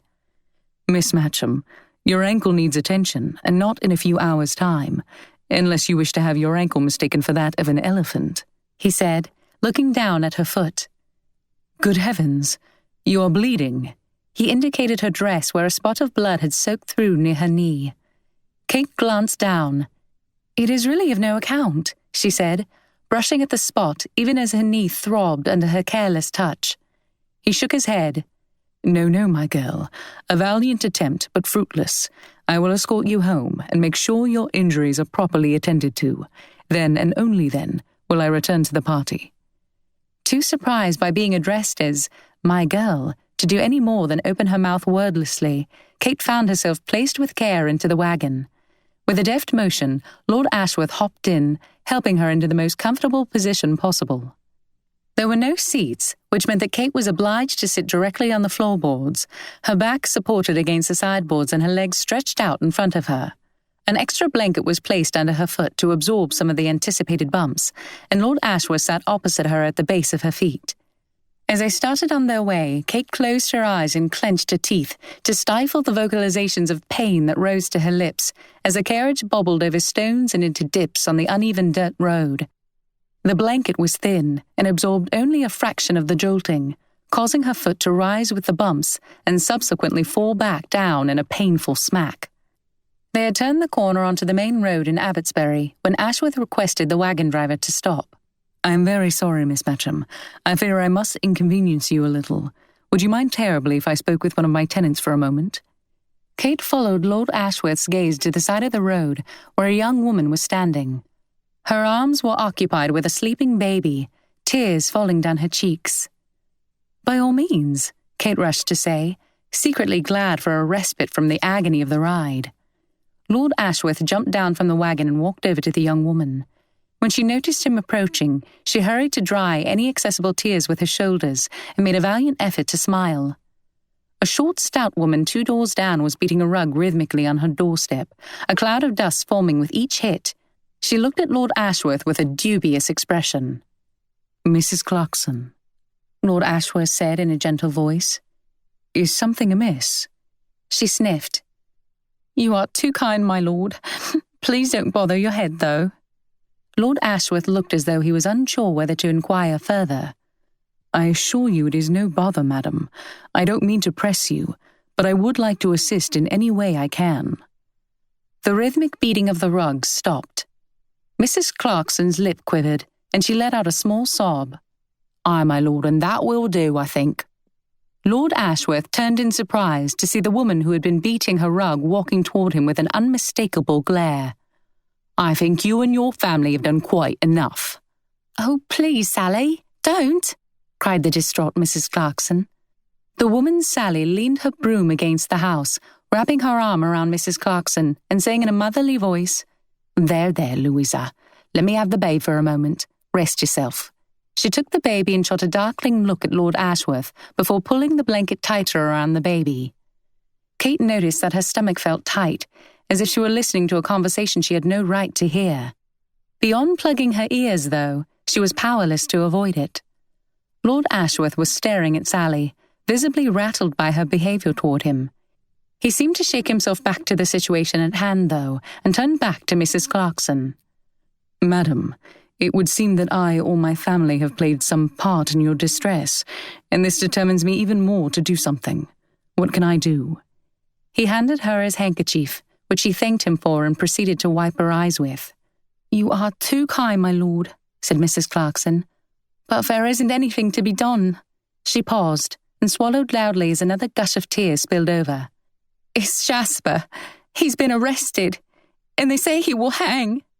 Her voice broke on the final word, and she covered her mouth with both hands. "Good heavens," Lord Ashworth breathed. "For what?" "They say he's a free trader, my lord," Miss Clarkson said tearfully. "But he isn't. Not my Jasper. He's an honest man." "And him with a brand-new babe and a wife to feed and care for," interjected Sally, incensed. Lord Ashworth looked troubled. "No, indeed. Jasper is the last person I would suspect of doing anything contrary to the law. Did they present any evidence for the charges?" "They say they found smuggled goods on the property, 50 barrels full of French wine." "Any time I see a barrel in these parts," Sally said, "I shake my head and give 'em a wide berth. Lord knows what's hiding inside with all these free traders about." Lord Ashworth chewed his lip, his arm crossed. "Was it false evidence?" Mrs. Clarkson shook her head. "There were indeed 50 of the barrels, but—" Mrs. Clarkson stopped herself and coloured up. Lord Ashworth frowned. "But what?" Mrs. Clarkson bit her lower lip, her eyebrows drawn together in uncertainty. Sally appeared to have calmed down and was looking at Lord Ashworth with a considering gaze. She kept her eyes on him but said to Mrs. Clarkson, "Go on, my love. Tell him." Mrs. Clarkson seemed to find it hard to articulate what she had to say and would not meet Lord Ashworth's eyes. "It is just that, well, you see, Lord Ashworth intervened, taking one of her hands between his in a reassuring clasp. "Please, do not feel a need to spare my feelings." Mrs. Clarkson looked at him with a grimace and took a deep breath. "Jasper doesn't hold with free traders, my lord, but I believe there is a general understanding among the tenants here that we are to—" She hesitated. "Look the other way, as it were, when our property is used for such purposes. That is, if we hope to remain tenants." She lowered her eyes. Sally nodded in approval, but also seemed wary of meeting Lord Ashworth's eyes. He nodded, his jaw tight. "Thank you for confiding in me. I will make things right. These things can take time, which is unfortunate, as your needs," he nodded toward her baby, "are immediate in nature. In the meantime, please do not hesitate to call on me for any need at all. I will ensure that you are cared for in Jasper's absence." He patted Mrs. Clarkson's hand before bowing to her and to Sally, who looked torn between approval and suspicion, and then he walked back to the wagon. 11. Kate's eyes stayed trained on Mrs. Clarkson as Lord Ashworth climbed back into the wagon with much less energy than he had done the first time. He ordered the driver to proceed, then turned to Kate to make his apologies. His expression was sober, and it was apparent that his mind was elsewhere. She was at a loss for what to say, feeling guilty for having been witness to a scene she was sure Lord Ashworth could never have wanted an audience for. She felt her stomach twist and turn at the thought of Mrs. Clarkson's plight. The circumstances of Jasper Clarkson's arrest brought back a flood of unpleasant memories for Kate, but before she had time to come up with any response to Lord Ashworth's apologies, the wagon jolted forward, reminding Kate forcibly of her injury and replacing all other thoughts with intense discomfort. Just as she felt unable to bear any more and was on the verge of calling out to the driver to stop the wagon, her legs lifted off the wagon floor. She opened her eyes. Lord Ashworth placed the blanket and her feet on his own lap and then secured them with his arms to prevent them from moving, one arm underneath and one above. Though something inside her urged her to draw back from such an intimacy, she was too grateful for the relief from pain that his intervention had brought to do anything but smile weakly and utter a feeble thank you. After a few moments, Kate glanced at him. He was staring at the wall of the wagon, his eyes glazed over and his forehead creased. She was sure he must be reflecting on the encounter with Mrs. Clarkson. Whatever his reflections were, they did not appear to be pleasant. She was conscious of a wish to smooth out the crease in his brows and make him smile and laugh again. He seemed to sense her gaze on him and looked up. "I'm sorry." He shook his head, smiling ruefully. "I was lost in thought. I apologize for the exchange you witnessed. I am sure it could not have been comfortable for you. There is no need for an apology, my lord, though I am sure you were wishing me at Jericho. He smiled but shook his head. Quite impossible, ma'am, I assure you. And I assure you, she contradicted, that it is quite possible. You need only ask my maid or my aunt. In short, those who know me best have wished me at Jericho any number of times. He chuckled softly, only to become grave again. She clasped her hands in her lap. I understand that the situation is quite serious, she said, her colour slightly heightened. Forgive my levity. It is a sobering situation, he said, biting a knuckle in distraction. It was indeed sobering. The small baby Mrs. Clarkson had been holding was perilously near to growing up without her father. Kate's own youngest sister, Julia, had only been a baby when their father had died. Kate's nostrils flared, and her eyes stung as she thought of another family experiencing such an injustice. What would Lord Ashworth do? Would he stand up to the free traders as her father had done? In a way, she envied him. He was in a position to act. Did he realize the good he could do? Perhaps she could help him see. I admit that I myself have very little patience with free trading. She spoke slowly, choosing each word with care. My father's death was the indirect result of it. Lord Ashworth again looked up at her, his expression unreadable. It had been ages since she had spoken of his death. She took a steadying breath. When he took issue with a local band of smugglers who had begun using our horses at will, he was shot for his trouble and died a few days later. I have spent my life, she continued, wishing that I could have done something to prevent his death, wondering why such an injustice happened to such a good person. He was trying to do right. She exhaled. I promised myself long ago that I would show the same integrity he showed at the end of his life, if I ever had the chance. She looked at Lord Ashworth intently. If you have that chance, my lord, please take it. You stand in a position to do much good for people like the Clarksons. Surely there will be others like them if nothing is done. She swallowed the lump in her throat. Perhaps things would have gone differently for my own family if someone with your influence had intervened. Lord Ashworth drew a long breath and let it out slowly, his eyes staring blankly at the pattern of Kate's dress, which draped over his lap. He said nothing. Had she overstepped a line, or given offence? After all, who was she to tell him what to do, or how to handle his responsibilities? Suddenly her passion seemed a gross encroachment and an undeniable impropriety. Her cheeks grew warm. Forgive me, my lord. It is a subject on which I feel strongly, and in my passion I have forgotten myself. I'm sure the last thing you need is a lecture from a stranger. I am still learning to hold my tongue. He smiled somewhat quizzically. What is it? Kate asked. He bit his upper lip before answering. Nothing important. Your words simply brought Shakespeare to mind. Kate's brows went up. Shakespeare? One corner of his lips turned up. I do desire we may be better strangers. I could almost hear you say it. I find it curious that you should call yourself a stranger to me. She laughed shakily. As you like it? He nodded, visibly impressed. Well, that is not what I meant, she said, though I always appreciate a Shakespeare reference. Do you feel that we are strangers, then? He looked contemplative, but to Kate this was a welcome change from his gravity. Well, we are not strangers per se, Kate conceded, but we are very near it, are we not? He smiled, and then looked at her through squinted eyes. That is not an answer to my question. I didn't ask if we are actual strangers, but whether or not you feel that we are. She drew back, surprised by the question and unsure of what to make of his asking it. His quizzical smile remained, as if he knew that his question had hit home. She thought about the set they had danced in London, their unexpected meeting at the Abbey a few short days ago, and the limited time they had spent in one another's company since.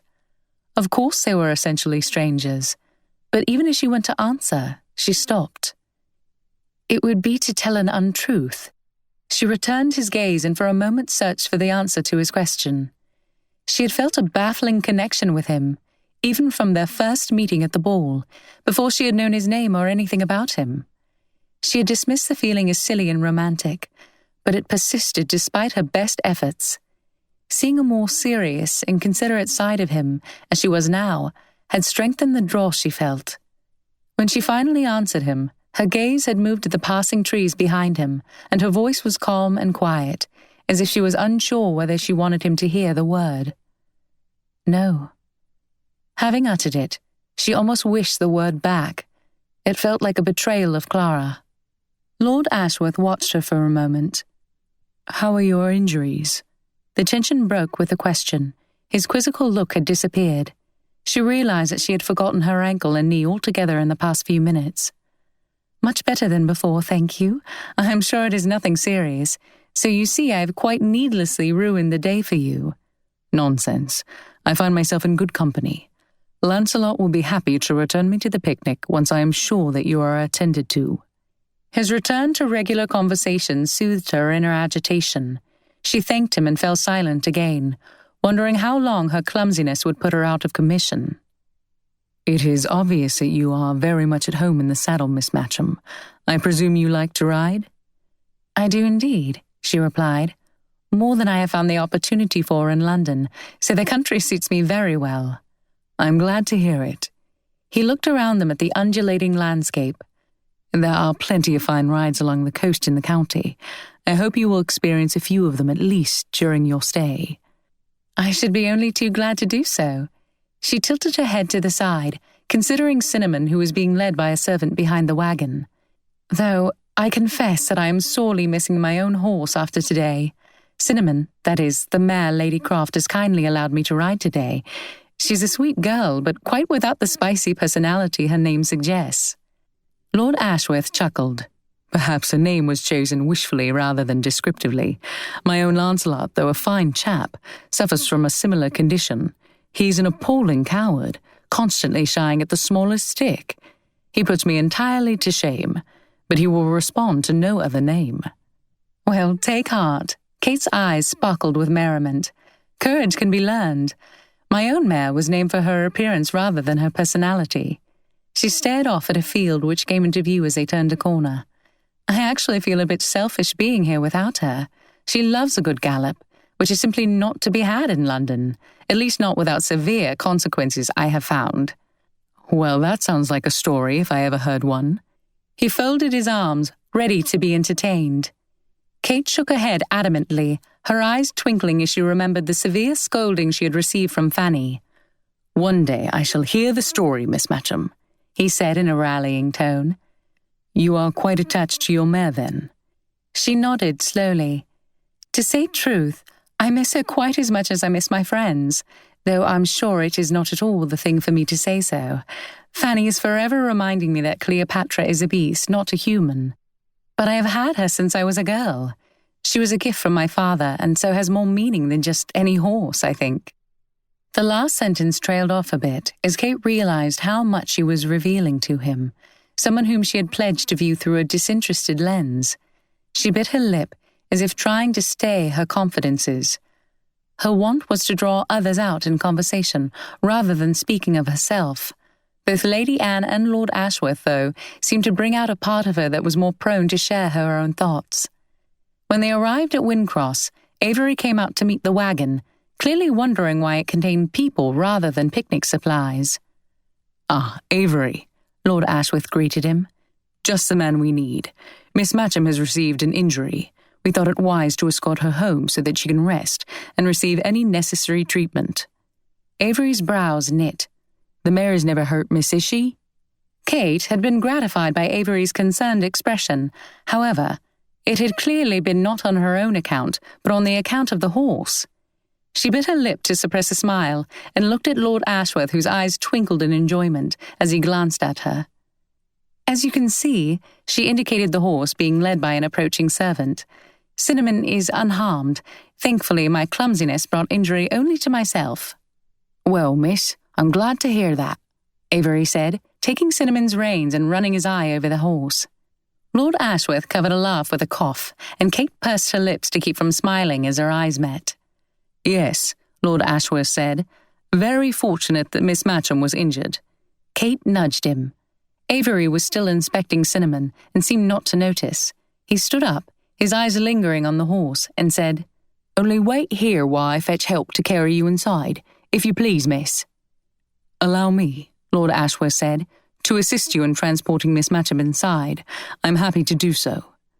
Avery agreed, and using their arms, they made a makeshift chair for Kate. She made every effort to be as easy as a charge as possible, but she cursed her clumsiness. She was taken into the library, where the two men placed her on the chaise lounge. Avery rushed off to inform Lady Croft of the situation, leaving Kate alone with Lord Ashworth. She thanked him for his escort, and, determined to subdue the desires she felt to spend more time in his company, begged him to return to the group at St. Catherine's Chapel. He looked at her for a moment. "I would like to stay to ensure that you are well cared for, but my experience tells me, as yours does, I imagine, that Lady Croft is an expert on all things invalid. You could hardly be left in more capable and empathetic hands. My only concern is that you may be crushed with concern. The best we may hope for is that her personal doctor is engaged elsewhere. I have no great opinion of him." He considered a moment and added, "I doubt if anyone could hold him in higher esteem than he holds himself." He flashed a charming smile at her. "I shall pay you a visit tomorrow to see how you go on, though." He held her gaze for a moment with a warm smile and then, without waiting for a response, bowed and left her to herself. She blinked quickly and took in a steadying breath as she watched him leave the room, keenly aware of the way her treacherous heart had fluttered at his gaze. Kate's promise to keep her distance from Lord Ashworth, to stop her burgeoning feelings in their tracks, to encourage things between Lord Ashworth and Clara, all had been utter disasters. A more miserable failure of her plans she could not have imagined. Of what use were her good intentions if what actually transpired had the opposite effect? The only redeeming quality of the day was meeting and conversing with Lady Anne. Everything else left her feeling confused. Even Henry's behaviour toward her was perturbing. She could find no reason for his strange demeanour. It seemed that Clara was going to some trouble to force association between Kate and Henry. Whether this was a result of Henry's constrained manner or the underlying cause of it, Kate couldn't be sure. Lady Croft entered, all kindness and concern for Kate's unfortunate injury. So full of stories of her own maladies and misfortunes was she, that the doctor was only called for after a significant amount of time had passed. Kate breathed a sigh of relief when the doctor's request that a poultice be made took Lady Croft out of the room, touting the merits of her maid's latest concoction. Dr. Atwood was obviously well matched as the caretaker of someone like Lady Croft, indulgent and prone to exaggeration as he was. Though Kate was dismayed at first by his grave demeanour, she soon saw through the grim predictions and prognosis he provided. She was frustratingly reasonable and bafflingly oblivious to the martyr-like approach Dr. Atwood seemed to expect of his patients. She discovered quickly that the good doctor would not willingly allow her to undercut his professional opinion with her calm and composed rationality. He seemed to feel it incumbent upon himself to make her understand the gravity of her situation. She had little patience for his style of care, though, and lost her will to endure any more of it, cutting short his grave ministrations. At his insistence on bleeding her, she drew the line in no uncertain terms. Offended in the extreme, he seemed to realize that she was impervious to his counsel and ignorant of his fine training. He finally informed her very reluctantly that her ankle was swollen and bruised but not broken, and that it should mend with time and rest. This sensible diagnosis almost put her back in charity with him. The good was undone, though, as he stalked out of the room, issuing an apocalyptic warning to those who would disregard medical wisdom and experience. Kate laid her head back on the pillow and sighed, realizing that Lord Ashworth had spoken knowingly when he worried that she would be crushed with concern. 12. Once they had parted ways with the rest of the group on the ride home, Henry and Clara slowed their horses to a leisurely walk, directing the servants to proceed ahead of them. Henry watched warily as Clara's social smile turned into something of a pout.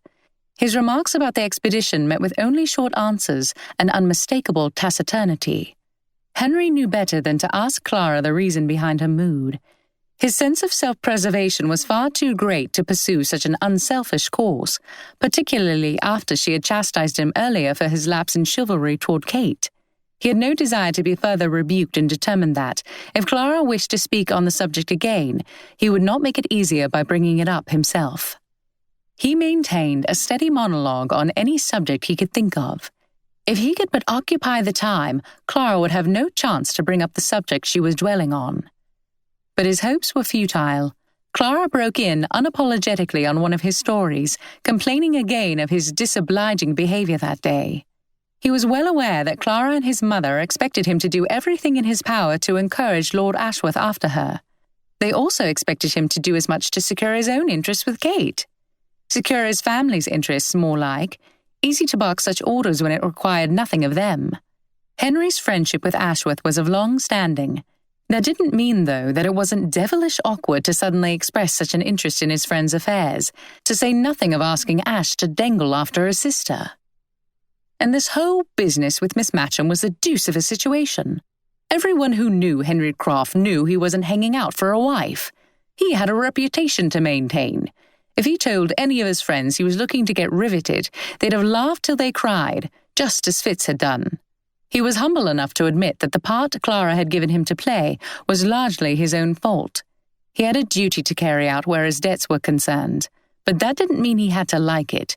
Nor did it mean he couldn't look for options elsewhere, options that weren't so dashed unpleasant. He had received his mother's letter summoning him home late one morning as he nursed a nasty headache, the result of a long night of dipping rather too deep with his friends. It wasn't until he arrived back at Wyndcross that he learned what had prompted the summons. The visitor, who had arrived the day prior. In her most stern voice, his mother had told him that he would do well to get in Miss Matcham's good graces if their family was to come about from their troubles. He had considered telling his mother of his own plan. She wasn't prudish, after all. She had made it clear in the past, though, that she had no confidence in Henry's abilities to come about financially on his own. But if his own plan got the job done, well, no one could complain. He had agreed to his mother's plan, knowing that he would never have to follow through with it, if only he could succeed in his own new strategy. But the tide of blame Clara had been heaping upon him on the way back home from the expedition became too much for him. When he blurted out that he had an alternative plan that would require neither of them to sacrifice themselves upon the altar of marriage, she had looked at him with a mistrusting but hopeful expression and pestered him for more details.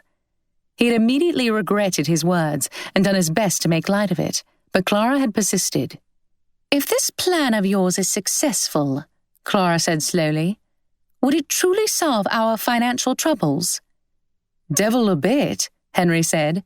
"It might solve most of our current troubles, but unless we can spend the blunt less freely—" He raced to continue when he saw Clara begin to expostulate, "myself included. Then we'll be back right where we are." He watched his sister and chewed his lip. She looked to be contemplating the merits of his plan. He doubted she would like it if she knew what it entailed. But she clearly had some reason for hoping for his plan to succeed. "Not so keen on Mamma's plans for you, are you?" he said. Clara sighed. "I didn't mind, truly." She paused. "Until I met someone in London. I've tried to give up thinking of him, but I simply can't. Mamma insists that I would be far more content as the Countess of Purbeck. Perhaps she is right." She tilted her head. "But perhaps you wouldn't mind me marrying Mr. Bradbury if we weren't in such dire need of money? What does this plan of yours entail, anyway?" Henry chewed his lip. When he responded, he told her as little as possible, but Clara must have been smarter than he gave her credit for. She put two and two together quite easily. "Smuggling?" Clara's voice held as much disgust as her face. "You can't be serious, Henry." "Well, I am," he said defensively. "And don't play the pattern card of propriety to me. I know that your silks and laces ain't English." Clara's curiosity seemed to overcome her for a moment. "Do you help smuggle fabrics?" "Fabrics, tea, wine, all of it." Henry's half-smile appeared. "Not so opposed to it now, are you?" He well knew his sister's love of finery and la mode. His mocking words seemed to remind her of the issue at hand, though. "Well, yes," she said. "It is one thing to avail oneself of what is available. It is not my place to interrogate the linen draper about how her fabrics are had, surely. But it is quite another affair to carry out the smuggling yourself. What will happen if you are discovered? Father couldn't bear the scandal on top of all the embarrassment we already face. It is very selfish of you." His jaw clenched and unclenched. "Well, it's a dash sight better than this havey-cavey plan of yours and Mother's. You can't really be serious about bamboozling two perfectly decent people into marrying us and then paying our debts. Even I know that ain't right, and I ain't precisely straight-laced." Clara's cheeks flushed. "Bamboozling? What a horrid thing to say! It is no such thing." Henry cocked an eyebrow at her. "Are you telling me that Ash knows our family is under the hatches?" The shade of red on Clara's cheeks deepened. "Precisely," he said. "So you mean to tell me that it's a love match?" he pressed. She held her head high. "I'm sure it would be no wonder if I were quite in love with him. Any number of ladies are." Henry let out a bark of laughter. "In love with his title, I'd say. Admit it, Clara, it is no love match at all, but a simple marriage of convenience, the convenience being entirely on your end." "It is quite rich to be receiving a lecture from you of all people," Clara said waspishly. "The reason both of us are reduced to such a necessity, and a necessity it is thanks to you and your horrid gaming." Henry's cravat suddenly felt overly tight as he thought uncomfortably on the new debts he had recently acquired. Clara looked at him, continuing in a more understanding tone. "Never mind, Henry. We shall come about. But there is no need for you to take to smuggling. The law is never kind to such people. Did you not just hear Lord Ashworth telling Lady Anne about the Clarksons? They are Ashworth tenants, you know. Mr. Clarkson was found to be harbouring smuggled goods and is supposed to be hanged.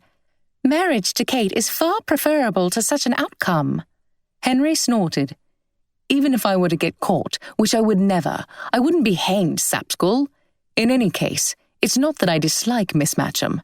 She's a fine sort of girl, but I have no desire to become riveted, Clara. By Jove, I'm in my prime." "Did Mamma tell you what you will inherit?" Henry shook his head, and Clara's expression lit up as it did when she was full of news. £20,000, she said, pausing between each word for dramatic effect. Henry dropped the reins, and his horse lunged forward. After regaining control, he said, "It's all well and good to have £20,000, and I wouldn't be so reluctant if she didn't seem like such a devilish decent person." "Whatever do you mean?" Clara said amid giggles. Henry cocked his head to the side and squinted his eyes. "Well, I wouldn't feel half bad duping her if she was one of them arrogant chits, so full of herself and her fortune that she looks like she's always got some nasty scent plaguing her nose. But Miss Matcham doesn't seem to plume herself on her inheritance, or let it affect how she treats anyone. And that's not the type of person to hoodwink into paying the family's debts, is it?" Clara looked thoughtful.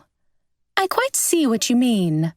Silence fell between them until Clara blurted out, "But don't you think you could come to love her? Then it wouldn't be so wrong, would it?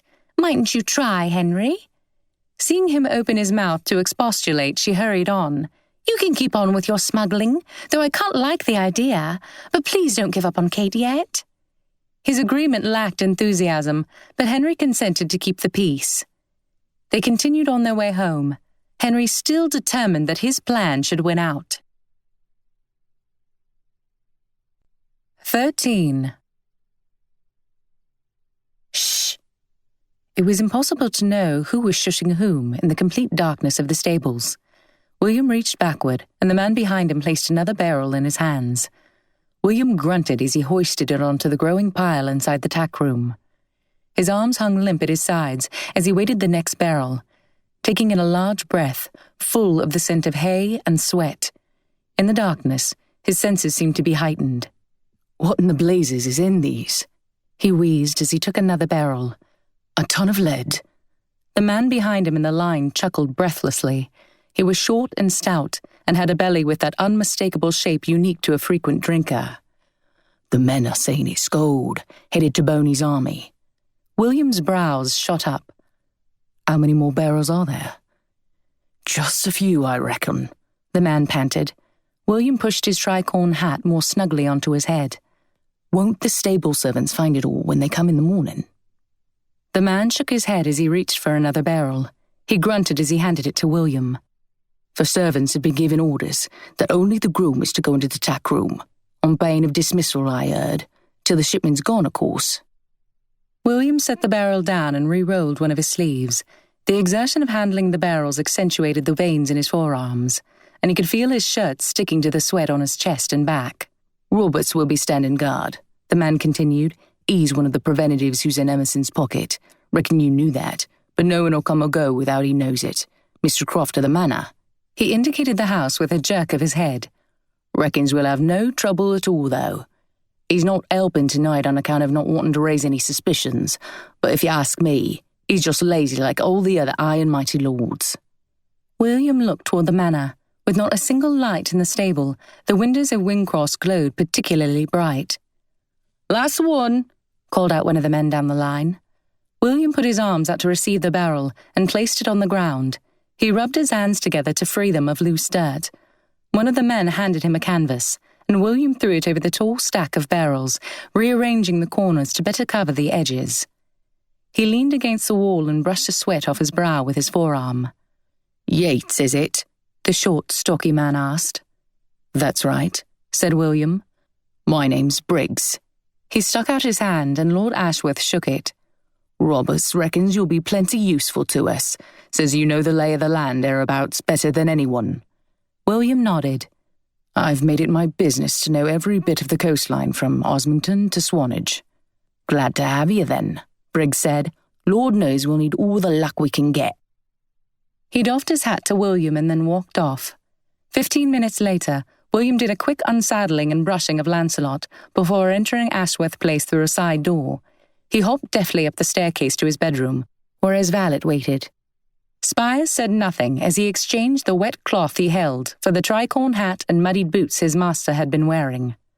William looked in the mirror as he wiped the dry sweat off his face. He caught eyes with Spires. "Don't look at me like that, Spires," he said, shaking his head. "It won't be like this forever, but I must do what's necessary for the estate." He seemed to seek reassurance for himself, just as much as for his valet. "I wouldn't presume to instruct you on your affairs, your lordship." William chuckled as he pulled on his shoes and stood. "Not verbally you wouldn't, but your face says it all." "It's only that I worry for you, my lord." William pulled at the ends of his sleeves, chewing his lip. "So do I, Spires. So do I." 14. Kate attempted to stand on her injured ankle and was scolded by Lindley for her pains. It was unstable and tender enough to prevent her from attempting it a second time. Lindley applied a poultice to the ankle, wrapping it gently and telling Kate in her sternest voice not to disturb the wrap for 2 hours. Kate hid a smile, remembering all the times Lindley had tended to her injuries over the years. She was more like an aunt than a maid, in many ways. Kate wanted anything but to be cooped up inside all day again, but she resigned herself to another day of reading indoors. She could almost smell the fresh air and feel the breeze on her face as she stared wistfully out the window. Feeling herself to be a burden, though, she didn't wish to add to the weight her current needs placed on her hosts, so she sighed and settled into the settee. It was just after noon, and she sat in the library with a book in hand and a look of disgust on her face. Lindley had given her 3 books that morning, each of which she had attempted to begin, but had not been able to abide more than 20 pages of. Lindley was indispensable to her, but she could not help feeling that her maid's taste in books was lacking, tending far too heavily towards silly romances. Closing the 3rd book with a smack, she set it down on top of the others in frustration. She looked at the window, but knowing it was fruitless to wish herself outdoors, moved her eyes to the bookshelves that surrounded her. Surely there must be a book somewhere in the library that wouldn't bore or disgust her. She spotted a title that intrigued her and mentally planned how she could arrive at the shelf in question, using the available furniture as support. Carefully raising herself from the seat, she began hopping toward her destination, steadying herself on each piece of furniture she passed. She made it to the shelf without incident. The book, however, was located on a shelf just out of her reach. Dismayed but not defeated, she hopped as high as she could and grabbed for the book. The book dislodged from its place, but another hop would be necessary to pull it from the shelf. She gave one more hop, grabbing the book binding and pulling it off the shelf. The few surrounding books came toppling off as well, smacking the arm she used to cover her head. At that odd moment, the butler opened the door to announce Lady Anne and Lord Ashworth. Lowering her arms and looking at the door in consternation, She saw the siblings standing in the doorway, eyes wide at the scene before them. Once Lord Ashworth had taken stock of the situation, he rushed over to Kate and gave her his arm for support, helping her back to the settee. "Did you manage to get the book you had hoped for?" he asked politely, his voice trembling with suppressed laughter as he guided her into her seat. "William," scolded Lady Anne, wearing a scandalized expression. "You should be asking her whether she is hurt, not teasing her." She glared at her brother and then smiled at Kate.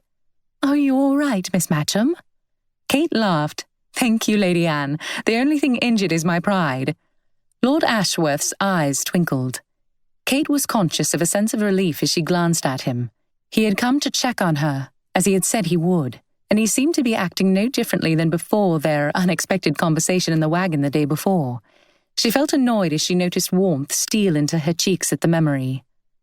"How is your ankle?" inquired Lady Anne. "It is better today than it was yesterday, though still not strong enough for me to walk on, and quite as swollen as you predicted, my lord." She glanced at him with a self-deprecating smile. Lady Anne sat down next to her and took Kate's hands in hers with an apologetic look. "I'm very sorry that it was my suggestion for a walk that led to your injury."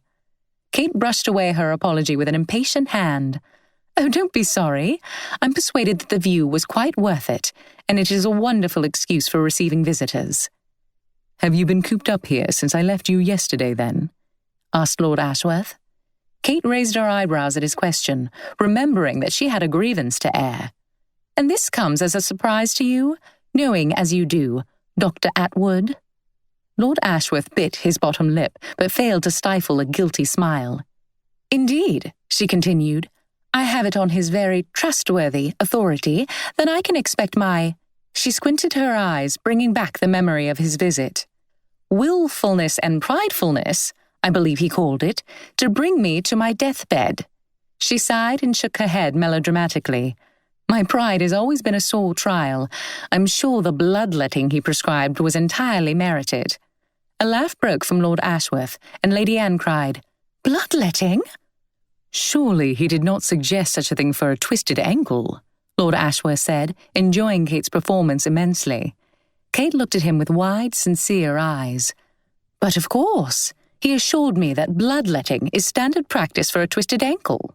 "Standard," he snorted. "There is nothing standard about the man or his practices." He looked at Kate, unable to keep from smiling. "Perhaps I did you a disservice in leaving before his visit." "Perhaps," Kate said, brows again raised, determined to continue teasing him. "It was a horridly selfish thing to do. I had the most appalling nightmares last night and live in constant fear of his return." She laughed. "In truth, I doubt he will after the rebuke he received from me. I only hope Lady Croft doesn't hear of it from him." Lord Ashworth shook his head. "It sounds as though I did myself a disservice in leaving before his visit. I would love to have heard this rebuke you mention. The man has needed a solid sit-down for some time now, and I feel very put out to have missed it." Lady Anne erupted in a laugh. "The two of you are incorrigible." Kate broke into a large smile. "I don't deny it, but I hope you won't leave despite that. Your entrance coincided with my attempt to find a fourth book to begin reading today." She glanced at the pile of discarded books. "I thought I quite enjoyed reading, but I suppose it is different when it is one's only choice, isn't it?" "Quite so," agreed Lady Anne. "I'm convinced that nothing is as sure to take the enjoyment out of an activity as a feeling of obligation." "How true that is," Kate exclaimed, experiencing a small epiphany. "In fact, you have convinced me, I think, to revisit embroidery. It was something I detested in my years at seminary, but you have persuaded me that I might like it above all things. I am sure I shall, if only it will save me the trouble of attempting another book." Lord Ashworth nudged his sister urgently with an elbow, and a teasing pair of eyes twinkled at Kate.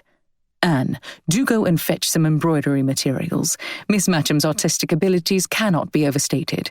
I have personally witnessed the masterpieces she can create." Lady Anne was smiling but looking confused. Kate glared at Lord Ashworth, but the glare was devoid of effect, since she struggled to school her mouth into a properly serious expression. "What on earth are you talking about, Will?" said Lady Anne. She looked from her brother to Kate. "If you are teasing Miss Matcham, it is quite infamous of you and not at all what we came here to do." Lord Ashworth was hugely enjoying Kate's attempts to stare him down, and showed no evidence of having heard his sister. He donned a serious expression and shook his head at Kate, reaching into his coat pocket. "No," he said, pulling out a quizzing glass and offering it to her. "If you really want to give me a set-down, you will have much greater success using this." Managing to control her mouth's unruly desire to smile, Kate raised her head higher and continued glaring at him, determined not to encourage his antics nor give in to her own inclination to laugh. He tilted his head to the side and nodded approvingly, saying, "Yes, that is much better already, but only imagine how enhanced the effect would be with the aid of this." He turned his lips downward in an exaggerated expression of disdain, looked down his nose at her, and put the quizzing glass up to one of his eyes, which it magnified to appalling proportions. "Will!" Lady Anne said, slapping his arm. Kate burst into reluctant laughter. "Well," Lord Ashworth said, cleaning off the glass on his coat hem before replacing it in his coat pocket.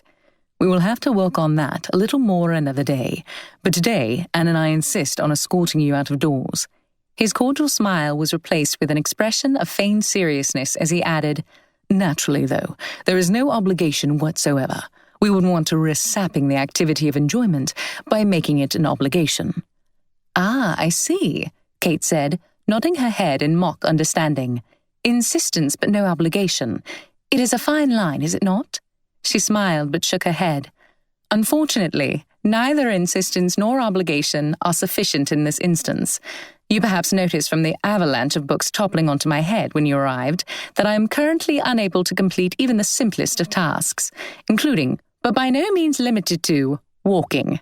I might attempt it for the alluring prospect of going outside, but I think I shall decline to make a further spectacle of myself by imitating a rabbit." "Don't decline on my account," said Lord Ashworth. "The picture you paint is very enticing, is it not, Anne?" "Do stop your teasing, William." She shot him a disapproving but not unkind glance. "Of course we would be happy to assist you outside, Kate. I think it would do you good to take air." Kate hesitated. Her desire to be outdoors was strong. Her primary concern was how they intended to help her there.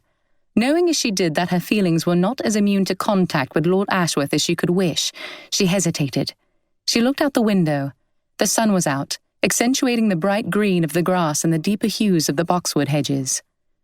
"I would very much like that, thank you," she said, deciding that she could at least temporarily steel her heart. Lord Ashworth rose from his seat and bent down next to her, wrapping her arm around his neck and his arm around her waist.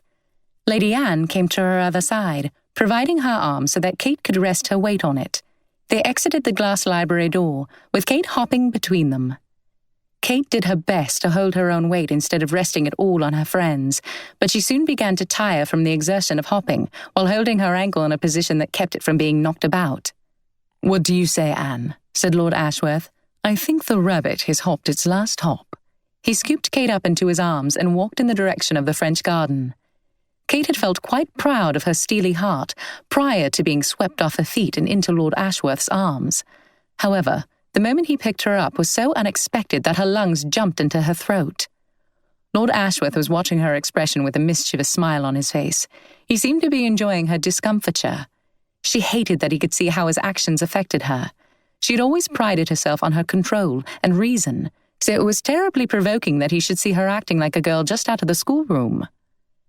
"Quite unnecessary," she said as he let her down, "though appreciated. You underestimate my hopping skills." Lord Ashworth and Lady Anne kept her company in the garden for half an hour, talking and laughing. The contrast in personality between the siblings brought them into frequent yet good-natured conflict.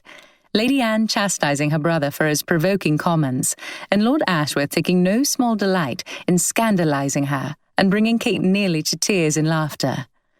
During a lull in the conversation, Kate leaned back on the bench and closed her eyes, inhaling the fresh air. It was every bit as refreshing as she had imagined it would be from the confines of the manor. She didn't know how long it would be until her next venture out of doors, and she inhaled again, wishing she could store the smells somehow. She looked toward the manor and noticed the figure of Lady Craft looking out one of the windows. "Perhaps I should go in now," she said, shooting another glance at the window. "I believe Lindley was trying to persuade the cook to assemble a luncheon, and she must be wondering where in the world I have gotten to." The three young people re-entered the library, Lord Ashworth carrying Kate, whose muscles were taut and her expression impassive but for the warmth in her cheeks. He had insisted on carrying her back inside. Lady Croft was in the library, and her face transformed with alarming rapidity from a smile to alarm when she saw Kate in the arms of Lord Ashworth. Kate felt the need to explain, but the door opened to reveal a slightly dishevelled Clara. "Oh, I'm so sorry, Mamma. Only I somehow came to fall asleep." She stopped, seeing that her mother was not the only occupant of the room. A fading pink handprint on her cheek and the slight drooping of her eyelids confirmed her words. Lady Croft's mouth smiled at her daughter, but her tone held reproof. "How careless of you, Clara, to leave the entertaining of guests to Miss Matcham, and in her injured state." Clara's cheeks reddened at her mother's words. "Oh, I do apologize, Kate. I had no notion that we had visitors." Kate put out her hand, inviting Clara to grasp it. "Please don't apologize. It is my fault, Lady Croft. I knew Clara was resting and didn't wish to disturb her. Lord Ashworth and Lady Anne came to see how I was going on, and I cajoled them into taking me outside. Very selfish of me." Lord Ashworth shot her a quizzical look, and Lady Anne said, "Not at all, Kate. It was our pleasure." She glanced at the mahogany clock. "I'm afraid, though, that we have stayed longer than we should have, and must take our leave." Seizing the opportunity presented her, Lady Croft encouraged Clara to see them out, so that Kate could rest from the exertion of her expedition out of doors, a venture Lady Croft took no pains to hide her disapproval of. Lady Anne shot Kate an apologetic glance. "You look rather flushed, my dear," Lady Croft said, walking toward the bell. "I shall call for Dr. Atwood. We would not want you to become feverish." Kate sat up straight. "No!" Lady Croft's brow shot up in surprise at the outburst, and she paused with her hand on the bell. Kate cleared her throat, adopting a softer tone and a smile. "That is, it is so kind of you, but I actually feel quite well. If my cheeks are flushed, I am sure it is only from being out in the sun with no bonnet. I will take some time to rest here." "Perhaps a bit of reading?" suggested Lord Ashworth, wearing an expression of exaggerated innocence and handing her one of the books she had complained of earlier. Lady Croft had looked ready to do battle over the issue of A Call to Dr. Atwood, but upon seeing the novel offered by Lord Ashworth, her thoughts were diverted. "Oh, indeed? I cannot recommend Elvira enough. I only finished it yesterday, but it is the most brilliant piece I have ever laid eyes on. I have no notion how I shall wait for the sequel." Kate, too aghast at Lady Croft's depiction of the novel to formulate a civil response, took the novel feebly from Lord Ashworth's hand. He flashed a roguish smile at her before turning to Lady Croft. "Yes, Miss Matcham mentioned earlier how engaging she has found it. We found her loath to put it down when we arrived." Lady Croft looked at Kate with apparently reluctant admiration. She seemed eager to pursue the subject. Torn between the desire to box Lord Ashworth's ears and the fear of extinguishing the thrilled light which Lord Ashworth's comment had ignited in Lady Croft's eyes, Kate found herself speechless. Looking aghast at her brother's behaviour, Lady Anne tugged on his arm, and, through a forced smile, said, "Whatever her feelings on the novel, I am sure she is wishing us away so that she might rest. Thank you for a lovely visit, Kate." She inclined her head, and with an inexorable grasp on her brother's arm, guided him toward the door, preventing him from anything more than a parting glance at Kate over his shoulder, a glance of mixed apology and mirth. Clara followed closely behind. Once the door had closed behind them, Kate braced herself for a discussion of the novel she had so vehemently disliked after only a few painful pages. She was spared, however. Lady Croft only inquired politely after Kate's injury. "Such a shame to become injured so soon after your arrival," said Lady Croft with a few clicks of her tongue and a head shake. "Here, my dear." She arranged a pillow behind Kate's back. "It was quite kind of Lord Ashworth and Lady Anne to come see how you do." She continued fluffing the pillow. Kate thanked her with a grateful smile. "Indeed you, and they, are too good to me." "Yes," Lady Croft replied. "They are quite proper and meticulous in observing social niceties. Lady Purbeck has always been a stickler about such things, no matter how beneath her a person may be." Kate gripped her lips together to avoid smiling at the implied insult. She wasn't sure if Lady Croft had meant it as a set-down, or if she was simply stating things in a matter-of-fact way. But something about Lady Croft's manner gave Kate the impression that there was a particular reason for her continued presence in the room. "I haven't had the pleasure of meeting Lady Purbeck," said Kate amiably, "but I am sure she is every bit as kind and good as her children." "That she is," said Lady Croft, speaking with authority on the matter. "She and I are quite well acquainted, you know." She laughed suddenly. "After all, two mothers do not make a match between their children without being on very close terms indeed." She smiled at Kate until her eyes became bare slits. Kate's eyebrows tugged upward. She had known that Clara intended to marry Lord Ashworth. She had not been aware of an arrangement between the families, though. Her heart sank. She dismissed her feelings and returned Lady Croft's smile, saying, "Indeed, and how fortunate they both will be." "Yes, I fancy so. After all, it is a very smart match, to say nothing of how besotted the two are with one another." She laughed indulgently. The door opened, and Clara walked in, eyes bright and fingers clasped together. She was so very engaging. Small wonder, then, that she should be the one to capture Lord Ashworth's fancy and future. "What a scheme we have conceived, Kate! On Thursday we go to Weymouth." Kate laughed. "What a scheme indeed! And who is we?" "All of us, of course," Clara said, as though the answer should be obvious. "Lord Ashworth has promised to take me up in his high-perched phaeton and let me handle his chestnuts." She turned to her mother.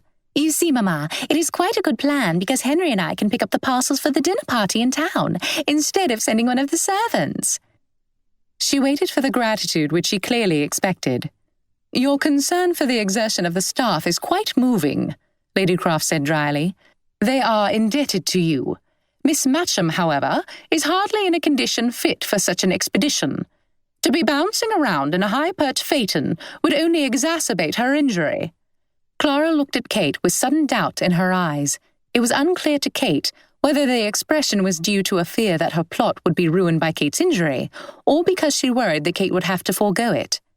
"But it is for Kate's particular pleasure that we decided upon such a scheme," Clara insisted.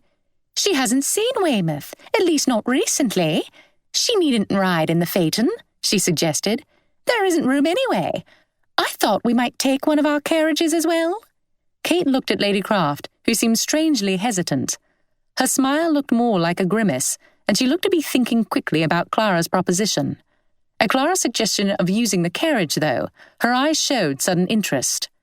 "I suppose," Lady Croft said, "that Henry might take her up in his curricle if Miss Matcham is enticed by the idea of an outing to Weymouth." She raised her brows at Kate in a question. Kate smiled. "I admit that I have been wanting to see Weymouth since we arrived. I shouldn't be able to walk around the town as I would normally do, though I don't wish to be a burden." This time it was Lady Croft who interrupted. "Nonsense, my dear. You may see a good deal of the town from the curricle, and I'm sure Henry will be quite willing to indulge you should you wish to step into a shop or two using his arm as support." Kate looked at Clara, expecting to see her excitement rekindled now that her mother was supportive of the scheme. But Clara was biting her lip, brows drawn together in vexation.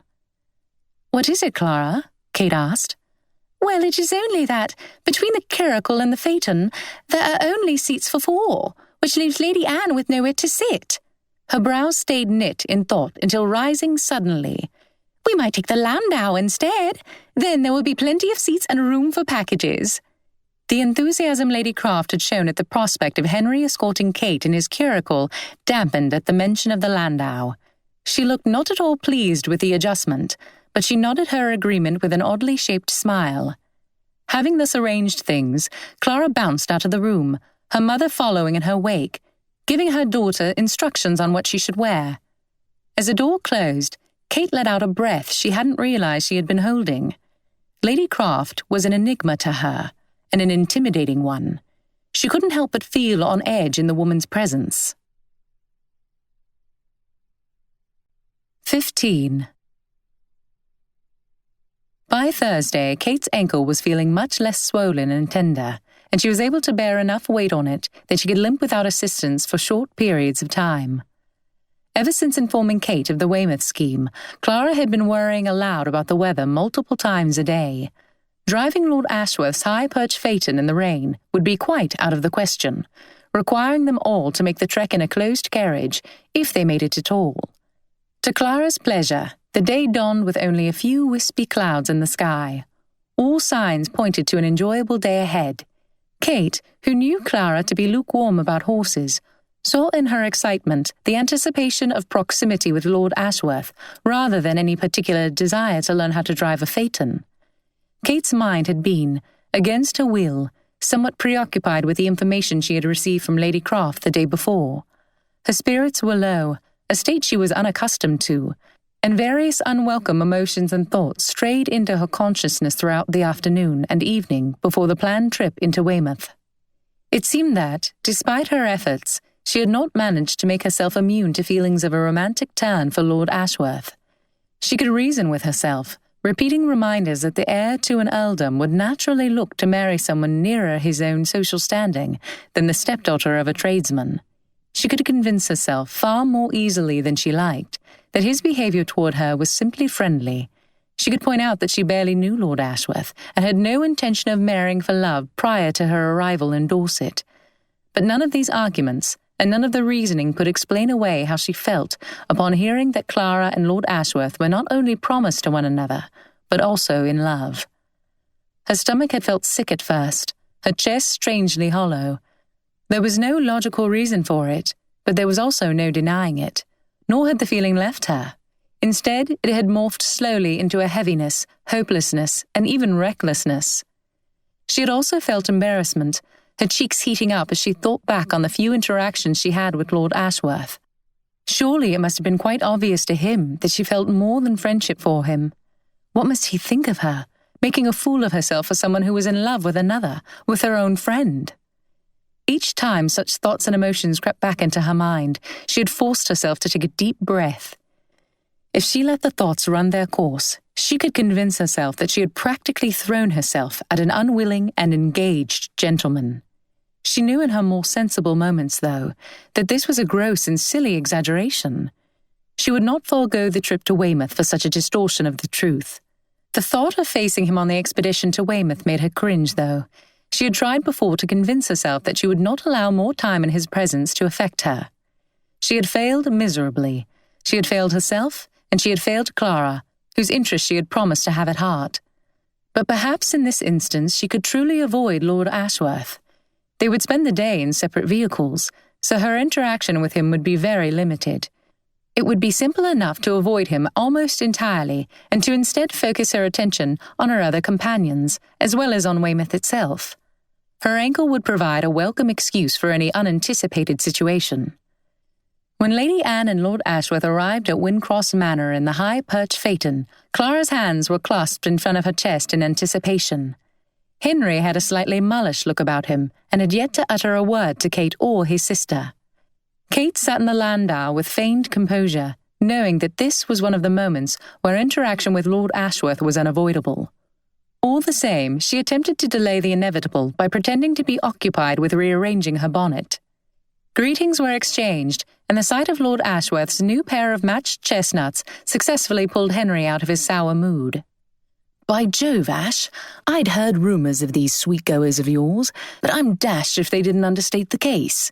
He scanned both horses from muzzle to tail with obvious approval. "Yes, and he has promised to teach me how to drive them," Clara exclaimed. Henry's head snapped around, the look of approbation replaced by one of abject horror. Clara's smile only grew, and she nodded, as if to confirm that her claim was true. Henry looked to Lord Ashworth to refute his sister's words. Lord Ashworth only chuckled, leading Henry to shake his head vehemently. "No, dash it, Ash! You can't let my chit of a sister drive those beauties. She hasn't the slightest clue how to handle the reins." "Indeed, he taught me," chimed in Lady Anne. "He is quite a good teacher, you know." "It isn't his skill, I doubt." Henry shook his head again, slowly this time, but encountering Lord Ashworth's warning gaze, said, "But I suppose you know your affairs. Don't say I didn't warn you, though." He shook his finger at Lord Ashworth and climbed into the landau. Kate, glad that no attention had been paid her yet, noticed Lady Anne looking down from the phaeton with hesitation. It would have been the sensible and chivalrous thing for Henry to have handed Lady Anne down and helped her down from the phaeton and into the other carriage, but he was already making himself comfortable in the landau, oblivious to any claims on his chivalry. Kate's eyes shifted involuntarily to Lord Ashworth. What did he think of his friend's negligence of his sister? Lord Ashworth's twinkling eyes caught hers. She suppressed a smile and then reminded herself that he was as good as engaged. Her smile turned perfunctory, and she looked away. Lord Ashworth stepped down to assist his sister down from the phaeton and into the landau. As he handed Anne up, he looked at Kate, who found something on her gloves demanding her full and urgent attention. "Oh dear," Clara said, drawing back as she took her seat in the phaeton. "I believe one of your servants must have left this—" The corners of her mouth turned down in disgust as she searched for the word. "Sack on the seat." She indicated a dirty rucksack next to her. Lord Ashworth hopped deftly up into the phaeton and took the offending object. "Ah, yes, it must be my groom's." He placed it snugly between his feet, as Clara looked on with a dubious expression, as if the sack might find its way next to her again. Lord Ashworth instructed the landau driver to pull ahead, while he gave Clara a few words of instruction. She seemed to require much assistance, particularly in the manner of holding the reins, and as the landau pulled away, Kate's last image was of Lord Ashworth, his arms entangled with Clara's, as he guided her hands in the correct technique. She swallowed and looked away. The drive was pleasant for those in the landau, the passengers being shaded almost fully by the half of the roof which was expanded for the ride. Though the landau began in front, the phaeton overtook them after only a few minutes. Kate caught a glimpse of Lord Ashworth grabbing the reins from Clara, a look of alarm on his face, as they grazed by the landau with only inches to spare. She smiled at the sight. Was Clara truly as inept as Henry had given them all to believe? If so, Lord Ashworth would have plenty of time to regret his decision. With the interaction between Lord Ashworth and Clara in full view, Kate's humour dissipated quickly. Knowing that Lady Anne was of a more reserved disposition, and Henry effectively oblivious to social niceties, Kate had worried that the responsibility of maintaining small talk would fall to her. To her surprise, though, Lady Anne performed the task, not only preventing any awkward silence, but managing to keep Henry quite entertained. It was almost as if Lady Anne had sensed Kate's mood and left her to her thoughts. Then she remembered Lady Croft's words about how Lady Purbeck was such a stickler for social forms. Perhaps she was right. Perhaps Lady Anne and Lord Ashworth's behaviour was simply instinctive, and Kate had been reading too much into it. As they approached the town, the traffic became heavier, and the dust from the phaeton kicked up in clouds ahead of the landau. Clara surrendered the reins to Lord Ashworth, who looked relieved to be back in control. Weymouth was almost unrecognisable from the town Kate remembered visiting as a child. The frequent visits of George III had resulted in a significant rise in visitors, shops, and buildings. Seagulls flew along the street facing the bay, sounding the familiar cackle she remembered from childhood. Though the street itself was barely recognisable to her, the coastline in the distance was the same as it had always been. Chalky cliffs topped with green grass, dropping into a blue abyss. The landau continued following the phaeton along the seafront, and Lady Anne identified points of interest which hadn't existed at the time of Kate's last visit. She regaled Kate with tales of all the famous people who had begun to frequent the town as a result of King George's visits. Henry had his own stories and embellishments to add to Lady Anne's tales, and the three of them passed a very agreeable morning riding in the town. Kate found her stomach aching from laughter.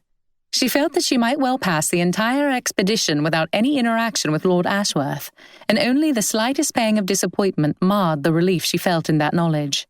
The sudden stop of the carriage brought her laughter to a halt. Henry descended from the landau, informing Lady Anne and Kate that he had some business to attend to on his mother's behalf before they returned home. "Won't take above 5 minutes," he said. The phaeton had stopped as well, and Lord Ashworth assisted Clara down to join Henry in the commissions they needed to fulfill. At Henry's assurance of a quick errand, Lord Ashworth hopped back into the phaeton. "Ha," he scoffed. "If they are back in a minute under 20, I shall pull the landau home myself. Forgive me, Miss Matcham and Anne, but I have no intention of keeping my horses standing for 20 minutes. He winked at them, and the phaeton moved forward. Lady Anne and Kate sat patiently in the landau, Kate massaging her ankle gently. Harper, the Crofts' coachman, expressed his intention to follow Lord Ashworth's example if the ladies were agreeable. The landau lurched forward, and Kate clenched her jaw at the abrupt movement. "It would seem," said Kate, that Harper sets as little store by Henry's claim as your brother does, but I don't mind the chance to see more of the town if he is intent on keeping the horses moving." The phaeton was still visible up ahead, but it soon turned onto a side street, leaving their view. In a matter of 2 minutes, the landau turned onto the same street, and Kate was surprised to see the high-perched phaeton sitting stationary up ahead on the side of the road. A scruffy man stood at the horses' heads, holding the reins as Lord Ashworth pulled something from the sack which had so disgusted Clara. He threw what appeared to be a large cloak across his shoulders, took off his top hat, and placed a tricorn in its stead. He hopped down from the phaeton, crossed the street, and entered an inn. It was not the sort of establishment Kate would have expected to see a gentleman frequenting, and she turned her head to see if Lady Anne had noticed her brother's queer behaviour and destination. Lady Anne, though, had her head down and was searching in her reticule for her handkerchief. The door to the inn opened again, and 2 men walked out.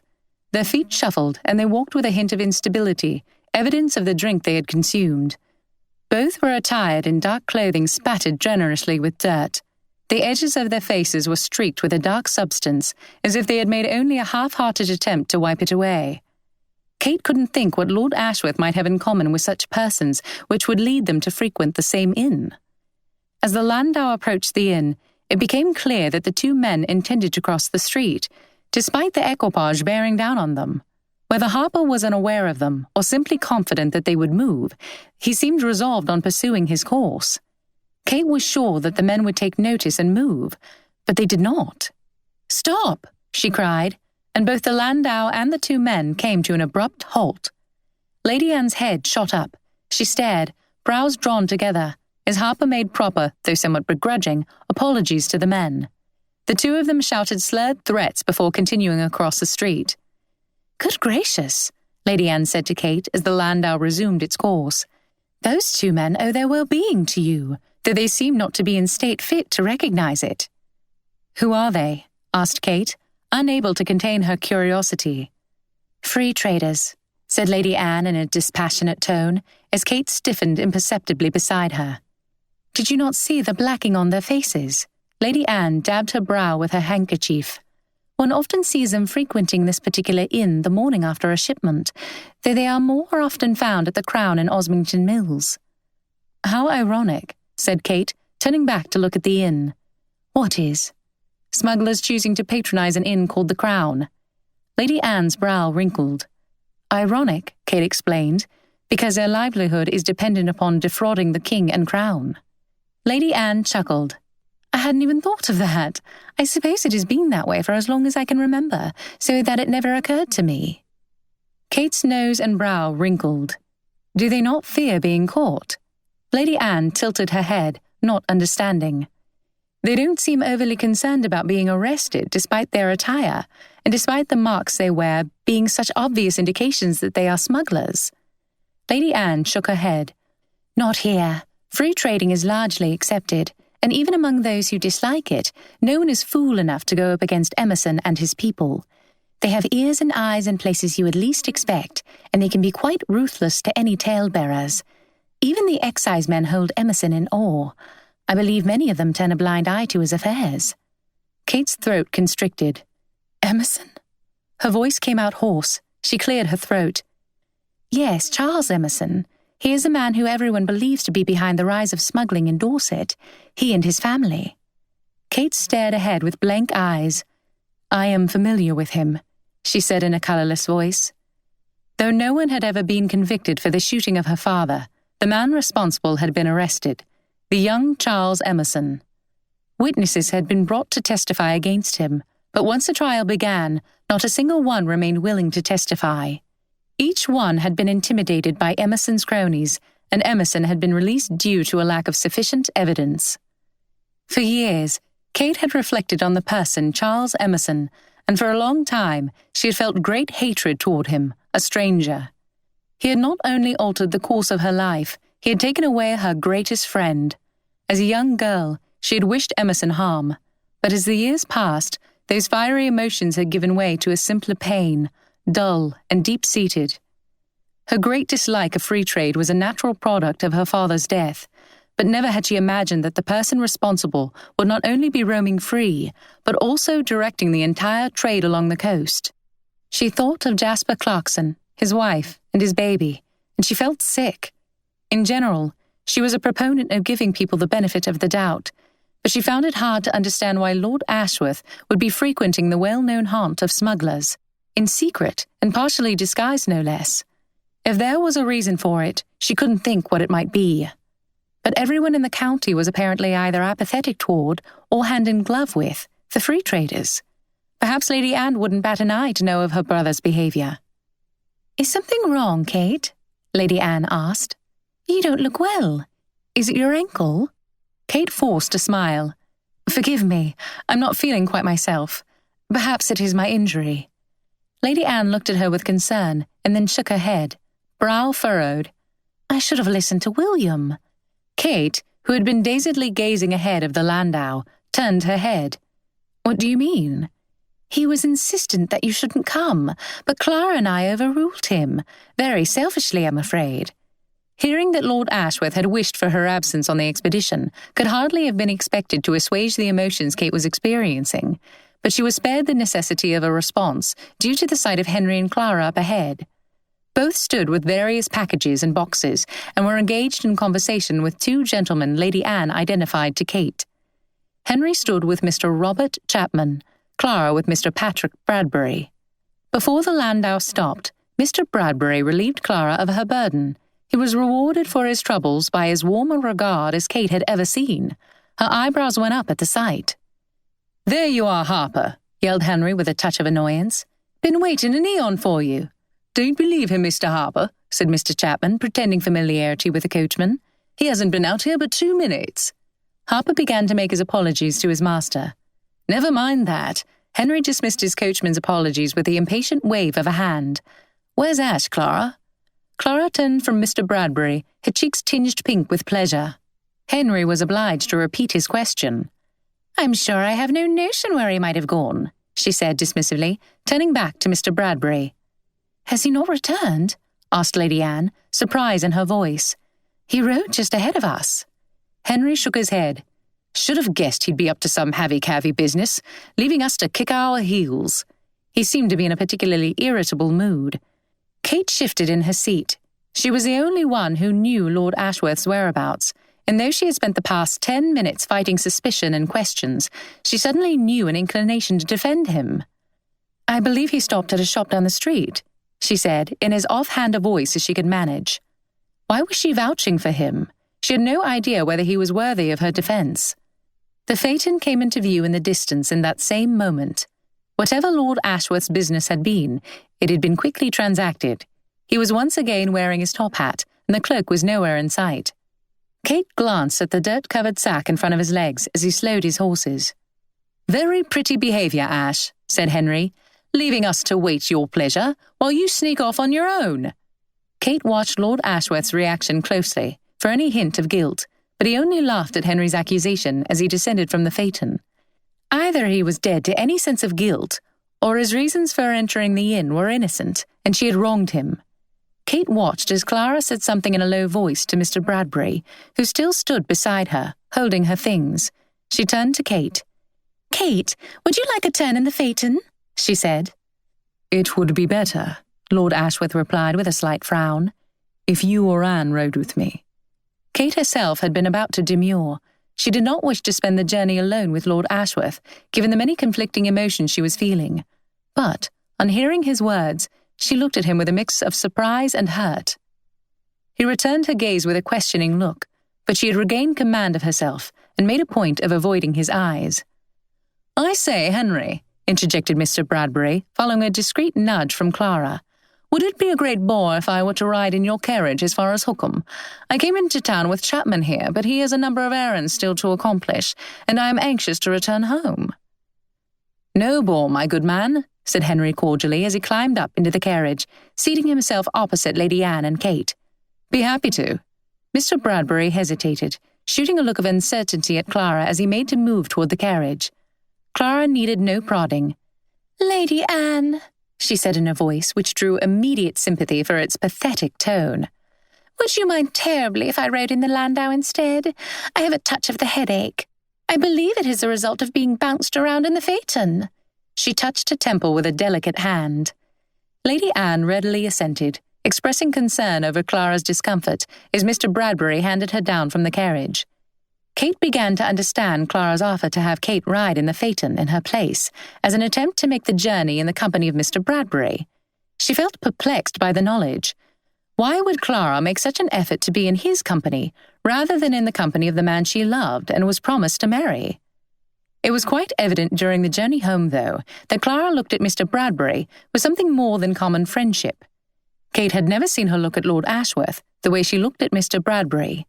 She had seen Clara look pleased and flattered, piqued and bothered, but her interaction with Mr. Bradbury was something quite different.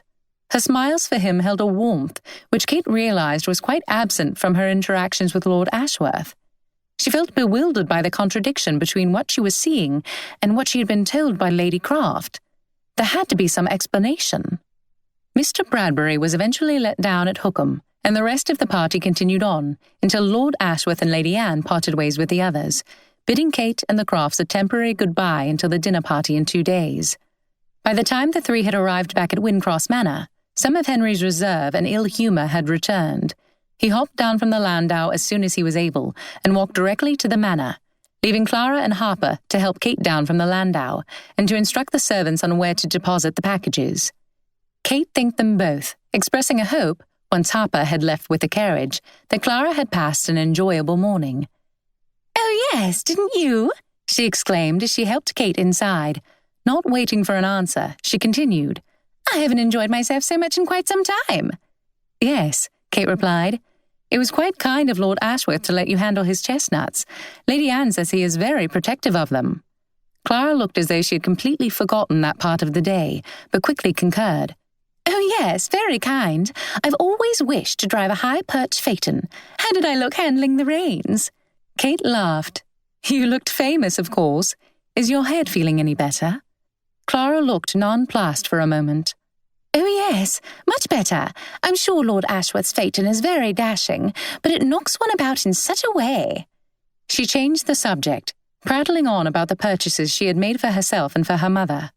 The conversation soon moved to the approaching dinner party, Clara expressing her excitement for the upcoming evening. Kate was unsure how to feel at the prospect, but she listened with appreciation to Clara's delight. "And you will be able to meet the Kirkpatricks, the Cottrells, the Bradburys, so many of our dear friends." Kate had been retying her bootlace, which was too tight for comfort, but she stopped for a moment on hearing the names, looking up. "Are those the same Bradburys as the Mr. Bradbury who joined us in town?"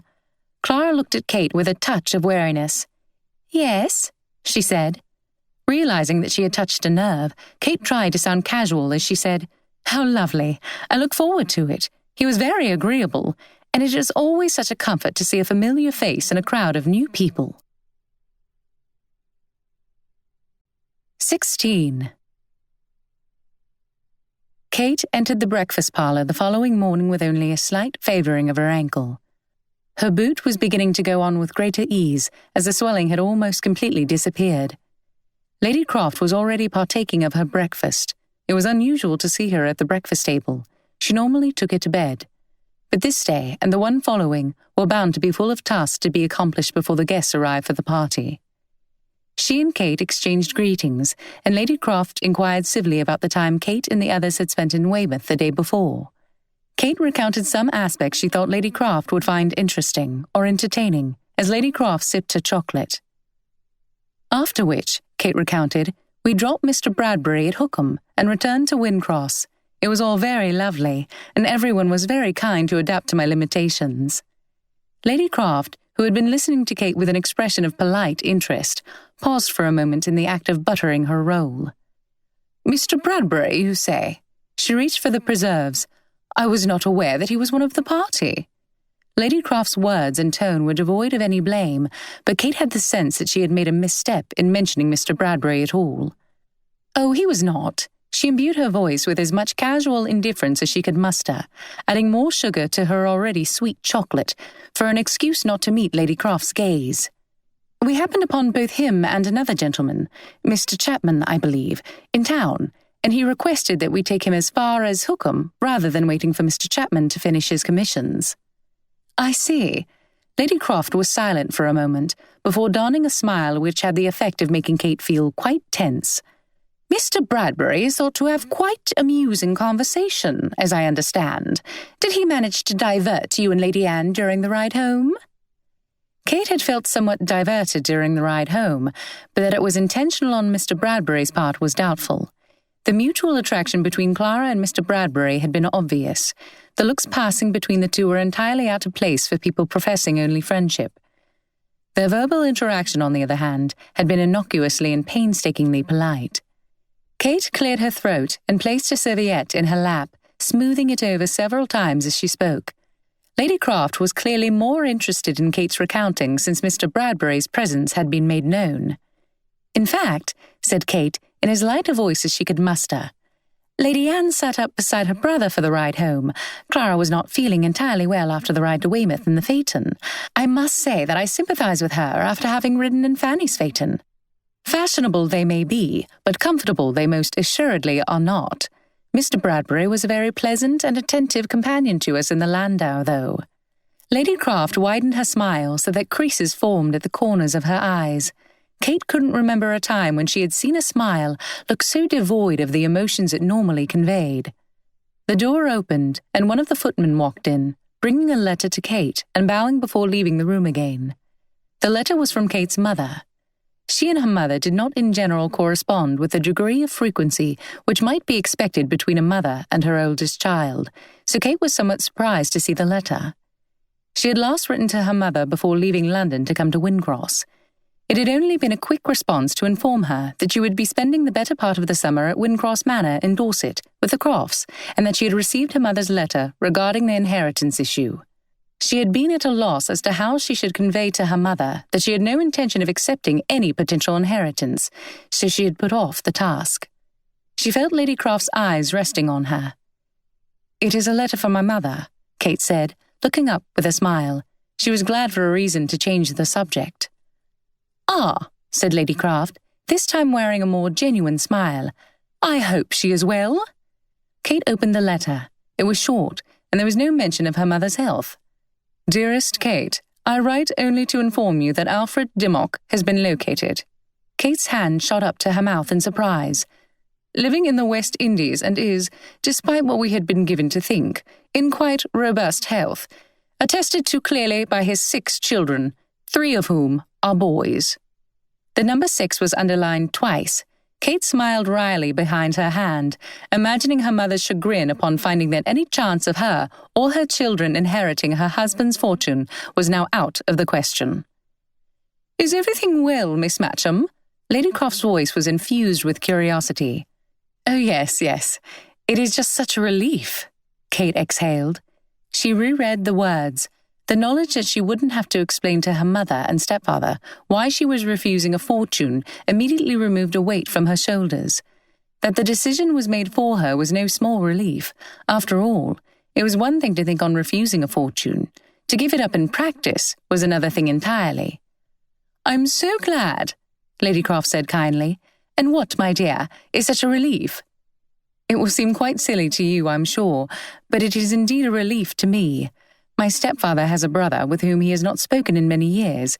He was believed to no longer be living, but has just been found alive and well in the West Indies."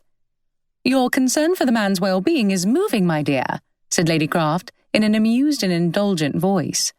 Kate laughed. "Oh, I've never met him. My relief is due to the fact that the question of my stepfather's inheritance has been decided. It was uncertain for a time, and it is always a relief to know one way or the other, isn't it?" The amused expression Lady Croft had worn at the beginning of Kate's response had by the end of it been replaced by one devoid of anything which might be mistaken for amusement. Why did Lady Croft stare at her so? But Kate had long given up understanding the woman, so she sipped her chocolate as she read the final lines of her mother's letter. She excused herself from the table not long after, making her way outside to consider her situation anew, the letter in hand. Though her mother's letter had contained welcome news, Kate's initial feelings of relief began to give way to a renewed sense of urgency. She walked the grounds, taking in a deep breath of the air that held such an invigorating mixture of seaside and country smells. She wished she could stay in Dorset for the remainder of her days. Perhaps she could seek a position in a household in the area as a governess or some such thing. But the thought of experiencing the county as a member of society was quite different than experiencing it as an employed servant. What about Simon? Could she pursue the option of a marriage of convenience which he had offered? He had told her to let him know if she had a change of heart or mind. She reflected on the state of her heart and sighed. It was, stubborn as ever, even in the face of his strange and suspicious conduct, still very much attached to Lord Ashworth. She felt a deep and loyal friendship for Simon, but what she felt for Lord Ashworth seemed to somehow run just as deep, yet wide enough to cover both friendship and love. What had first seemed to be a silly infatuation had transformed. The affinity and affection she held for him were beyond doubt, and as the amount of time she spent in Lord Ashworth's presence increased, the affinity and attraction deepened. The more she resisted, the stronger it tugged. If she could have transferred those affections to Simon Hartley, she would have done so in a heartbeat. It would have made life so much easier. But, as if to spite her, those feelings seemed to have dug their heels into the ground. Her heart simply could not be given to Simon Hartley. Simon had not only mentioned her heart, though. According to him, a change of mind would be enough. What of her mind, then? Could she bring herself to marry someone she respected and cared for, but whom she did not love? She pictured a life at the side of Simon. She admired him and appreciated so much about him. But to be unable to share laughter or love with her husband? It made her ache. Before coming to Dorset, she was almost convinced that such a life would suit her well enough. But now that she had tasted what it felt like to catch eyes with someone, to share secret amusement, to feel her heartbeat quicken at the mere sight of someone, she didn't know how to sacrifice it, even if it meant being alone. Bleak though a marriage devoid of such things might be, the alternative she faced was bleaker still. If it was even a feasible option, would it not be better to marry than to fail in an attempt at making her own way in the world, only to end up obligated once again to her stepfather? The thought of marrying to avoid such a possibility did not seem so terrible to her. But she would not be marrying in thought. She would be marrying a real person with feelings and aspirations, and her conscience recoiled. How could she use someone as a selfish escape, especially someone as good and decent as Simon Hartley? He deserved so much better than that. But what did she herself deserve? 17. Henry dangled his legs over the side of his armchair as he read the Morning Post. Clara was perusing the latest edition of La Belle Assemblée, while Kate sat with a book in her lap and a glazed-over expression. Every so often, a scoffing noise erupted from Henry, and he would recount the object of his derision to an attentive Clara and an inattentive Kate. A knock sounded on the door, and a footman entered, holding a silver tray with a card sitting atop. "For you, Mr. Croft. A gentleman here to see you." Henry sat up, taking the card and reading it with a wrinkled brow. "Sir Lewis Gording," he said with no recognition. Kate's head shot up, an arrested expression replacing her abstracted one. "If you please, sir," expounded the footman, "he mentioned that he knows your father and is a little acquainted with you. He recommended me to remind you of a night at White's and—" He cleared his throat and glanced at the ladies. "An unfortunate run-in with the watch." Recognition dawned on Henry's face, and he let out a crow of laughter, directing the footman to show the man into the library. Henry entered the library to find Sir Lewis flipping through the pages of a book, which he shut with a thud when the door opened. "Sir Lewis," Henry said with a large grin as they shook hands. "Croft," said Sir Lewis with a half-smile. "Glad to find you at home. Forgive the unexpected visit. I was in the area and remembered that your father's estate was nearby. I understand he's away from home?" Henry nodded. "He's set to arrive later today, but he's been away for a fortnight. Can't say I blame him. It's a deuced bore here." Sir Lewis only smiled slightly. "Do you not have any visitors to keep you entertained?" "No." He bethought himself a moment and then corrected himself. "Well, I suppose we do, but I don't consider Kate a guest. She's been here some time." "Oh, yes," Sir Lewis said. "Is that Miss Matcham you speak of? Her aunt mentioned her visit to me. We are acquainted." "Yes, that's right," said Henry in something near a sigh. Sir Lewis considered Henry. "I confess," he said, "that I have been hoping for an opportunity to further my acquaintance with Miss Matcham. How fortunate that she should be here." Henry snorted, plopping down in a wing-back chair. "Fortunate? I should rather think not." A smile broke over Sir Lewis's face. "Shall I take her off your hands?" Henry sat up straight, looking at Sir Lewis with a painfully hopeful stare. "I say, I'd be devilish glad if you would." As if to incentivize Sir Lewis further, he added, "You know she's to inherit a whopper of a fortune." Sir Lewis half-smiled reappeared. "Is that so?" He reflected a moment. "Ah, yes, I believe I did hear something along those lines." Henry suggested that they might arrange it so that he could speak alone with Miss Matcham. Sir Lewis had no objection at all to the plan, and the two of them left the library on the best of terms, Henry feeling that the stars had finally smiled upon him. In the morning room, Kate had been unable to string together a coherent response to Clara's constant chatter about the fashion she was reviewing. Thankfully, Clara seemed not to require any response, nor did she look up to see the haunted and anxious expression worn by her friend. When the door opened, Kate jumped slightly.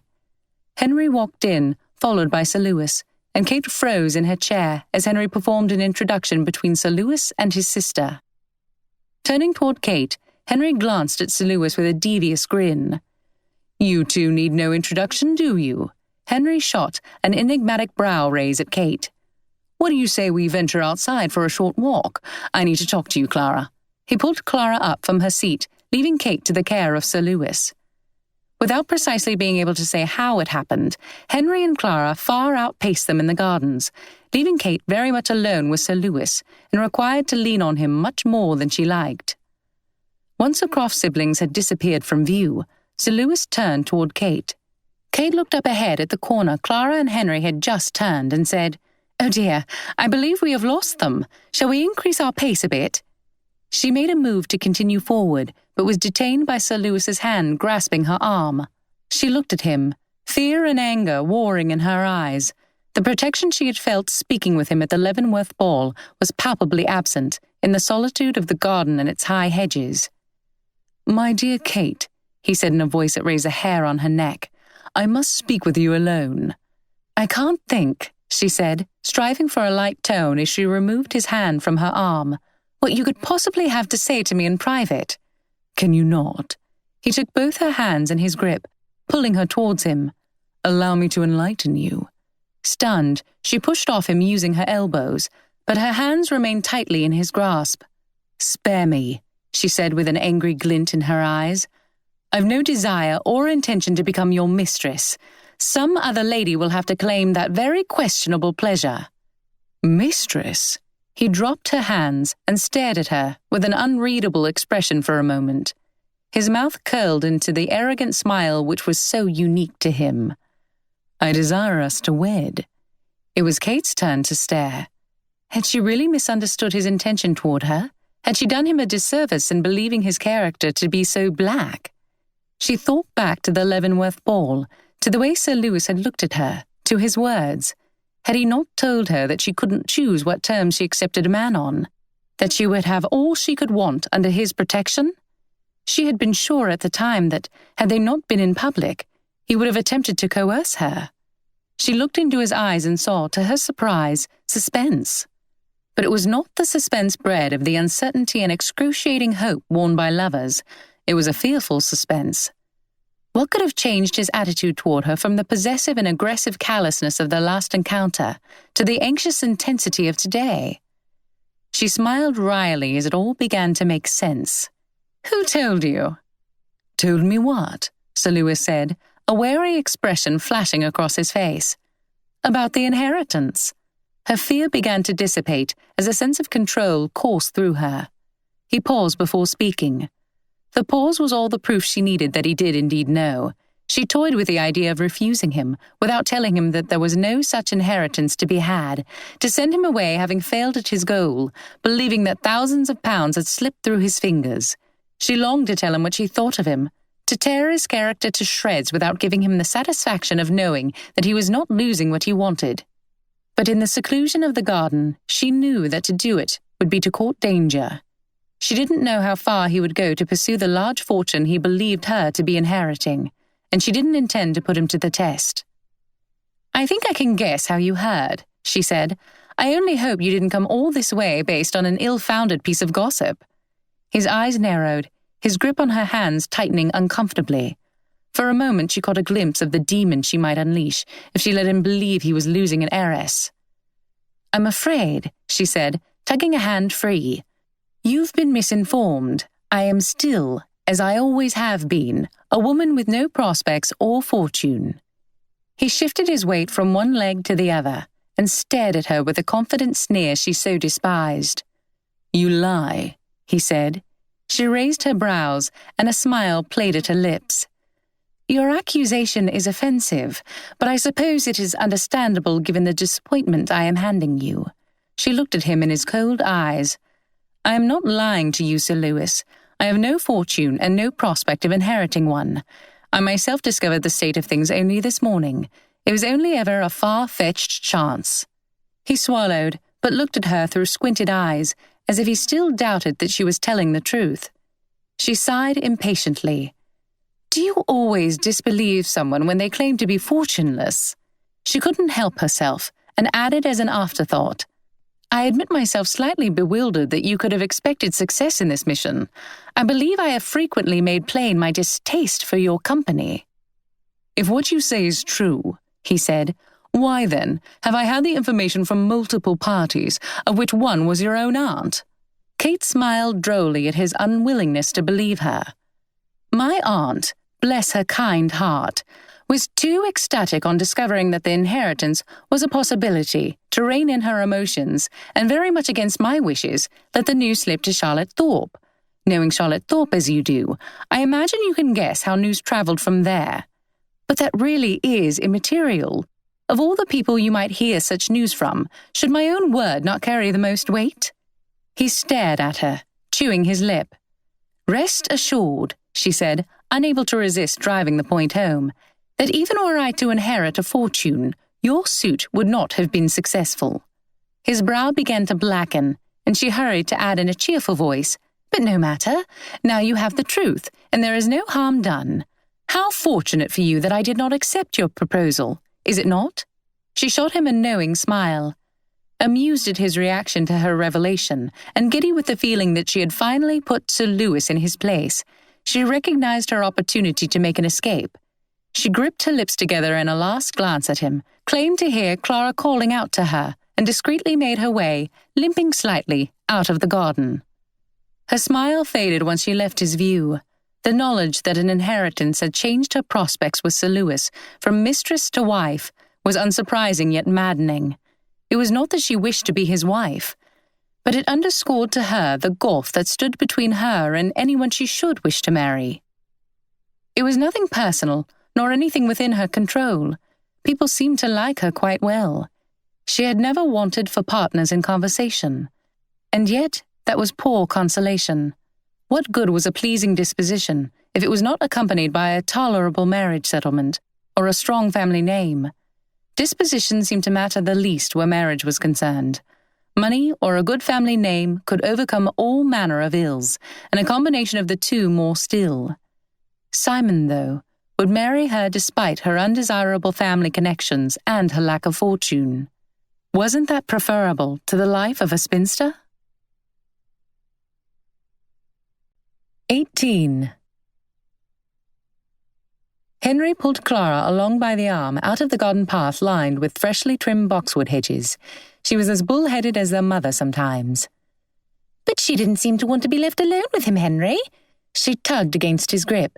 "And I can't say I blame her. Something about him is so sinister." Henry guffawed as he opened the front door, pulling her into the entry hall. "The ideas you ladies get from your novels." "Henry!"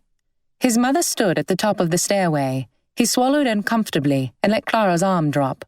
If his mother knew he had tried to pawn Miss Matcham off to Sir Lewis, there would be hell to pay. He looked up at her with the innocent expression he'd worked to perfect any time he felt a lecture coming on. Clara, this concerns you as well, Lady Croft said, descending the stairs. Please join me in the parlour. Henry looked at Clara, but she only shrugged and followed her mother down the hallway. Lady Croft stood at the door, closing it behind Henry and Clara and then clasping her hands. We have been harbouring a deceiver in our midst. She looked back and forth between him and Clara. Henry swallowed again. How in the world had the woman discovered his exploits? He leaned back on the wall behind him, crossing one leg over the other and hoping that the relaxed posture would somehow calm his nerves. Mercifully, Lady Croft continued, I discovered the deception this morning, and we can take action to avoid what might have been disastrous consequences.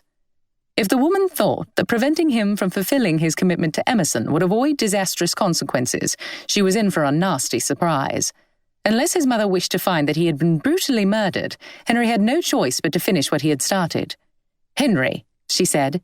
He chewed the inside of his lip and twirled his quizzing glass between his fingers. His throat felt peculiarly dry. On no account must you fall in love with Miss Matcham. On no account must you raise any hopes in her treacherous heart. The quizzing glass dropped to the rug beneath him, and he rushed to pick it up. Come again. Miss Matcham is not, as we were so falsely given to understand, the heir to her stepfather's fortune. Lady Croft looked at Henry and then at Clara. Gad, she was always composed. Only her flared nostrils betrayed her anger. She has no inheritance to speak of, Lady Croft continued. None whatsoever. She paused. I had great hopes for her visit here. With a match you and her, Henry, and one between Clara and Lord Ashworth, our family was to rise above the adversity which surrounds us. Those unions would take us to new heights. She looked pointedly at Henry. Henry will now have to look elsewhere for redemption. Our hope lies with you, Clara. Henry thought of his plan and how close that redemption was. He could almost taste it. It was a great relief that he wouldn't have to tell his mother that he didn't wish to marry Kate. He couldn't help but feel some sympathy for Kate, though. He wouldn't wish upon anyone the position of being the object of his mother's wrath. Whatever weight was removed from his shoulders on hearing his mother's words, a look at Clara told him that it had settled squarely on her. What if neither union is necessary? He regretted the words immediately. There was good reason he never risked his skin for others. The gaze directed at him by his mother was enough to make a braver man than Henry cower. He glanced at Clara. She was looking at him with an expression he had trouble identifying for a moment. So unfamiliar was it. Admiration. I only mean, he said, encouraged by Clara's expression, that I am devilish close to solving our financial difficulties. So, you see, there's no need for Clara or me to marry money. He shrugged. One of his mother's thin brows were raised. He felt the need to drive home his point. What's more, I don't think Ash has any plans to marry Clara. What do you mean? Clara asked. Why do you say that? He saw both sets of female eyes boring into his soul and became defensive. But he wasn't blind, even if they were. It's plain as a pikestaff that he's head over heels for Kate. Clara's eyes went wide and round. Lady Croft's thin nostrils flared. There was an uncomfortable silence. Feeling he had hit a mark with his words, Henry walked over to the decanter of brandy on the side table and poured a glass. Impossible, Clara said. What? Henry said. That a chap should prefer someone to you. A little humble pie would do you good, Clara. He tossed off his brandy. Lady Croft exhaled calmly. Surely, if that is the impression you've had, it is only because Lord Ashworth mistakenly believes the same thing we did, that Miss Matcham will soon be possessed of a large inheritance. That error is easily rectified. Not by me, it ain't, Henry said, shaking his head. He had no desire to meddle in his friend's affairs, nor to be a talebearer. Clara stared at him. Even if he is in love with her, which I very much doubt, she sent Henry a sceptical glance. Kate's as good as engaged to that Simon Hartley man. Lady Croft paused in the act of straightening a portrait hanging on the wall. Hartley? Yes, said Clara. And they've been corresponding, for I saw her letter to him. It was destined for Weymouth. Henry snorted. Clara didn't seem to mind tale-bearing. So what? Henry interjected. Just because Kate's not free for the taking don't mean Ash will fall into your lap, Clara. Besides, surely she'd rather have an earl than some fellow no one has ever heard of. Hadn't Clara said she wished to marry Bradbury? Why then was she acting so dashed foolish about the whole Ash business? He would never understand women. Lady Croft put up a hand, commanding his silence. She looked to be having some sort of epiphany. "How fortunate," she whispered, as if to herself. She straightened her shoulders and looked at Clara. "I'm acquainted with the Hartleys. I believe the gentleman you refer to, Clara, is a nephew. He comes to care for Agatha from time to time." She seemed to be talking herself through things, taking slow steps as she spoke. "It is unusual to send an invitation so late, but Agatha won't regard it. We will send her an invitation for the dinner party, addressed to her, her son, and her nephew.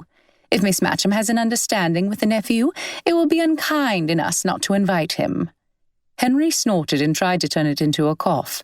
His mother always managed to make her scheming seem like the decent thing to do. "And Clara," Lady Croft added, "it would only be right to drop a hint of the understanding between Miss Matcham and Mr. Hartley in Lord Ashworth's ear. I imagine you can manage that easily enough."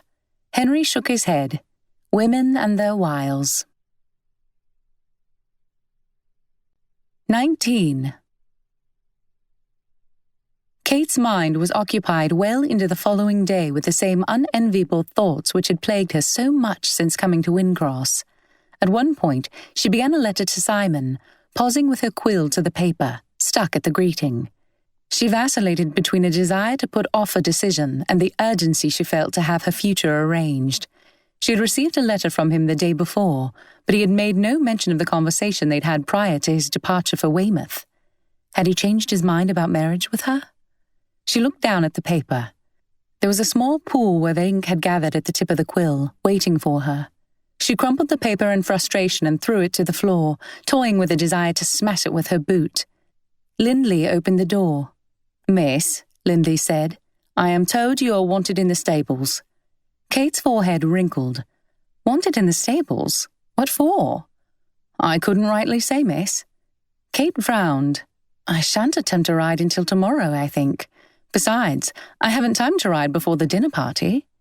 It was very unlike Lindley to suggest anything that would hurry her mistress's toilette prior to an event such as the one taking place at Wyndcross that evening.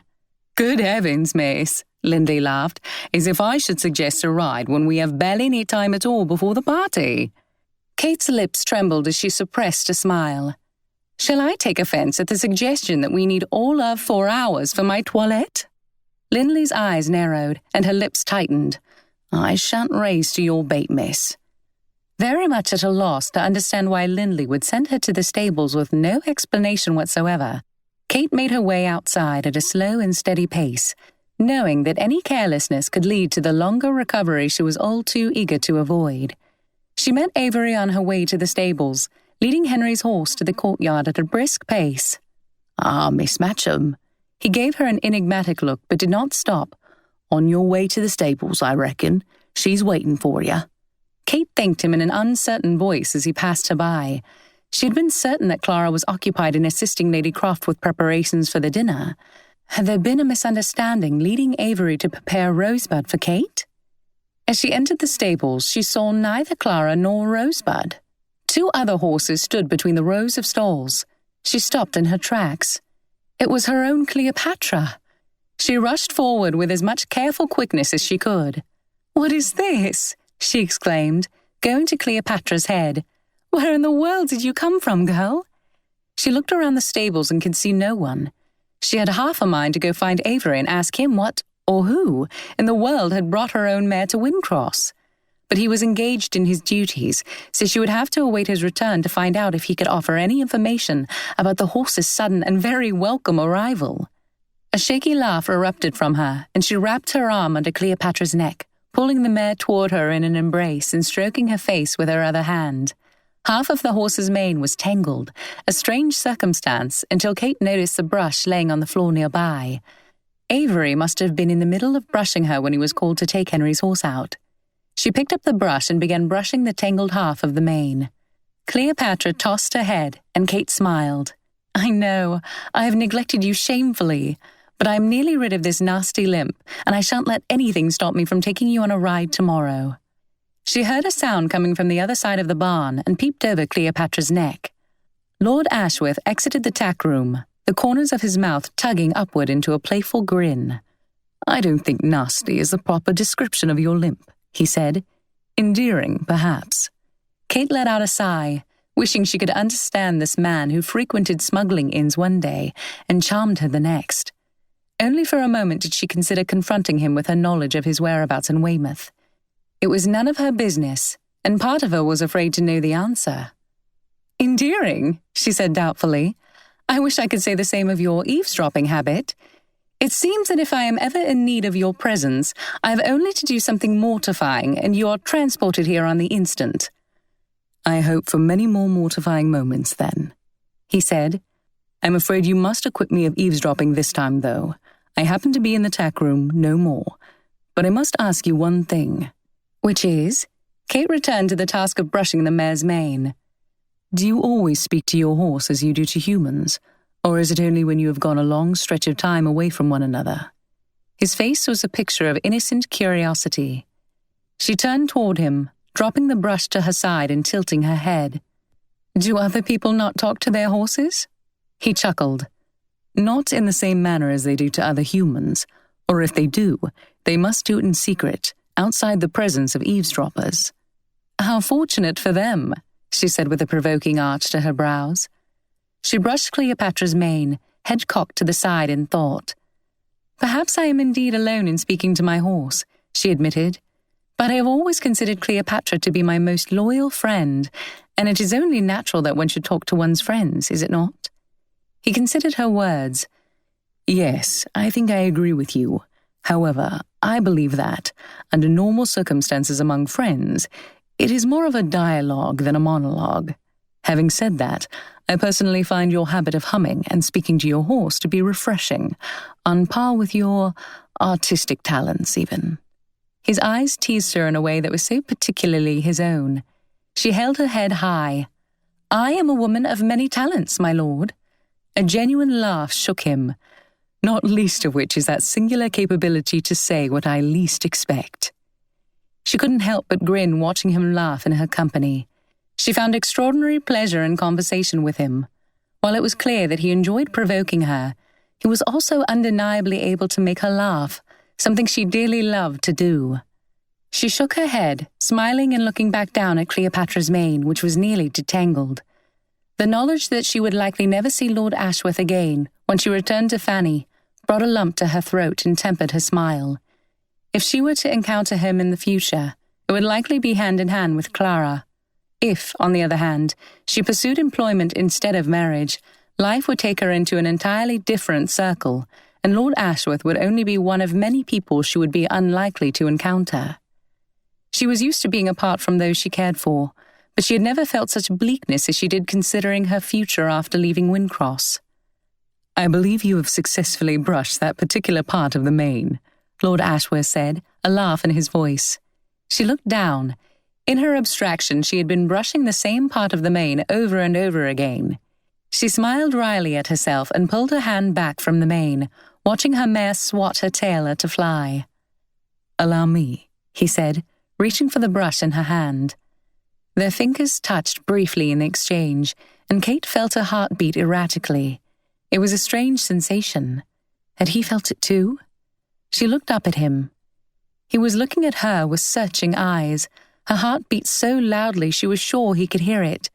She wondered for the 100th time what he was thinking, and whether he could read her thoughts just by looking at her. His eyes moved to her lips, and she swallowed. He frowned suddenly, looking away toward Cleopatra and brushing her mane. Kate felt her cheeks burn. Surely he had been able to perceive her thoughts and emotions with such a penetrating gaze. Her blush took on a more scarlet hue as she considered the possibility that his frown was a result of perceiving her regard for him. But why had he looked at her so intently? Well, Miss Matcham, she is a beautiful mare, he said, setting the brush on the stall. It did not escape her notice that he avoided returning the brush to her, where they might risk direct contact again. He paused for a moment before giving the mare a final stroke and adding with a half-smile, "Welcome to Wyndcross, Cleopatra." He turned to look at Kate. "How did I do? Am I supposed to listen for a response?" Kate smiled weakly. "You are a quick study, my lord." Lord Ashworth moved over to the other horse, crouching down to check a spot on one of the horse's front legs.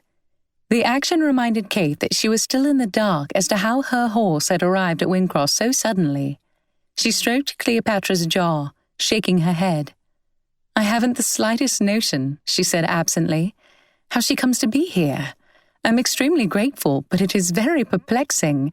I can only assume that Fanny sent her from London, though Fanny is normally too—" She paused as if rethinking the word she had been about to say. "Well, let us say that she is normally too scatterbrained to think of such things, but I admit to feeling surprised that she would send no accompanying note. Perhaps there is one inside." Lord Ashworth looked up at her from his hunched position and opened his mouth only to then close it. He smiled wryly before standing up. "What is it?" Kate said. Lord Ashworth smiled and shook his head. "Nothing at all." He set a foot in the stirrup and heaved himself over his horse. "Unfortunately, I must take my leave of you. I have some business to attend to before the dinner party begins." He directed his horse toward Kate, leaning to pet Cleopatra a final time and saying, "Take good care of your mistress, my girl, or you will have to answer to me." And with those words he left the stables. What exactly would he do were Cleopatra to ignore his endearing but ridiculous order? She took in a breath. It would be most prudent to ignore his words, to ignore that moment of intensity between them. It was easy to forget the diverse barriers between them when she was in his presence, but her mind was all too ready to bring them to the forefront of her thoughts at the first opportunity. It was possible that Clara had feelings for both Mr. Bradbury and Lord Ashworth. Perhaps she felt herself torn between the two gentlemen. It certainly didn't seem that way, particularly given Clara's painfully obvious regard for Mr. Bradbury, and by contrast, her more theatrical behaviour in the presence of Lord Ashworth. Lord Ashworth's feelings on the matter were just as much of a mystery to Kate. But whatever their feelings, an agreement existed between them, and it would be wrong of Kate to do anything to sabotage that, even were she capable of it, something she heavily doubted.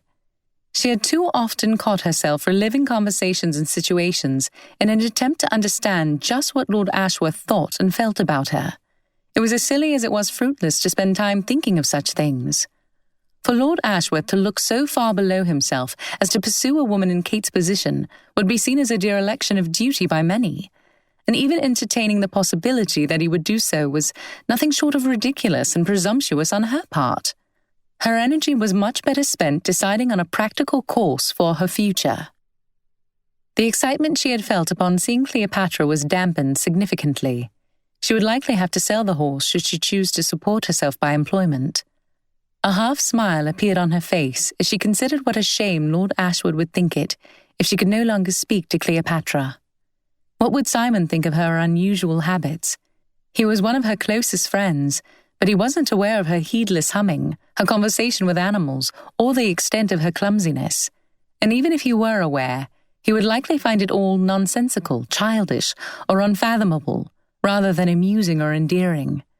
She had much to think on, and she spent the entirety of her toilette vacillating between her two options.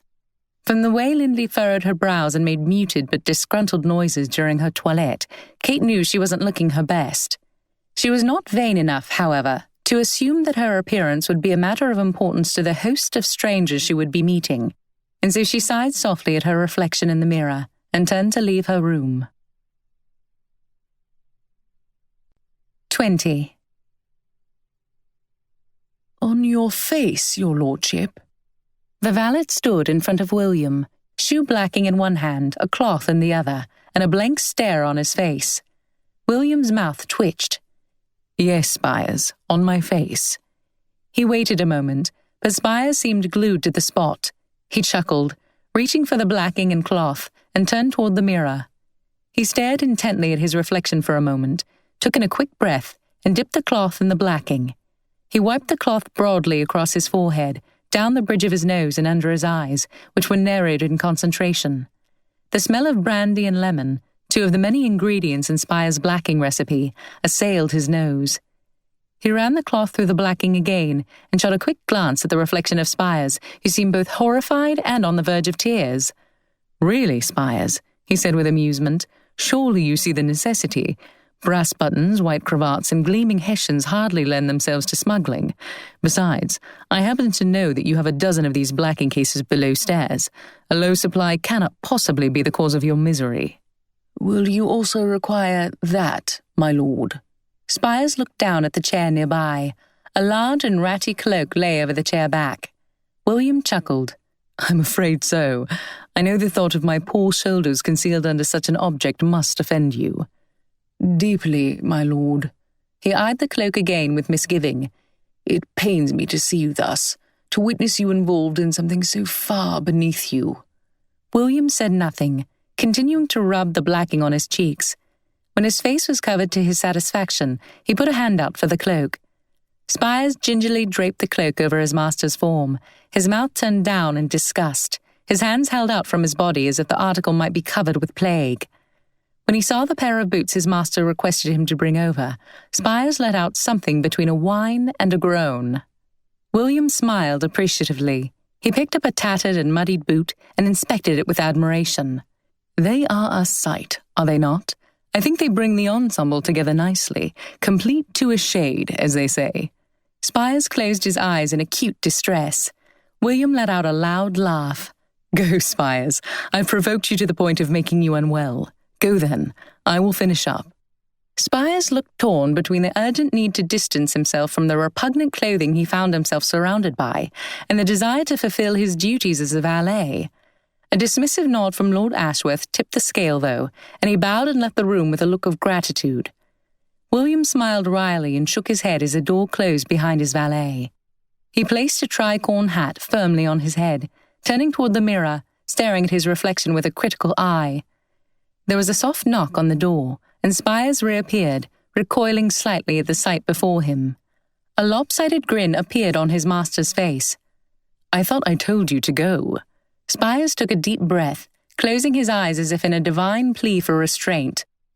"I only came to inform you that Lady Purbeck and Lady Anne await you below stairs." William's brows shot up, and he grabbed for the pocket watch lying on the nearby table. "Good heavens, I had no idea the hour was so advanced. I shall need your help dressing after all. Tell my mother and sister that they will have to go without me." "Very good, your lordship. I shall return in a moment," said Spires, bowing and closing the door behind him. William snatched up the damp towel and began hurriedly wiping the blacking off his face. 21. Sir Richard and Lady Craft were already welcoming guests in the drawing-room when Kate entered. Sir Richard gave her a warm smile upon seeing her enter. Lady Craft's smile, however, looked more like a grimace. Clara looked characteristically charming in a dress of white crepe. She was engaged in conversation with a middle-aged couple who stood next to Mr. Bradbury, his parents, no doubt. Kate smiled at Clara, noting her rosier-than-usual cheeks and how she looked at Mr. Bradbury as she responded to a comment, as if for affirmation. The guests came in steadily, and Kate did her best to balance amiability and proper reserve as she met and conversed with them. It was with relief that she noticed Lady Anne walk through the door, accompanied by, Kate assumed, her mother and father. It did not escape Kate's notice that Lord Ashworth did not make one of their party. She ignored the vexatious feeling of disappointment she felt and went to greet Lady Anne. Lady Anne noticed Kate right away and extended a hand toward her, smiling and linking her arm into Kate's. "You are walking without a limp." Kate laughed. "I have given my ankle no say in the matter this evening. How horrid it would be to be remembered as a woman with a limp. I will pay for it all tomorrow, no doubt." They were interrupted by the sound of Lady Anne's mother summoning her to exchange greetings with Lady Craft. Kate made as if to move away, but Lady Anne kept their arms cuffed together. Lady Anne greeted the Crafts with her customary kindness before turning to her mother and father. "Father, Mamma, I don't believe you've been introduced to Miss Matcham yet." Kate looked at the woman who was the mother of Lord Ashworth.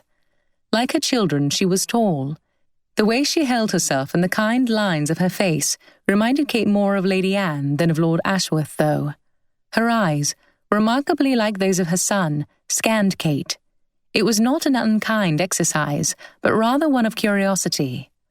Lord Purbeck glanced at her disinterestedly before resuming his slow surveyal of the crowd. The Countess smiled at Kate and opened her mouth to speak, but was interrupted by Lady Craft. "I Yes, Miss Matcham is a guest of ours here at Wyndcross, but perhaps you remember her. She is a daughter of Jane Matcham, or I should perhaps say Jane Dimmock, for she is remarried." She leaned in toward Lady Purbeck and said in undertones loud enough that Kate and the others were able to hear her. "You may not have seen her in some years. I'm afraid she has strayed from the company we keep." Lady Purbeck's eyebrows lifted, and Lady Anne blinked slowly. Lord Purbeck considered Kate with a touch of contempt. Kate's cheeks burned, but she returned Lord Purbeck's gaze. Lady Craft looked around at Lady Anne and the Purbecks. "But what is this?" she asked, scanning the crowd. "Is Lord Ashworth not joining us this evening?" "I wish I could give you an answer," said Lady Purbeck. "I believe he planned to come, but we were obliged to leave without him." Kate smiled to counteract the sensation of her heart sinking. Lady Craft frowned slightly and remarked how much they would miss him. She was tapped on the shoulder by Clara and obliged to excuse herself to greet another guest. Lady Purbeck turned back to Kate, taking Kate's hands within her own. "Miss Matcham, it is such a pleasure to meet you." How kind her eyes were. She felt relieved that Lady Craft's remarks hadn't given Lady Purbeck a distaste for Kate's presence. "Anne speaks so highly of you," Lady Purbeck said. "I have been anxious to make your acquaintance." Kate's cheeks blushed in modest embarrassment. "As you know, my lady, your daughter is one of those wonderful people who, the kinder she is to someone, the better she thinks of them, and she has been crushingly kind to me. So I'm afraid you must take what you have heard of me with a grain of salt, a very large grain." Wrinkles appeared at the corner of Lady Purbeck's eyes as she smiled at Kate's words. Lord Purbeck blinked and walked away from the group. His wife gave only the slightest evidence of noticing his departure, her eyes moving briefly in his direction before returning to Kate. "Anne is my little angel," she said, tucking one of Anne's stray hairs behind her ear. "But William has also been very complimentary, my dear, and he's not quite so generous with his praise in general. We are always so happy to welcome amiable company into the neighbourhood, or back into the neighbourhood, in your case." No sooner had she finished speaking than Lord Ashworth appeared at her side, slightly breathless. He kissed his mother's and sister's cheeks and made his apologies. He smiled at Kate and made his bow to her. Her heart seemed to skip at the sight of him. It was better not to look at him. She curtsied without meeting his eye. "My dear," said Lady Purbeck, smiling at her son with affection. "We hear nothing from you all day, only for you to arrive quite out of breath and wearing what I can only assume is Spire's special boot-blacking on your face." She lifted a hand to his brow to wipe away the small streak of black, but his hand shot up to his hairline before hers. His fingers searched, and once they had found their mark, he pulled them away. The fingers were streaked with black. Kate froze. She stared at the spot of black, fading into his hairline. She would likely not have noticed it had it not been pointed out by Lady Purbeck. Now it was all she could see. "Ah, yes," Lord Ashworth said with a laugh. "How clumsy of me. Spires left out the blacking, and I set a hand in it, unheeding. I must have touched my face after. I thought I had cleaned it all." His mother wiped away what remained of the mark with her handkerchief. The loving gesture and the indulgent expression she wore made Lord Ashworth look like a little boy. It was an endearing exchange, tainted by the circumstances under which it occurred. Unless Lady Purbeck was an incredibly skilled actress, she was clearly unaware of the circumstance of shoe-blacking on her son's face. During their conversation in the wagon, Lord Ashworth had seemed sympathetic, both to her and to Jasper Clarkson. Was it possible that it had all been an act, that he was actually complicit, and the connection she had felt with him only hours ago in the stables? Had she fallen in love with a skillful deceiver? Lord Ashworth turned to her, and a smile wavered upon seeing her face. To her horror, Kate felt her eyes begin to sting and then water. She blinked rapidly. He put out his hand to her, his expression of concern pronounced, but she excused herself from the group on the pretense that she had something in her eye. Kate had no particular destination in mind, only a determination to put distance between herself and Lord Ashworth. Such an emotional reaction to his suspected duplicity came as a surprise to her. It was, of course, possible that his story was true, but viewed in connection with the circumstances at Weymouth, it seemed too great a coincidence. "Miss Matcham?" She blinked rapidly to dry her eyes and turned toward the voice. It was Simon. arm in arm with a woman unfamiliar to Kate. "Simon!" Kate exclaimed. "What a surprise! I had no notion you would be here." He inclined his head. "Aunt Agatha and Lady Croft are friends. Miss Matcham, I'd like to introduce you to Miss Susan Graham. She has been somewhat of a companion to Aunt Agatha." He looked down at the young woman on his arm, and Miss Graham smiled shyly at him before looking to Kate. Kate's jaw slackened, leaving her mouth open slightly. They were in love. Dinner was announced, and Kate stood dazedly until she was approached by Mr. Bradbury, offering his arm. She smiled weakly at him as she placed her arm in his. Clara went in on the arm of Lord Ashworth, as Lady Croft looked on with a satisfied smile. Clara shot a backward glance at Mr. Bradbury and Kate, her smile flickering for a moment at the sight of them. Kate found herself seated at the low end of the table with Mr. Bradbury on her right and Simon on her left. Simon's head was turned toward Miss Graham on his other side. She looked to the head of the table where Lord and Lady Purbeck were seated nearest Lady Croft and Sir Richard. They seemed a great distance away. Lord Ashworth had his head down, speaking to the hunched octogenarian at his side, who responded in a startlingly loud voice. Clara was to Lord Ashworth's other side, and seemed unable to resist frequent glances at Mr. Bradbury. Kate had begun the evening in a humour that was a confusing mix between anger and despondency, but she knew she had a duty to carry on conversation. The niggling thoughts about what Simon's newfound love meant for her, she determinedly pushed aside for a time when she could put her mind to the problem. She smiled and talked, but her stomach felt tense. Mr. Bradbury seemed to be in a distracted and sombre mood. Having temporarily set aside her own concerns, she decided she would apply herself to whatever made him look so grave. Before long, she had successfully drawn him out and made him laugh. By dessert, she felt that they had come to a good understanding of one another. Judging from the way his eyes frequently travelled to where Clara and Lord Ashworth sat, Clara occupied no insignificant place in his thoughts. From various casual comments Mr. Bradbury made, Kate seriously suspected that, absent pressure from other sources, he and Clara would have made a match of it. Kate looked at Clara. She was talking to Lord Ashworth as his hands moved back and forth, cutting a carrot. From the way Clara's eyes constantly flitted to Kate, Kate knew she was the subject of their discussion. Lord Ashworth's wrist rested on the table as his hands went still, the carrot left half-cut. He looked at Kate, and then Simon, and finally back to Kate. Why was he looking at her in that way, as if seeing her in a new light? Her eyes shifted underneath his gaze, and her sleeves felt too tight. She turned towards Simon for something to occupy her, trying not to wonder what Lord Ashworth had just learned from Clara. She leaned over to Simon. "Am I to wish you happy then, friend?" The words were whispered. She didn't wish Miss Graham to overhear. He looked over at Miss Graham. She was occupied in conversation with the gentleman to her right. Simon leaned back toward Kate, matching her low tones. "I wish to speak to you on that subject. I would prefer to do it in private, but I don't know that we will have that opportunity." He looked around and seemed satisfied that no one would overhear. "First and foremost, I wish to say that, if you have had a change of heart or mind about—" He again glanced around the table warily. "What we last discussed." He looked at Kate, and she nodded her understanding. "I hope you know that I am a man of my word."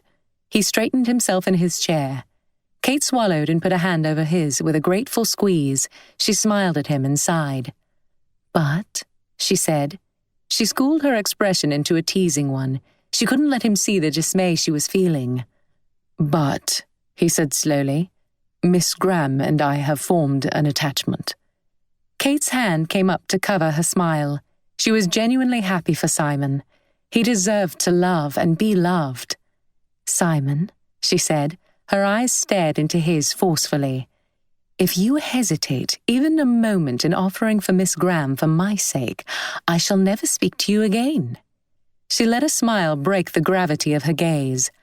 "Allow me to felicitate you." Simon shook his head. "I have not yet asked her, nor have I received any formal indication from her that she will accept me." "The way she looks at you," Kate said, "is the most positive indication I can think of." It was the same way Clara and Mr. Bradbury looked at one another. It was decidedly not the way Clara looked at Lord Ashworth, or the way that Lord Ashworth looked at her. But it would be best not to put much stock in that observation. It was possible that they simply knew one another too well and too long to exhibit the obvious signs typical of more immature love. And if that were true, surely Clara was aware that Lord Ashworth was involved in the free trade. It was entirely possible that it would be seen as a benefit to her, given her love of all things French. While she could understand the dire circumstances which sometimes led people to free trading, she could never agree with the means used. Many who had taken to the trade as an act of rebellion against the tyranny of their government seemed to have created a new tyranny of their own. Others sought only to further cushion their wealth. All the while, innocents like Jasper Clarkson and Kate's own father suffered the consequences. She had been so sure that Lord Ashworth had been disturbed by Jasper's situation. How she could have so misinterpreted and misjudged him, she was at a loss to know. And when she remembered telling him of her father's death, something she had kept to herself for so long, she felt a flash of anger toward him. Their eyes met once more at dinner, his looking a question at her, her own full of the confusion and betrayal she felt.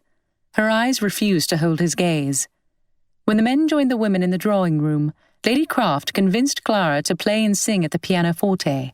Clara didn't seem to be in the mood for playing and singing, but she capitulated. Kate had come to see that Lady Craft's requests were more like commands. Kate stood at the back corner of the room, admiring Clara and enjoying the expression of unalloyed admiration which Mr. Bradbury wore as he watched her play and sing. She became aware of Lord Ashworth standing at her side. He held a teacup and followed her gaze. "Ah, yes," he said, stirring his tea. "It's bellows to mend with Bradbury." Her smile faded, and his own followed suit as he noticed her change in demeanour. He lowered the cup from his mouth, his expression bewildered. "Miss Matcham," he said in a low voice, "have I done something to upset you?" She looked at him for a moment. He seemed genuinely perplexed. Had she wronged him in her assumptions? With the genuine concern she saw on his face, she needed a reminder of why she felt hurt and betrayal. Her eyes moved to his hairline. Or had it truly been just a bit of shoe-blacking? No, his strange and suspicious behaviour in Weymouth, his choice of inn, it was too much coincidence. She shook her head and looked away. If she were to speak, she would say something she would regret, or, heaven forbid, succumb to her emotions. He persisted. "How have I come to be in your bad graces? You must know that not for the world would I offend you." Kate felt eyes on them, and noticed Lord Purbeck staring at them from the other side of the room. His eyes held no humour, and his jaw was clenched. "Please," she said with a weak attempt to smile for the eyes watching. "No purpose can be served." A lump formed in her throat. "Excuse me," she said, moving away from him toward the tea tray. She poured herself a cup of tea, willing her hands to stop shaking so treacherously. She couldn't remember the last time her emotions had threatened to overcome her in public, much less twice in the same evening. She owed it to her host to remain at the party until the guests left, but she spent what was left of the evening flitting from one person to another to ensure that she had no chance to interact with Lord Ashworth. Her feelings toward him had become bewilderingly complex, and she had no desire to converse with him in front of other people without time for reflection. Only then could she decide what her comportment should be toward him. She seemed not to be the only one whose enjoyment of the evening had suffered. As Clara rose from the pianoforte, she was approached by Mr. Bradbury. Clara raised her chin defiantly and passed by him without a word. Mr. Bradbury stood still, his cheeks reddening. Kate watched Clara, who, reaching the tea table, looked briefly over her shoulder at the man she had just slighted.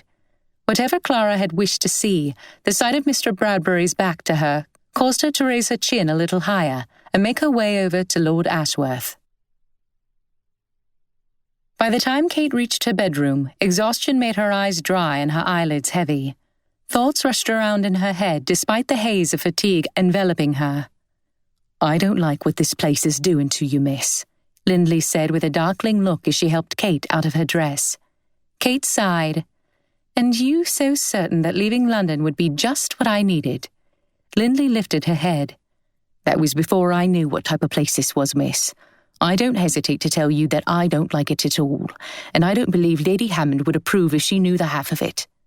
"Good gracious, Lindy," said Kate, turning to her maid in disbelief. What could she disapprove of? Lindley seemed to balk, looking at her mistress with a searching gaze before returning to the task at hand. Never you mind, miss. It isn't my place, and I beg your pardon for forgetting myself." Kate's eyes narrowed. No, Lindley, that won't do. You will tell me, if you please, what you meant." Lindley paused with Kate's nightcap in her hands. Kate looked at her expectantly, and Lindley rubbed the strings between her fingers absently, finally breaking the silence to say, "There is quite a bit of talk below stairs, miss, and though you know I don't hold with servant gossip or listening at doors, I've seen my fair share of strange goings-on as well." Kate's expectant expression had morphed into one of barely concealed impatience when Lindley mentioned talk below stairs, but upon hearing that her maid had witnessed things herself, she swallowed the rebuke she had been about to give. She didn't want to encourage Lindley in gossip about the family who had received her into their home, but Lindley was not the type to listen to or relay frivolous tales from the servants. "Go on," she said in a cautious voice. Lindley looked hesitant. "Perhaps what they say is true, miss. Ignorance is bliss." "Perhaps, but I'm afraid we will not know in this case. You will explain." Lindley sighed and pursed her lips. "Just that there are goings-on in this house that aren't what I'd call respectable, miss. Not to mention the matter of you being brought here under false pretenses." She hung up Kate's dress. Kate's brows knitted. "What false pretenses?" Lindley looked at her with an amused smile. "Well, miss, it would seem that her ladyship and Miss Croft were under the impression that, in inviting you to Wyndcross, they were welcoming quite the heiress. Evidently they hoped to make a match of it between you and Mr. Croft." Lindley's shoulders shook with laughter until she saw Kate's face. Kate's eyes were wide and round, glazed over. Her mind, already full to the brim with conflicting thoughts, reeled at Lindley's words. Images from recent memories flashed through her mind. Things which had confused her began to make sense, and things she thought she had understood suddenly took on a different hue and meaning. She had been flattered by Lady Croft's initial benevolence toward her. Lady Croft had been very attentive during her stay, and though Kate had always suspected that her hostess' kind demeanour was somewhat tenuous, she had tried to disabuse her mind of such unhandsome suspicions. However, the past few days had gone further to prove than to disprove such suspicions, as Lady Croft's demeanour shifted from attentive to something nearer contempt. Kate had been at a loss to discover the cause and, consistent with her practice of believing the best of everyone, had attributed it to her hostess being in a bad humour. But coupled with both Lady Croft's and Clara's past attempts to throw Henry and Kate in company together, and Henry's own stiffness toward her, no doubt rebellion and resentment at being forced to court her, it made sense of so much that had perplexed Kate. When had Lady Croft's kindness begun to wane? Kate remembered the breakfast parlour where she had received her mother's letter. "Miss." Kate looked at Lindley. Her maid wore a concerned expression. Kate turned the conversation to less fraught avenues before dismissing her maid for the night. She lay down on her bed, staring at the ceiling, arms extended to each side, her palms up. Now that she had a moment to herself, she couldn't even decide where to begin. What was most pressing? Trying to understand the Crofts' motives? Sorting through her thoughts and feelings in regard to Lord Ashworth? Deciding her future now that both an inheritance and marriage to Simon had disappeared from the equation? More than she had realized, Simon had been her safety net.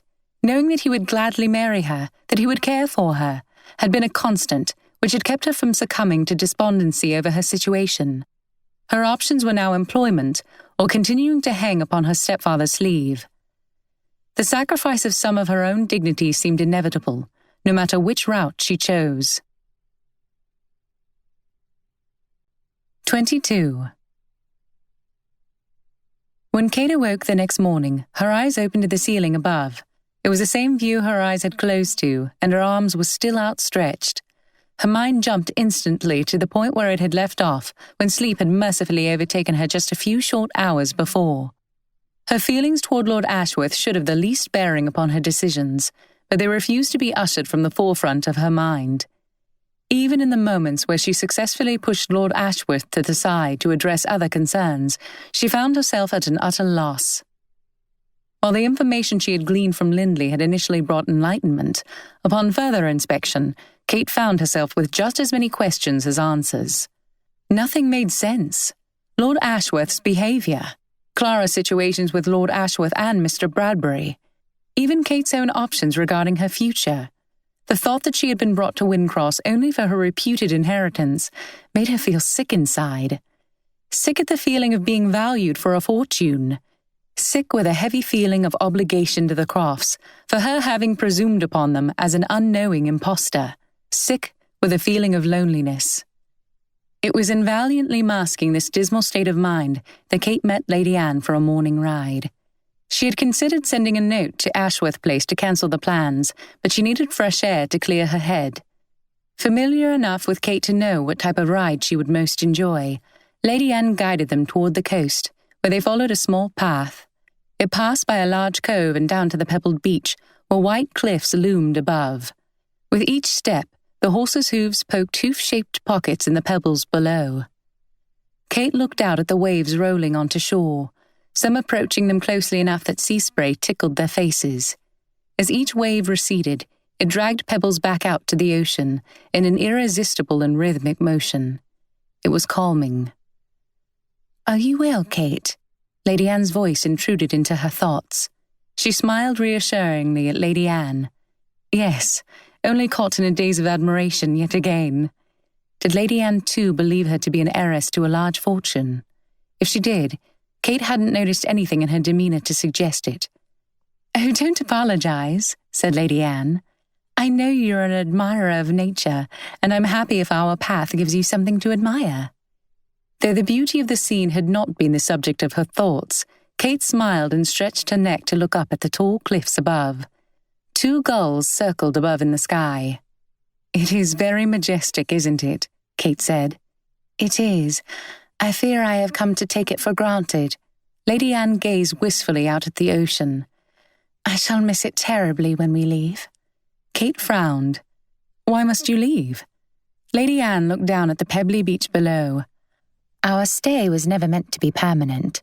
Ashworth Place is William's residence, and he has been working for years to put to rights the myriad problems which have resulted from generation after generation of financial incompetence and lavish living.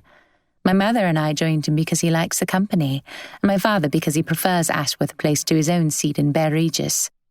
But we will naturally remove there when William marries." Kate was momentarily silent. Did Clara know that Lord Ashworth's family was in financial trouble? How far was Lord Ashworth willing to go to bring the estate back to solvency? Kate pushed her thoughts aside. "Then you will be leaving soon?" Lady Anne cocked her head to the side. "I hope not, unless you know something I don't." She directed a teasing look at Kate. It was Kate's turn to look confused, and her cheeks blushed. Oh no, only—" She hesitated. "I was under the impression that a match was impending. It was clumsy of me." No, Lady Anne reassured her. "Do tell me what you meant. I'm very curious." Kate's confusion grew. Was it possible that Lady Anne was unaware of the arrangement between her brother and Clara? Lady Croft had spoken of it as though it were common knowledge, at least between the families. "I had gathered," Kate spoke slowly, "that there was an understanding between your families." "Between what families?" "Your family and the Croft family." Kate said the words slowly. Lady Anne scrunched her nose. "What? Between William and Clara?" "Yes." Kate took her lips between her teeth, feeling foolish. Lady Anne looked contemplative for a moment before asking, "May I ask how you arrived at such a conclusion?" Kate bit her lip, and Lady Anne rushed on. "It is just that I know William quite well, and I'm tolerably certain that no understanding exists between him and Clara." Kate hesitated, still biting her lip. Had she perhaps misunderstood Lady Croft? No. Lady Croft had been quite plain with her, unmistakably so. "I don't mean to press you," said Lady Anne, reaching over to grasp Kate's hand reassuringly. "I do understand your hesitation, but I'm sure you can appreciate that whoever is communicating such untruths must be set right. Otherwise, it could create a very awkward situation for both my brother and Clara." There was no denying the force of her argument. Surely Lord Ashworth did not deserve to be forced into marriage simply because his and Clara's name were being paired together unjustly. But would she be doing Clara a disservice by divulging anything more to Lady Anne? Kate was certain that Clara and Mr. Bradbury were in love. It seemed unthinkable that Clara would wish to marry anyone besides the person her heart belonged to, particularly since her love was returned. But that was still a decision for Clara to make. Any interference from Kate might very well be unwelcome. If there was truly an understanding between Lord Ashworth and Clara, though, surely it would not be damaged by Lady Anne being made aware. "You are quite right, of course," Kate replied. "I was told that Clara and your brother were promised to one another by Lady Croft. She seemed to believe that the understanding between your families was of long standing." Lady Anne nodded and sighed. "I might have guessed as much. Lady Croft has hoped for a union between our families for as long as I can remember." Kate felt relief bubble inside her. Lord Ashworth was not promised to be married, not to Clara, not to anyone apparently. Her mouth twisted to the side. But why would Lady Croft talk so surely of such a thing if it is not true? Lady Anne watched Kate's bewilderment with a half-smile. "I think I know the reason." But before Kate could inquire about her meaning, Lady Anne continued, "I believe William knows of Lady Croft's wishes and has considered the option, but nothing more. He has been far too engaged in the business of the estate for the past few years to have devoted much time to courting." "That is very admirable," Kate said, unsure how else to respond. "Yes, there are many luxuries attached to a title, but there are also many duties and obligations. My grandfather and great-grandfather seem not to have cared for anything but the luxuries. William, however, understands his duty to maintain the estate and, preferably, to leave it better than he found it. He is very conscious of the weight of that duty." How far might he go to relieve that weight? Certainly, such pressing financial difficulties coupled with a strong sense of duty could drive someone to engage in smuggling. "I admire your brother's sense of duty to his family." Kate was unsure what else to say. She thought of her sisters and mother, their hopes for her to make a good match. "I wish I could be as dutiful to my own." "I am sure you are every bit as dutiful." "I am not," Kate said simply. "My family hopes for me to make a good match. I have not been able to bring myself to do it, though. I have been too selfish to marry out of duty." Lady Anne looked at her hands on the reins. "If I may, Kate, I would not encourage you to sacrifice your own happiness merely for the social possibilities it might afford your family." She paused, taking the reins in hand and looking to Kate. "I trust this will stay between us, but my own mother and father married out of duty. Their marriage has been a painful one. It is not a fate my mother or myself or my brother would wish upon anyone."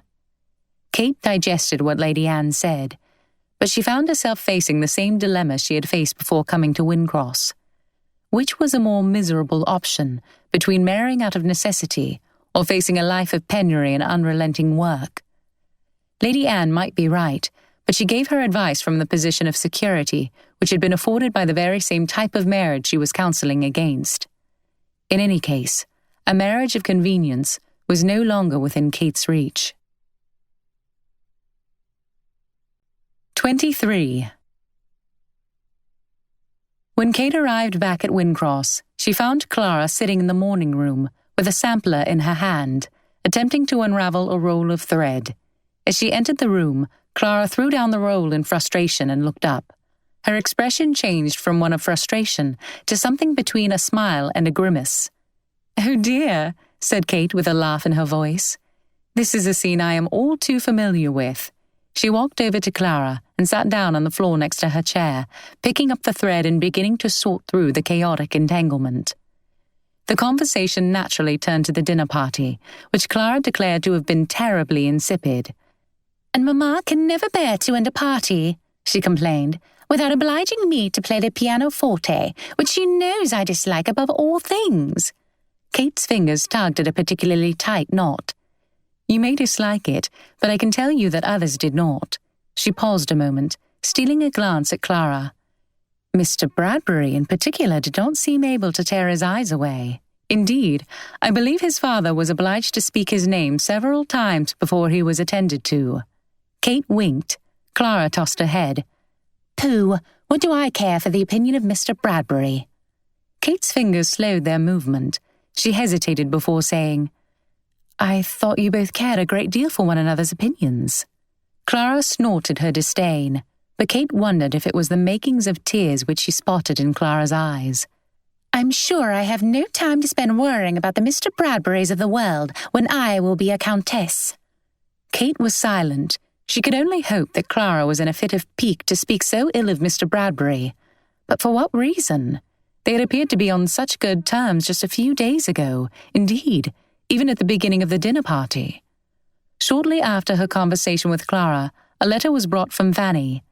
Fanny had no patience for letter writing and had made it a practice to dictate her letters to Kate instead of writing them herself, but this one she had clearly written herself. Her script had an impatient flow to it.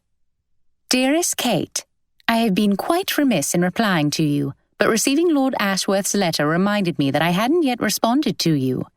Injured your ankle? Of all things!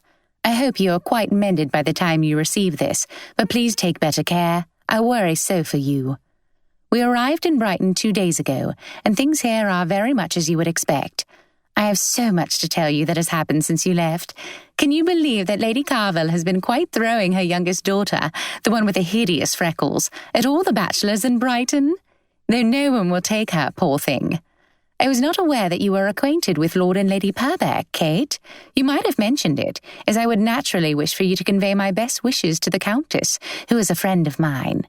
In any case, how very thoughtful of Lord Ashworth to send for Cleopatra. His letter was quite civil, and he insisted that it was no trouble at all. I own that I wish I had sent it to you myself, but the truth is that I am quite selfish, as you know, and never even thought of it. I know you'll forgive me, though, because you are always doing so. I have much else to tell you, but you know I can't abide writing letters, so I will treasure up all the tidbits and tales as an incentive for you to come to Brighton as soon as you may. And now I must ready myself for the Regent's ball tonight. Walmsley is escorting me, and since I can already hear you asking, yes, I have accepted him. We will likely marry after Michaelmas. When will you return to us? Brighton is so dull without you. Love, Fanny." Kate's heart raced as she read and reread the third paragraph, certain that she had misread the words on the page. And how thoughtful of Lord Ashworth to send for Cleopatra? Surely there was some misunderstanding. Her mind returned to the day before, when she had found Cleopatra in the stables. Lord Ashworth's unexplained presence there with his own horse hadn't made her wonder at the time, but given Fanny's letter, it made more sense. If he was indeed responsible for her horse's sudden arrival, though, why had he not said something? And why in the world would he have gone out of his way to send for her horse? The mess of feelings she had been attempting to sort through tangled even further at this new knowledge. She couldn't reconcile the various things she knew of Lord Ashworth, and it frustrated her to no end. Lady Anne's insistence that no understanding existed between her brother and Clara had fanned the persistent but flickering hope which had refused to be extinguished. The resentment Kate felt toward Lord Ashworth for being involved in smuggling was, she admitted reluctantly, further evidence of the depth of her feelings for him. Knowing now that he had been kind and thoughtful enough to transport her horse to Wyndcross had added to both her confusion and her appreciation for him. How could someone be so thoughtful and yet so duplicitous? Her conversation with Clara had brought her spirits down again, and along with them any inclination to dwell on a future that included Lord Ashworth in anything but the role of Clara's husband. The irony of finally coming to feel the desire to marry someone she could not have was not lost on her. If she could not have Lord Ashworth, what did it matter whom she married or where she ended up? She wished she had never come to Wyndcross. Before, she had accepted her future, if not with happiness, at least with equanimity. Her visit to Wyndcross had provided her with a glimpse of what she had desired, but had thought could not exist. Feeling an unbearable restlessness nag her, she descended the stairs to dinner, blessing the early dining hours they kept in the country. They would allow her to excuse herself from the dinner table complaining, not untruthfully, of a headache. She made her way to the stables with the knowledge that there was enough light left for a short ride, feeling only a twinge of guilt at the knowledge that the Crofts would assume her to be in bed. But only a ride would clear her head in the way she needed. 24. Kate tucked a piece of hair back into her bonnet. The ride had been gusty, and great care had been needed to steer clear of the cliff edges that the dirt riding path hugged so closely, cliffs which dropped precipitously down onto jagged rocks and choppy seawater. Cleopatra's wet coat glistened a final time as the sun dipped behind the hills. Its final rays peeked through the barn door. The diminishing light left the surrounding countryside a dull blue after a glowing sunset. Kate needed to act quickly before the light was completely gone. As had been the case when she had entered the stables earlier that evening, there was no sound of anyone else, and only a single light within. It was an unusual circumstance, but it was very likely that the Crofts had given some of the servants a night off after the previous evening's dinner party. In any event, she didn't mind unsaddling and brushing Cleopatra herself, so she lit one of the candles near Cleopatra's stall, knowing she would need its light before long. She lifted the saddle off the horse's warm back, the smell of wet horsehair permeating the air. Cleopatra's mane was unusually tangled after their gusty ride along the coast, but there was no time to attend to it. She spoke softly to Cleopatra as she brushed her sweat-covered coat, praising her for the good ride they had enjoyed. Though she felt no closer to deciding on her future than before her ride, Kate felt much calmer and more collected. She had no marriage prospects. Employment was the only option to achieve the independence she craved. The next hurdle would be to obtain a reference. Fanny would never agree to do it. She would never agree to Kate's plans. She hefted the saddle over her shoulder, slipped the bridle over her arm, and made her way carefully toward the tack room. The absence of the usual sconces left very little light in the barn. As she approached the room, precious few beams from the candle reached her destination. Crossing the threshold of the tack room, her boot hit something round and wooden, sending her and her load crashing to the dirty floor. She let out a frustrated cry. The saddle lay before her, but her eyes searched the dark in vain for the bridle. She hunted her surroundings with her hands but had no success. Cursing her luck, she picked herself off the ground and returned to Cleopatra's stall for the candle she had lit. When she returned, the gleam of the small candle cast moody shadows along the rows of tack. Kate looked down near her feet where the missing bridle lay and bent down to pick it up. Immediately to its right lay the culprit responsible for her fall, a wooden object which looked to have been covered by a canvas which her clumsiness had displaced. She let the light fall on the object that had tripped her. It was a wooden tub, out of place in a room full of saddles, bridles, and bits. Her brow wrinkled in confusion, but she bent down to replace the canvas. She lifted the corner off the ground, and the light of the candle reached underneath. Her eyes grew wide and her jaw tensed. Beneath the canvas were rows, stacked 4 feet high, of wooden barrels.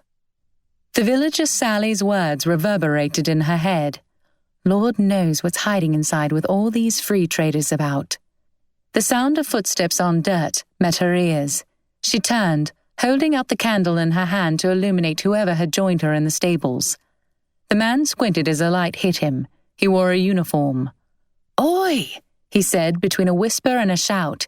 He carried a tankard in one hand, and liquid dripped from it, landing in the puddle which had formed on the floor when he had jolted in surprise. Kate breathed a sigh of relief and lowered the candle which shook in her jittery hand. "Thank heaven! You're an officer. I thought you were perhaps a free trader." The man paused in the act of walking toward her, a hand on the pistol he wore at his side. "That's right. I'm an officer, Preventive Officer Roberts, ma'am. And who might you be?" It suddenly occurred to her that he might suspect her of a connection to the barrels she stood before. "Catherine Matcham, sir. I'm a guest here at Wyndcross. I stumbled upon these barrels as I was trying to return my horse's saddle." "Well, don't you worry your mind over the barrels. This is no place for a young lady. It isn't safe." What was he doing there anyway? "Not safe, sir?"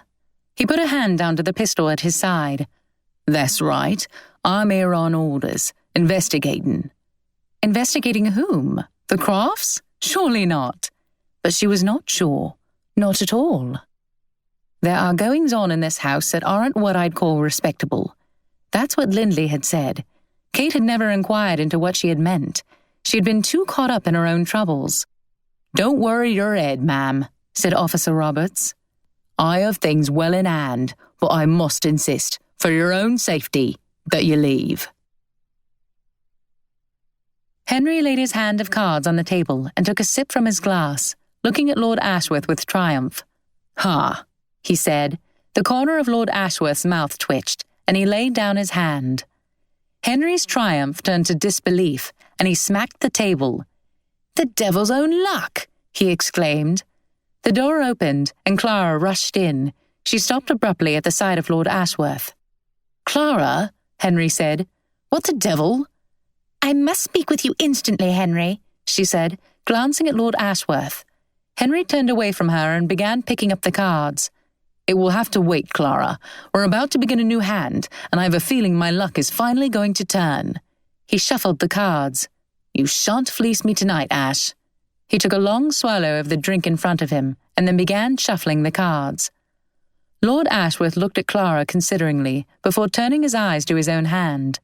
Clara looked exasperated. "Henry, I really must speak with you. It cannot wait. Even if your luck is supposedly about to turn, a claim which I highly doubt, seeing as you've never been able to do anything but lose at cards," she said waspishly. Before Henry could retort, Lord Ashworth intervened. "Henry, let us resume this game another evening." He looked at his pocket watch.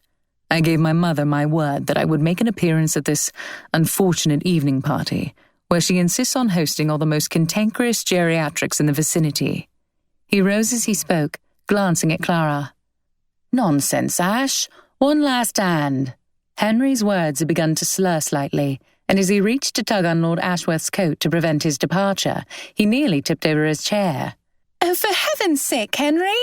cried Clara, losing the last vestige of patience. "I must speak with you instantly, or we will likely be ruined by your stupid smuggling." Henry whipped his head around, sloshing some of the brandy in his glass onto his pantaloons. Lord Ashworth paused in his efforts to put his coat back on, while Clara bit her lip and drew back as if to shield herself from the repercussions of her words. Her words effectively jolted Henry from his inebriated state, and he looked at her aghast. "Clara, you—" he sputtered, unable to find the words to express his feelings.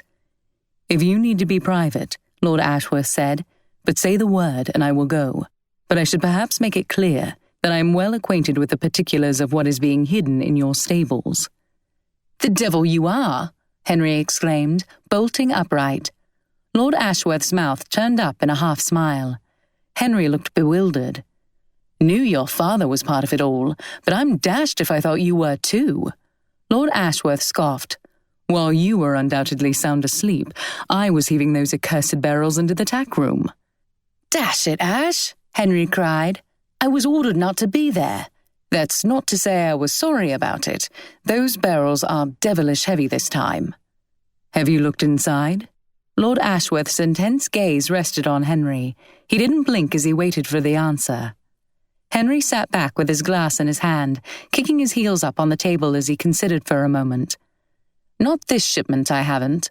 But what a fellow I should appear if I was forever asking to see inside every barrel." "None of this matters," Clara shouted in exasperation. "There is a preventive officer in the stables at this very moment." Henry sat bolt upright, but then relaxed. "Ah, that'll be Officer Roberts." "And," Clara continued, "Kate is in there as well." She tossed her head. "So much for the headache," she claimed. Lord Ashworth snatched his hat off the table. "I must bid you good night," he said as he pulled the door open. He turned back toward Clara and Henry. "I will go to the stables. Leave Miss Matcham to me." The door shut with a smack. Henry turned toward Clara. What a completely beetle-headed thing to do. He slammed a fist on the table, sending stray cards trembling onto the floor. "Especially if you're hoping to snag Ash for a husband. What if he informed on us?" "Well, he obviously won't," Clara glowered at him. "And a luckier chance there never was," Henry said, shaking his head and making his way toward the door. "Rich of you to scold me," Clara cried, "when you are the one who has allowed smuggled goods to be stored in our stables." "It's only for a couple of nights." Henry reached for the door. "If the officer has found out, it makes no difference how long it has been here." Henry laughed. "Found it? He helped put it there. Roberts is with us." Clara drew back. "Really?" Henry nodded impatiently. Clara tapped her foot, arms folded. "And what of Kate? How do you know she won't inform on you?"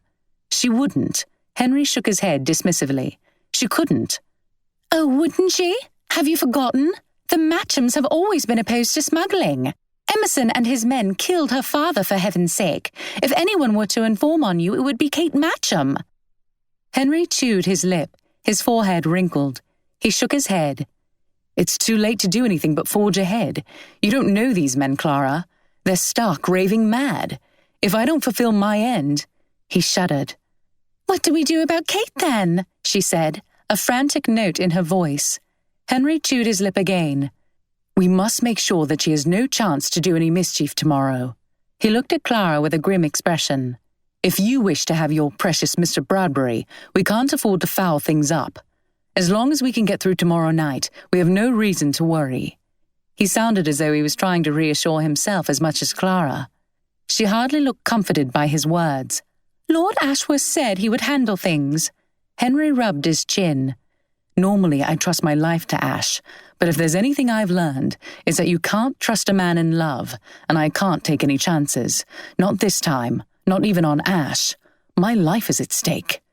Clara's cheeks burned red. A man in love? Henry dropped his head resignedly.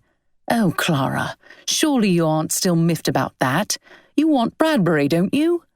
Clara nodded, a tear falling down her cheek. When she spoke, it was something between a sob and a shout. But Kate seems determined that I shan't have either of them. 25. Kate walked toward the manor, staring at the dimly lit ground before her. She felt equal parts relieved and anxious after her interaction with Officer Roberts. The excisemen were aware of the smuggling operation. This was what she had wanted. But the Crofts were implicated in it all. That was much less desirable and much more awkward. Miss Matcham, thank heaven. Kate looked up in time to see Lord Ashworth's hand reaching toward her to prevent a collision. He was short of breath. Are you quite well? He asked, bracing her elbows with his hands and looking at her with concern. She looked up at him, at a loss for words. Was there no one she could unburden her mind to? His eyes raced back and forth between hers. Clara said you had gone to bed with a headache, but then she saw you ride into the stables. I came to find you. She felt sick with confusion. Who was this man? She couldn't make any sense of him. He looked at her with such genuine concern. Every interaction with him had felt genuine. But Weymouth, the blacking on his face, those seeds of doubt had taken root. If Lord Ashworth was involved in smuggling, unburdening herself to him would be the act of a fool. It's not safe to be alone in the dark, he said, and there was an inflection of anger in his voice. Officer Roberts's words came to mind. He had said something similar. I won't press you to confide in me, he said, but I hope you know that you can rely on my discretion. You can trust me. Trust him? She looked into his eyes, searching for any hint of guile. She found none. This frustrated her more than it pleased her. How could he speak to her of further confidences when he seemed not to value what she had confided in him about her father? Was it possible to be so dead to one's own conscience that one could speak such things while acting in direct contradiction to them? She met his eyes, and what she saw pained her. He looked almost frantic for her to say something. It was difficult to imagine him as anything else but what she saw before her. The concerned and caring gentleman her heart had stubbornly chosen. Her heart had never led her astray before. Why would it do so now? The burden of her discovery weighed on her mind heavily, and she wavered again in her resolution to keep her own counsel. If she did speak with him of her suspicions, perhaps she could learn whether he was truly involved by observing his reaction. She felt paralyzed with indecision, and the pause grew long. I should not be keeping you, Lord Ashworth said, breaking the unwieldy silence. There was a note of frustration in his voice. Allow me to walk you to the door. Kate gave a small, grateful smile, but maintained her silence as they walked toward the manor alongside one another. Lord Ashworth filled the silence with mundane small talk, which required no response from Kate. The gesture was not lost on her, and she felt grateful that he had not pressed her to speak, even though he had clearly desired her to. As you can imagine, he said with a chuckle, it has been no small endeavor to apologize to all the people Henry's and my friendship has affected. Lord Ashworth?" She interrupted him. He slowed to a stop. "Yes?" She took in a slow breath. "Do you remember when I spoke to you of my father's death?" "I remember it well." His reply was soft, as if he knew that the subject deserved a subdued tone. She paused. Was it guilt? Could he say such a thing with near reverence if he was secretly engaged in the very same activities with the very same people that caused her father's death? She couldn't find it in herself to believe it of him. "I believe I mentioned the promise I made to myself after his passing." Her voice was level, but her eyes stung. They paused in their walk, and she turned to face him. His gaze was direct, intense. "I remember," he said, nodding.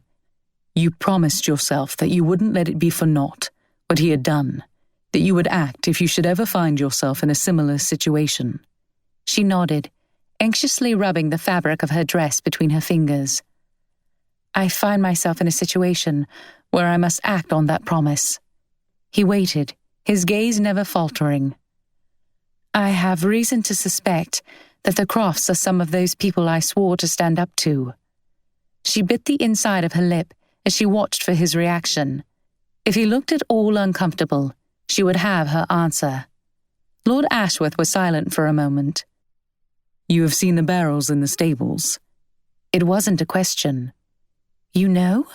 Kate drew back from him. "I am aware of the situation, as are the preventive officers." Kate let out a large breath. Relief made her feel lightheaded. "Yes, I was met by one of the officers in the stables." "Roberts?" She nodded. "You know him?" Lord Ashworth nodded. "He claims he has everything under control," Kate said. "Let us leave it to Roberts, then." Kate let out a puff of air, shaking her head as she reflected on the interaction. There was something strange about him. She thought of the tankard he held in his hand when she had met him. What kind of serious investigation involved a tankard? When Lord Ashworth spoke, it was slowly. He seemed to be choosing his words with care. "I have every confidence in the law officers to handle this. Thank you for confiding in me. You've done right to do so." He glanced at the manor. "I mustn't keep you out here in the dark, but I beg you to keep this to yourself. Don't do anything. It is too dangerous." Kate's eyebrows snapped together. "You would have me break my promise to myself." "No," he said. "I would have you leave the matter in my hands, in the hands of the law. To entangle yourself in such an affair can only do you harm." She knew a moment's doubt. Could he have another, less altruistic motivation for asking her not to get involved? If something is the right thing to do, is danger to oneself really a reason to avoid it? She looked at him, her eyes challenging him. "Your integrity does you credit," he said. "Would that more of us were like you.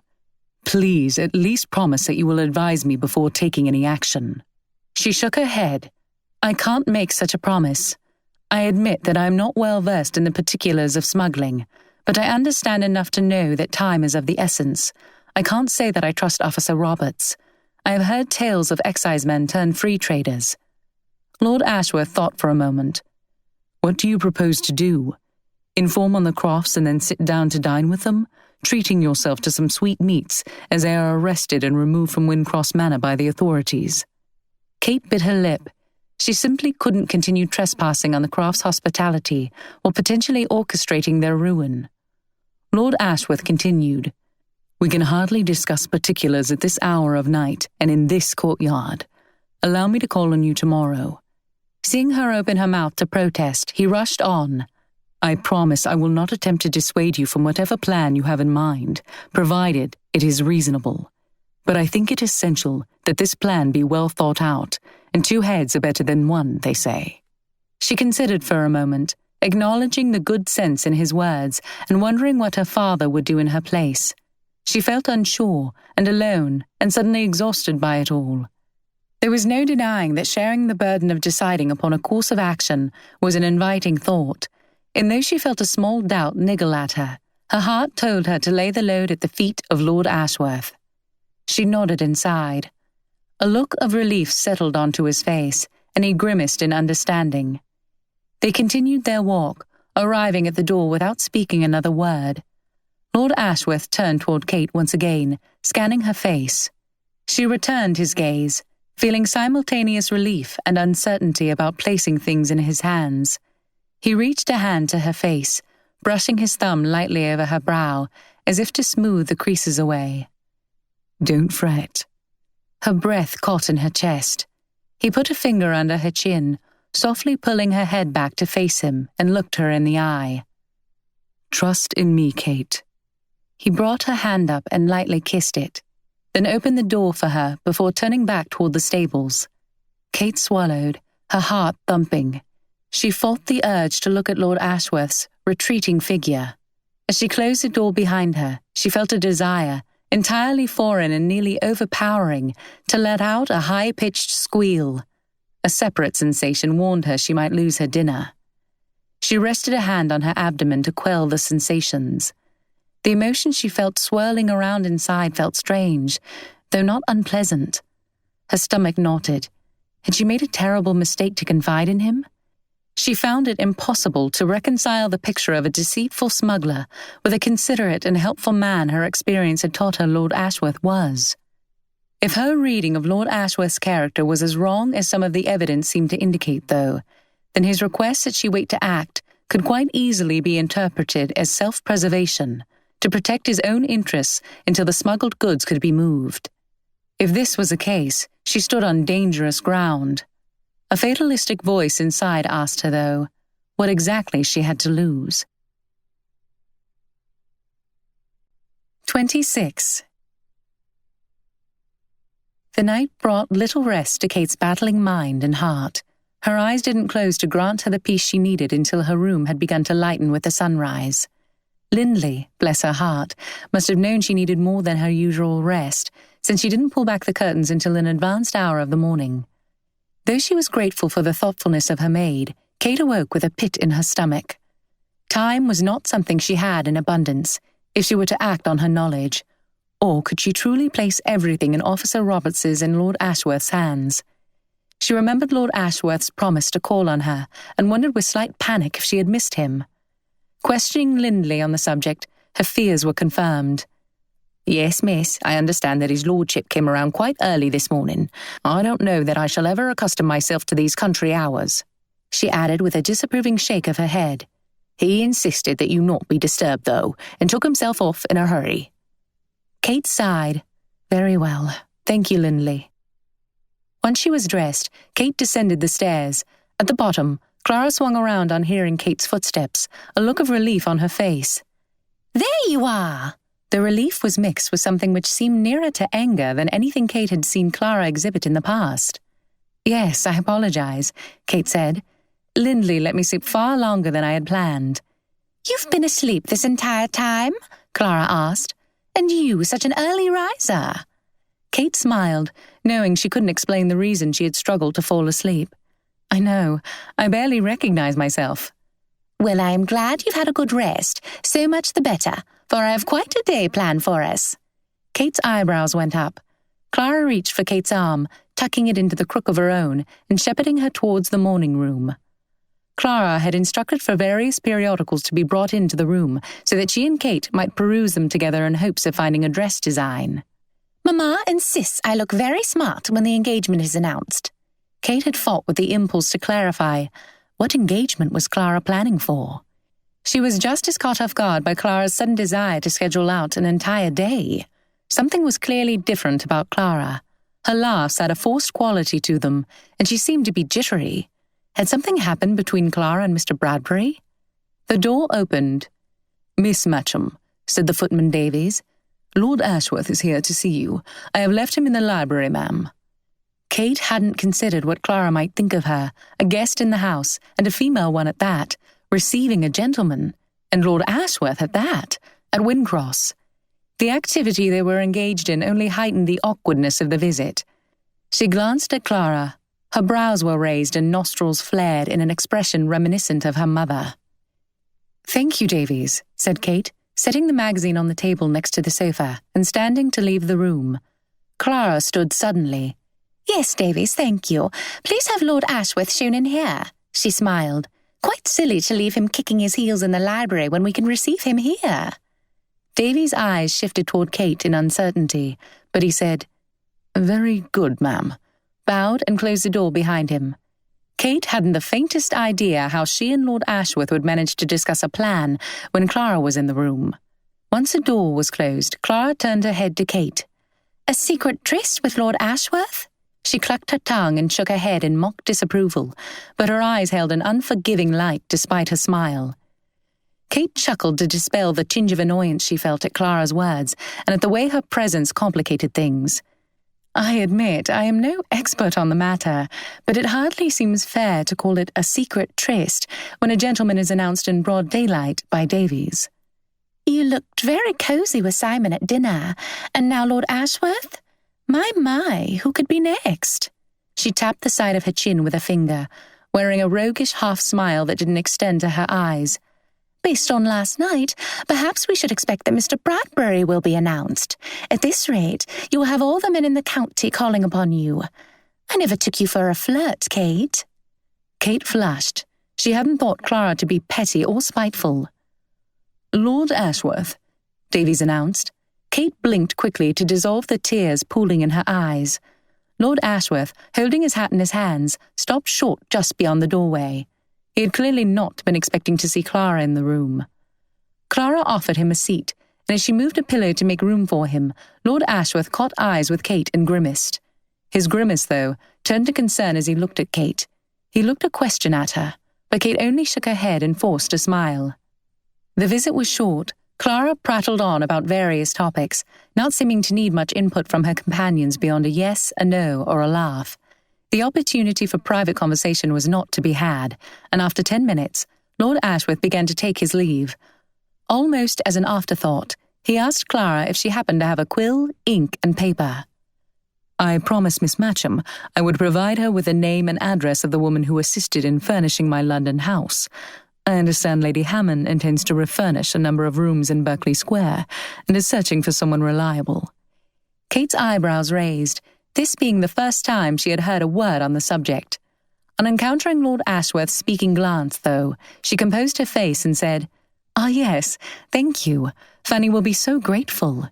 She paused a moment, entering into the spirit of the fib, and added, "As will I. I can tell you that while Louis XIV may well have known how to decorate in opulence, his attention to comfort seems to have been sadly lacking. I speak from personal experience with the chairs in Fanny's dining room." Lord Ashworth smiled appreciatively at Kate's improvisation as he gratefully accepted the quill and paper from Clara. When Clara seemed inclined to peer over Lord Ashworth's shoulder, Kate said, "Clara, surely you agree. Do you remember the chairs at the Lavenham's ball? They suffered from quite the same problem, and, while they may well do for a short sitting, they leave one quite, she searched for the appropriate word, numb after a long evening." Clara smiled distractedly and turned her head to Lord Ashworth. "Good gracious," she exclaimed with a forced laugh and smile. "What a long address this person has." Lord Ashworth chuckled and wrote a final word on the paper. "It is not the address that is long, but rather her name." He held it out to read from it. "Giselberta, out of Ordem Ginchenfilder." Both Clara's and Kate's eyebrows shot up, and Kate bit her lip. "Good heavens," she said. Lord Ashworth's eyebrows knit as he looked at the piece of paper doubtfully. "If I'm remembering it right, that is, which I never seem to." He shook his head. "I'm afraid," said Kate, clearing her throat to gain control of her impulse to laugh, "that Fanny may take exception to her for no better reason than her name." He shrugged his shoulders. "I've tried to convince her to adopt a different name, Frieda Schmidt, for example. But like the small number of Germans I'm acquainted with, she is very proud of her name, and completely unapologetic to oafs like me who can't for the life of them remember how to pronounce or spell it. In any case, I can vouch for Giselberta's passionate opposition to chairs in the style of Louis XIV. She has very strong opinions, especially when it comes to the French." He handed the paper to Kate with a wink and took his leave. Kate didn't know whether to feel reassured by the wink or concerned that Lord Ashworth was taking the situation too lightly. Her stomach clenched as she thought of all the time that had been wasted since her discovery the night before. She hoped that the paper in her hand would have some indication of Lord Ashworth's plan and not, as she feared, the name and address of Giselberta. She didn't dare look while Clara was in the room. It was welcome, if somewhat surprising, when Clara insisted that they go for a ride. Kate had suggested rides on numerous occasions, but Clara had always insisted on a different activity. Kate assented, knowing that she would at least have the opportunity to look at Lord Ashworth's note as she dressed for the ride. They agreed to meet in the courtyard in 10 minutes. Once she closed the door to her room, Kate rested her back against it and unfolded the paper with shaking hands. "Everything is arranged. You may rest easy. Yours, Ash." Kate stared at the words in disbelief. Angry tears sprang to her eyes. He was refusing her a part in things when she had so clearly explained how important it was to her. And how could she know that he did indeed have a plan of his own, or that he would be successful in carrying it out? But he had given her no choice in the matter. Trusting him seemed her only option. She crumbled the paper in her hands and, in a very unladylike gesture, threw it toward the window in frustration. It was only when she was leaving the room that the idea struck her to suggest that she and Clara ride into Weymouth. Surely she could find some way to relay a message to the authorities there. If Lord Ashworth insisted on keeping her in the dark, she must find her own way to keep her promise to herself. She doubled back and read a quick note on the discarded piece of paper from a letter she had been writing to Fanny. Tonight, smuggling operation. Croft Stables. Her heart beat rapidly as she hesitated about whether to exclude the last 2 words, but there was neither time nor paper available to redo it. She folded the note and placed it in the pocket of her habit. When she proposed a ride into Weymouth, however, Clara put her foot down. There was a particular place Isabel Cosgrove had told her about that she was intent on seeing. With such insistence on Clara's part, Kate found it impossible to argue without raising suspicion. She patted the pocket holding the note to reassure herself it was still there. Could she direct Lindley to send it into Weymouth for her? But Clara looped her hand through Kate's arm. "We should leave immediately," she said, "if we don't wish to miss dinner." 27. Happy though she was for an excuse to ride, Kate felt an odd misgiving as she watched Clara. Something was unarguably wrong with Clara, and Kate couldn't help but think it must have something to do with Mr. Bradbury, especially given Clara's strange and barbed comments before Lord Ashworth's entrance. Her conversation was pleasant enough, but she and her horse seemed to be on edge. After a spirited string of conversation, Clara suddenly entered into a bit of abstraction, staring between her horse's ears. "Clara?" Kate said in a gentle voice. Clara's head snapped up. "What is it?" she said, her wide eyes glancing rapidly ahead into each side of them. "Nothing at all," Kate laughed, though her brows were knit. "I was only wondering if you were well." "Of course," Clara rushed to say, adding an unconvincing attempt at a chuckle. Kate tried to meet her eyes, but Clara would not meet hers. "If you are quite sure," she said doubtfully. The silence resumed, both women deep in thought. What was Lord Ashworth doing? Had everything really been arranged as he had promised? She gripped her lips between her teeth, her stomach feeling unsettled. It felt like an eon since her heart and mind had been settled about anything. But whether Lord Ashworth was a kind and loyal gentleman her heart believed him to be, or the devious smuggler her head feared him to be, her feelings would, in the end, still be collateral damage. Accepting that fact gave her a bit of the strength she needed to ask Clara the home question she had been wondering about for, as it seemed to Kate, ages and ages. The question which might allow her to help Clara unravel the entangled mess she seemed to be in. If Kate herself couldn't have what she wanted, at least she could try to ensure Clara's happiness. "Clara, do you love Lord Ashworth?" She felt the stiffness in her own neck as she awaited the response. Clara was taken off guard. "No," her cheeks flushed. "That is, what a strange question." Kate laughed aloud from relief at Clara's words. "Is it such a strange question?" "Well, yes. After all, what does love have to do with anything?" "A great deal for many people, I should think," said Kate softly, thinking of Mr. and Mrs. Clarkson, her own mother and father, and so many others. "To be sure, people not so—" Clara searched for the word, eventually settling on one. "Fortunate as you and I seem to put great stock in their feelings when it comes to choosing a spouse." Does it not seem to you that such people are perhaps more fortunate in that way? Would you not like to marry for love?" Clara stared ahead. "Mamma says that love is a poor substitute for loyalty." Kate considered Lady Craft's words. Perhaps in many cases that is so, but the two needn't be mutually exclusive. Clara went silent. Kate went on. "I know of someone who both loves and is loyal to you." Clara's head shot up, and there was no mistaking the glint of hope in her eyes. "Mr. Bradbury, of course," Kate said with a quirk of her brow. Clara's hopeful look intensified for a moment, before being replaced by a small scowl and a shake of the head.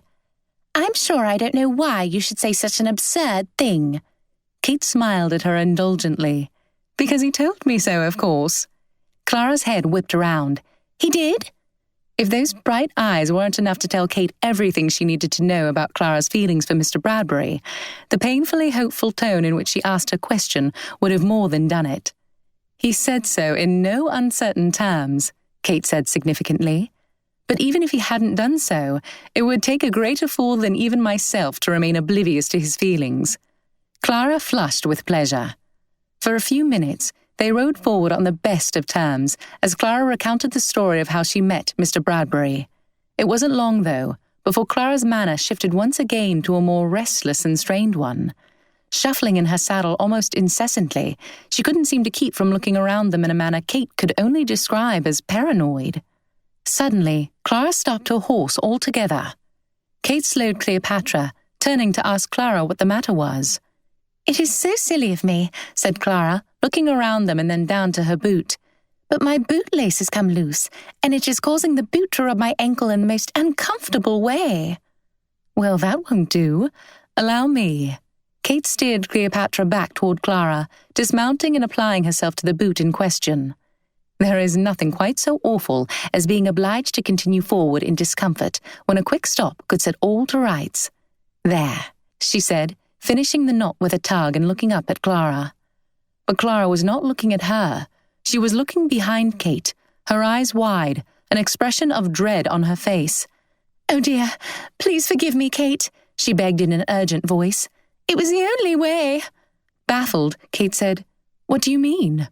She turned her head to follow Clara's gaze and was met with the alarming view of two rapidly approaching strangers. The nearer and taller of the two, rugged and menacing, wore an unyielding and sneering expression on a face covered in blacking. It was Officer Roberts. Gone was his uniform from the night before. Kate drew back, but his long stride brought him to her quickly, causing Cleopatra to shy and scramble away. One of Roberts's burly arms wrapped round her, as his other hand covered her head with a sack. Tiny holes of light like pinpricks shone through the sack, but otherwise her vision was of no use to her. Her hands were brought roughly behind her back, where they were tied together with a rope, knotted so tightly that she couldn't hold back a yelp of pain. "Oh, please be gentle," Clara's distraught voice pleaded, muffled to Kate's ears through the thick and scratchy sack covering her head. "She is my friend." "Just following orders, ma'am," said Roberts. Kate felt a sudden rough tug on her wrists. "That'll do, I reckon," said the voice of the other man. Whether from the disorientation of having her head covered, or from the alarming situation she found herself in, Kate's head began to spin. Only for a moment did she wonder why she found herself being ambushed. It would be far too coincidental to believe that her discovery the night before had nothing to do with it. She had hoped that Clara was oblivious to her family's role in smuggling, but that was clearly not the case. Her strange behavior suddenly made sense. Kate thought of Lord Ashworth and attempted a deep breath to calm the frustration she felt inside, with him, but also with herself, forever believing him. Why had she not followed her intuition about Roberts? Whatever plan Lord Ashworth had claimed to have, it had clearly not been put into action, nor would it ever be, if there was indeed a plan. She was left to her own devices then, whatever those devices might be. "What will you do to her?" Clara voiced the question which Kate had been asking in her mind. Though she felt she would have been justified in it, Kate couldn't find it in her heart to be angry with Clara. Her voice was so pathetically full of fear and guilt, and Kate knew without being able to see her that Clara was in tears. Self-concerned though she might be, Clara was neither ruthless nor hard-hearted. It was clear that she already regretted her role, or at least this part of it. "Don't you worry your head over that, miss," said Roberts. "You've done your part. Now off you go." "But sir," Clara said in a voice tentative and pleading, "if you were to let me take her back to the manor, you wouldn't have to concern yourself with her. She won't breathe a word of it, will you, Kate?" It was a desperate attempt to save Kate from an unknown fate. If the men were to free her, would she stay silent to save herself and the reputation of the Crofts?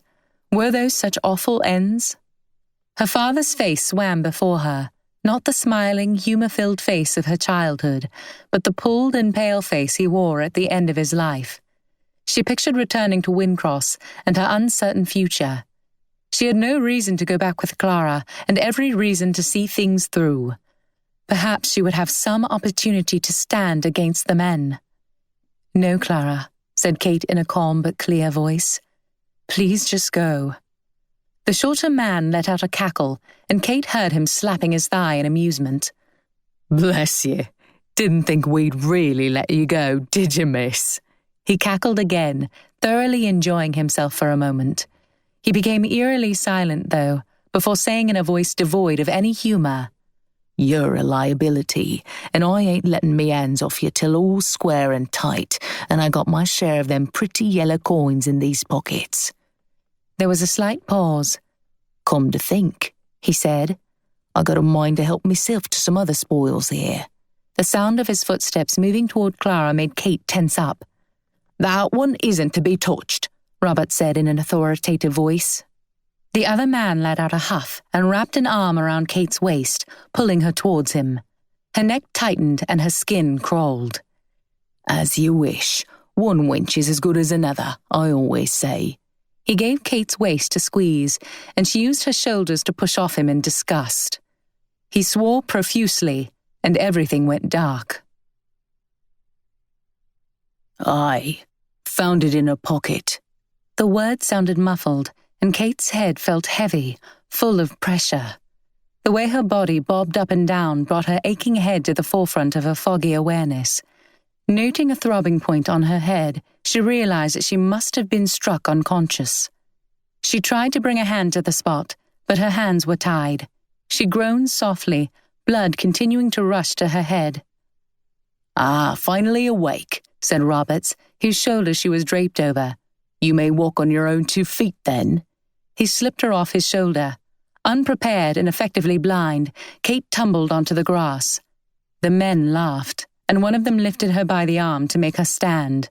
The pinpricks of light shining through the sack were much dimmer than before.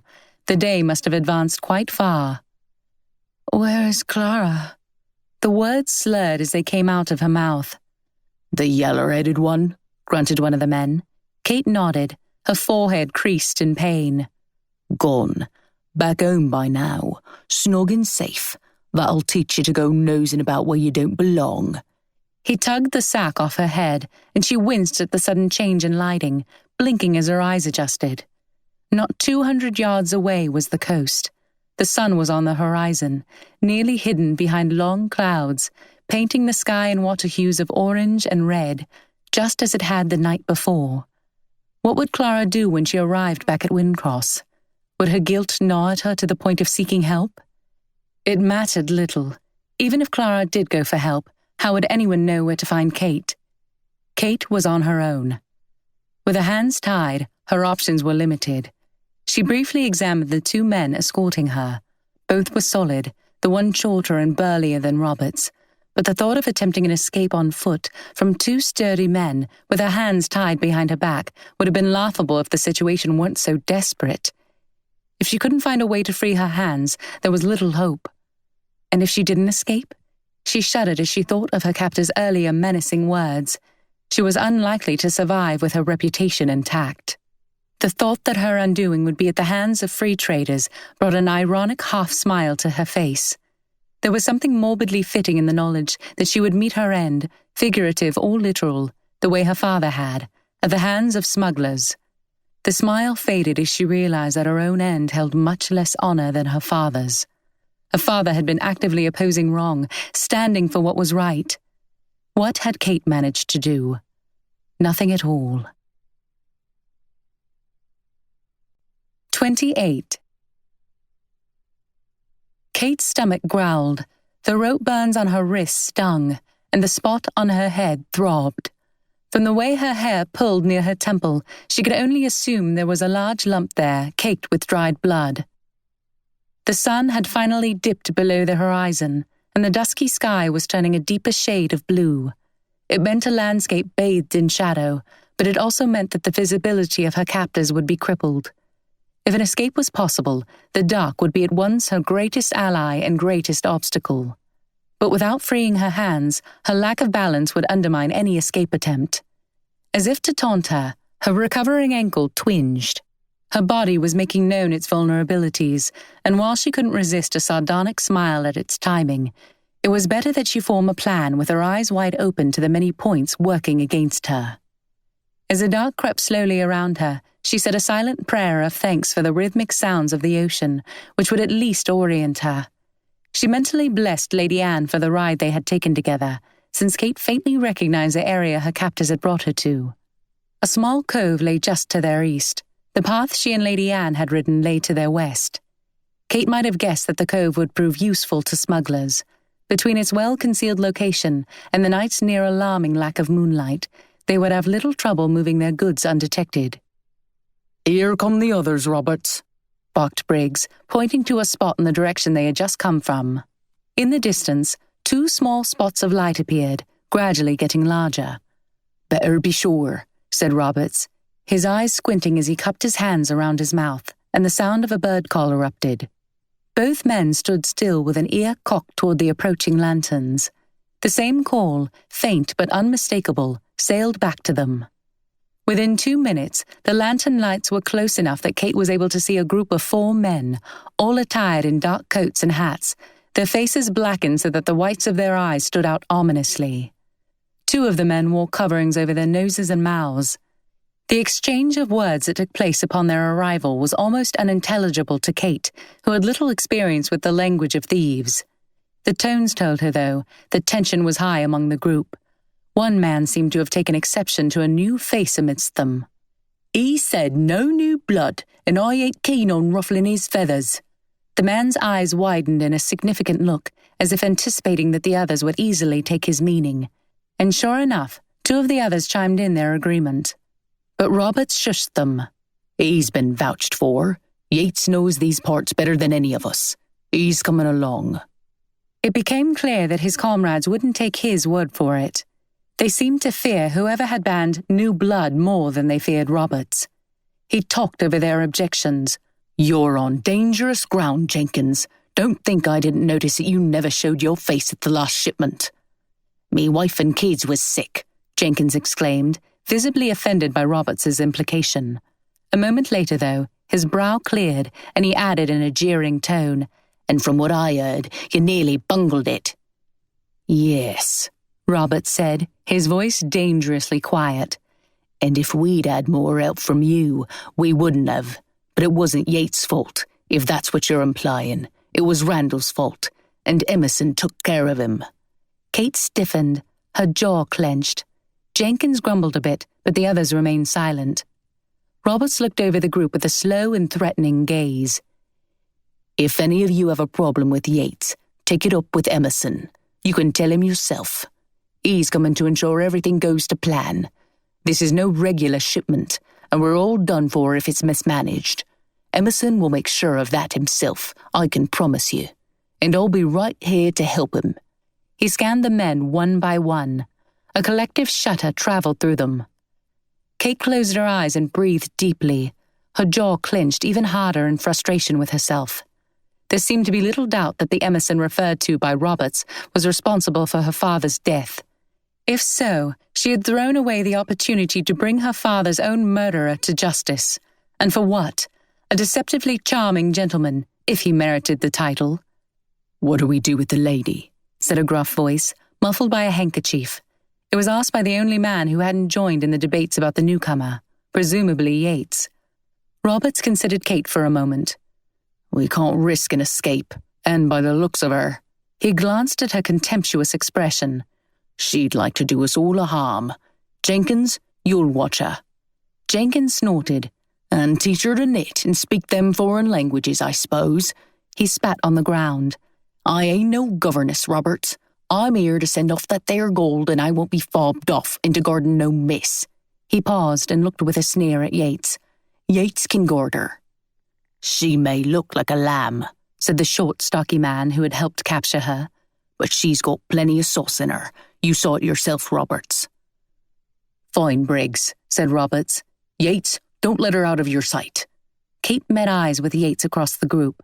The flickering of the lantern light and the man's covered face and head made it difficult to distinguish anything, but his eyes were wide and alert. Kate's eyes held Yates's. This was the man who would have her life in his hands. She hoped that she could turn his inexperience to her benefit. One of the men holding a lantern handed his to Yates. You'll need this. Yates's eyes dwelled a moment on Kate as he put a hand out to accept the lantern. He walked over to Kate, taking a possessive hold of her arm. Roberts turned away, peering out over the field as if looking for something or someone. Roberts, said Briggs, what about after? After what? Roberts barked impatiently. After the goods is gone, what'll you do with the lady? S'pose she informs on us. What then?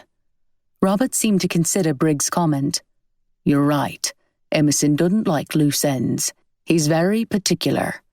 He looked toward the cove and then scanned the coastline. Yates, take her to the hole and tie her up there. Yates's hold on Kate's arm tightened. But the tide's coming in, he croaked before clearing his throat. She'll drown. Jenkins leered at him and Kate. He doesn't want her drowned. He wants her for himself. You're too late, Yates. Briggs here told me he's already staked his claim on her. He clapped Briggs on the back and winked. Though he can be a sharing chap when he chooses. Yates's body went rigid, and his grasp tightened so much that Kate exclaimed. She pulled back, looking at him beside her. Only his eyes were visible, but he was staring at Jenkins with unadulterated wrath in his eyes. Kate blinked rapidly as she scanned his face, noting the blacking.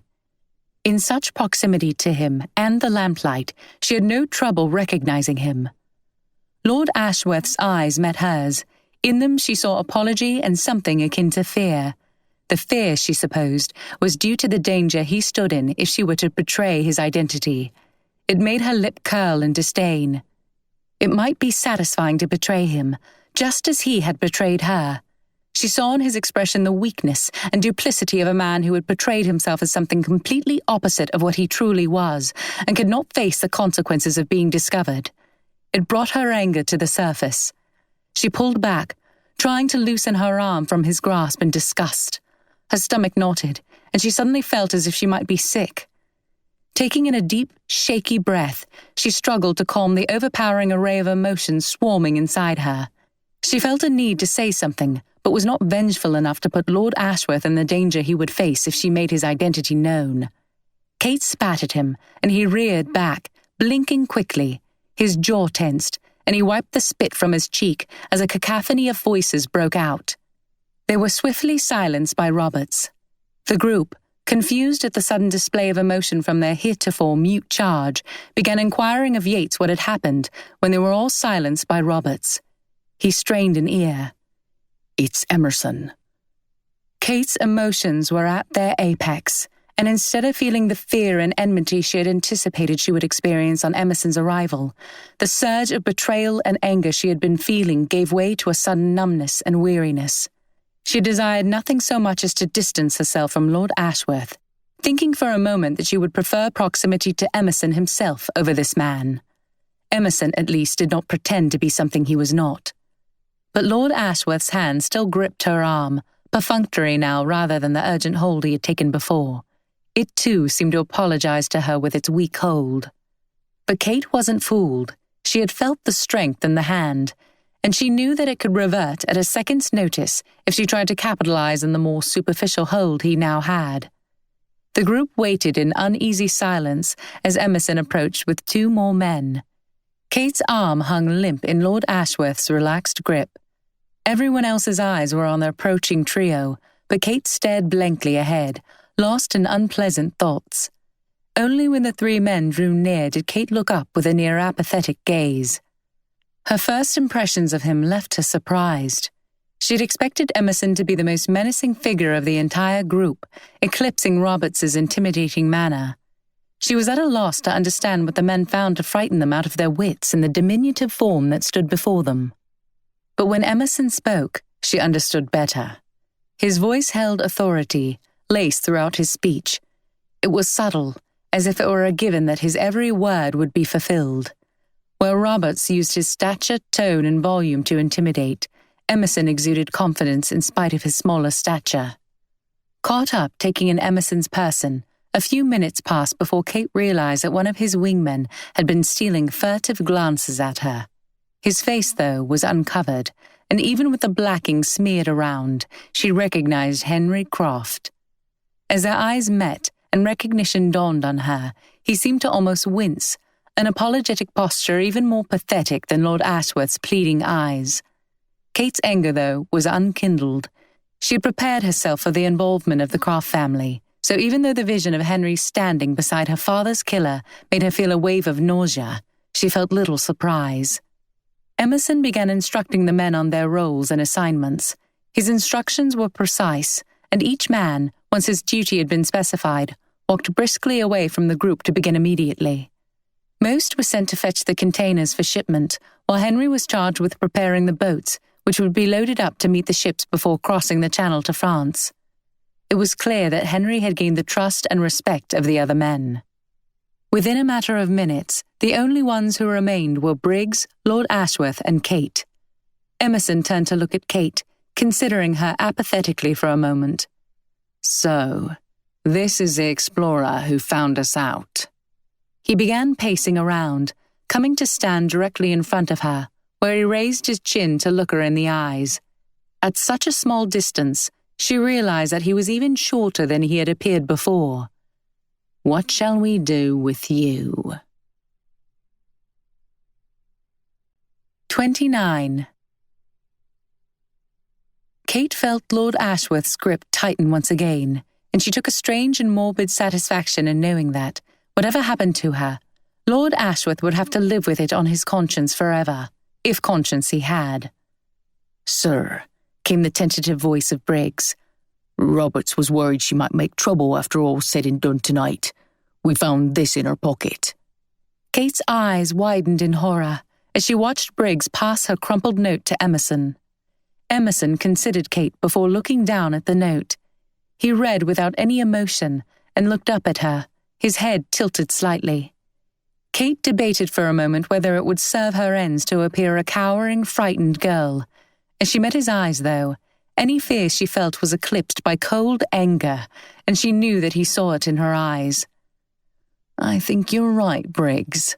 A small smile pulled at his mouth as he continued to look her in the eye, evidence of the slight humor he found in her reaction to him. "Aye, sir," Briggs said, his chest puffing up in pride at the validation. "Roberts had just told Yates here to take her down to the hole before you arrived." Emerson looked at Kate with a touch of amusement on his face. "What have I done to deserve the daggers in those eyes of yours?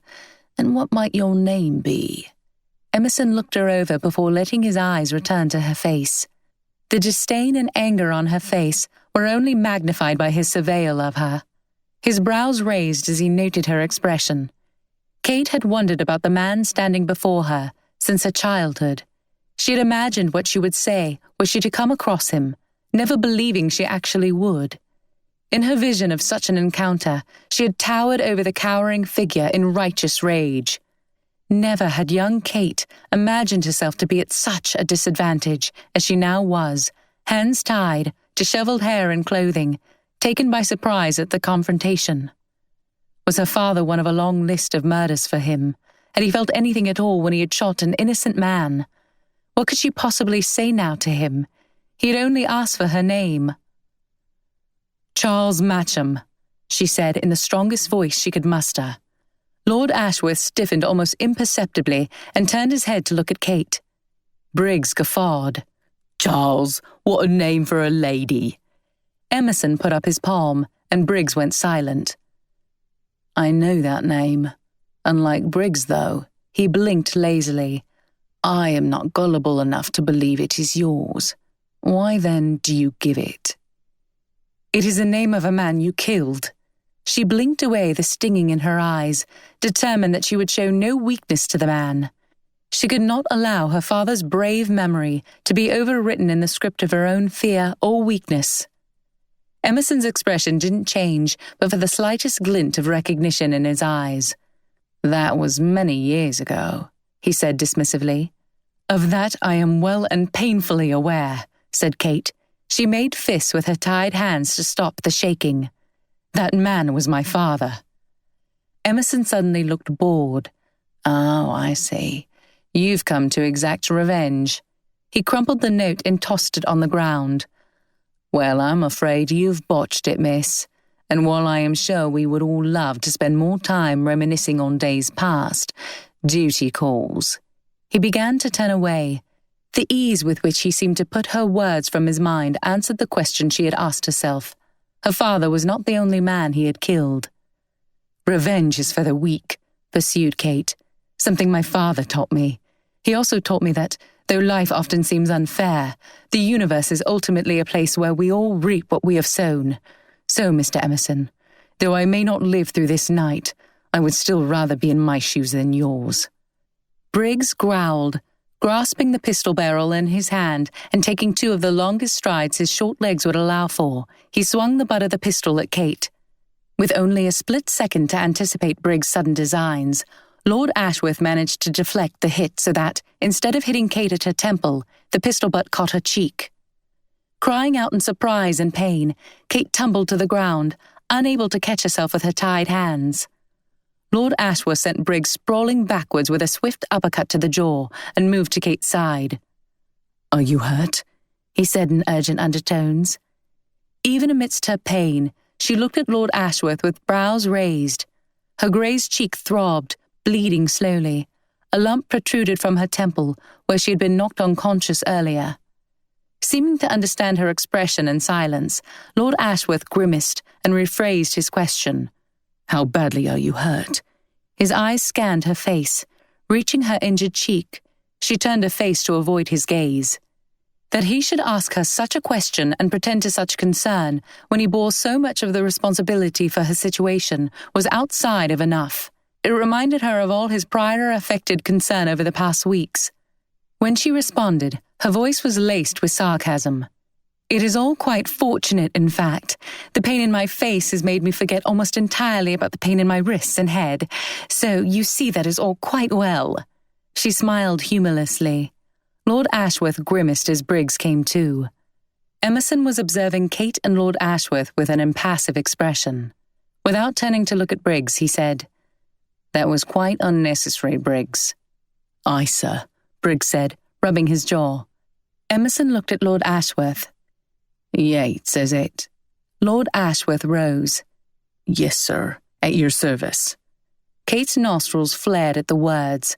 Hearing the gruff and raw voice he had adopted as Yates, she couldn't stifle a disdainful snort. What would Emerson do if he discovered that Yates was Lord Ashworth, heir to the Purbeck earldom? Would it matter to him? It must, or else Lord Ashworth wouldn't have bothered to disguise himself and adopt such language. Kate had the power to put Lord Ashworth in danger, and though this appealed to part of her, it only did so for the briefest of moments. She was not vindictive. Had she not just told Emerson that revenge was for the weak? "You will take her to the hole," Emerson said dispassionately. "There you will find a large ring attached to the cliff wall. Tie her hands to the ring. Bind her mouth."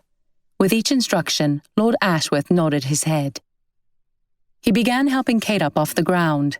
She desperately wished she could have stood without his aid, but any pride she salvaged by refusing his help would be wounded by the spectacle of her attempting to stand without the use of her hands.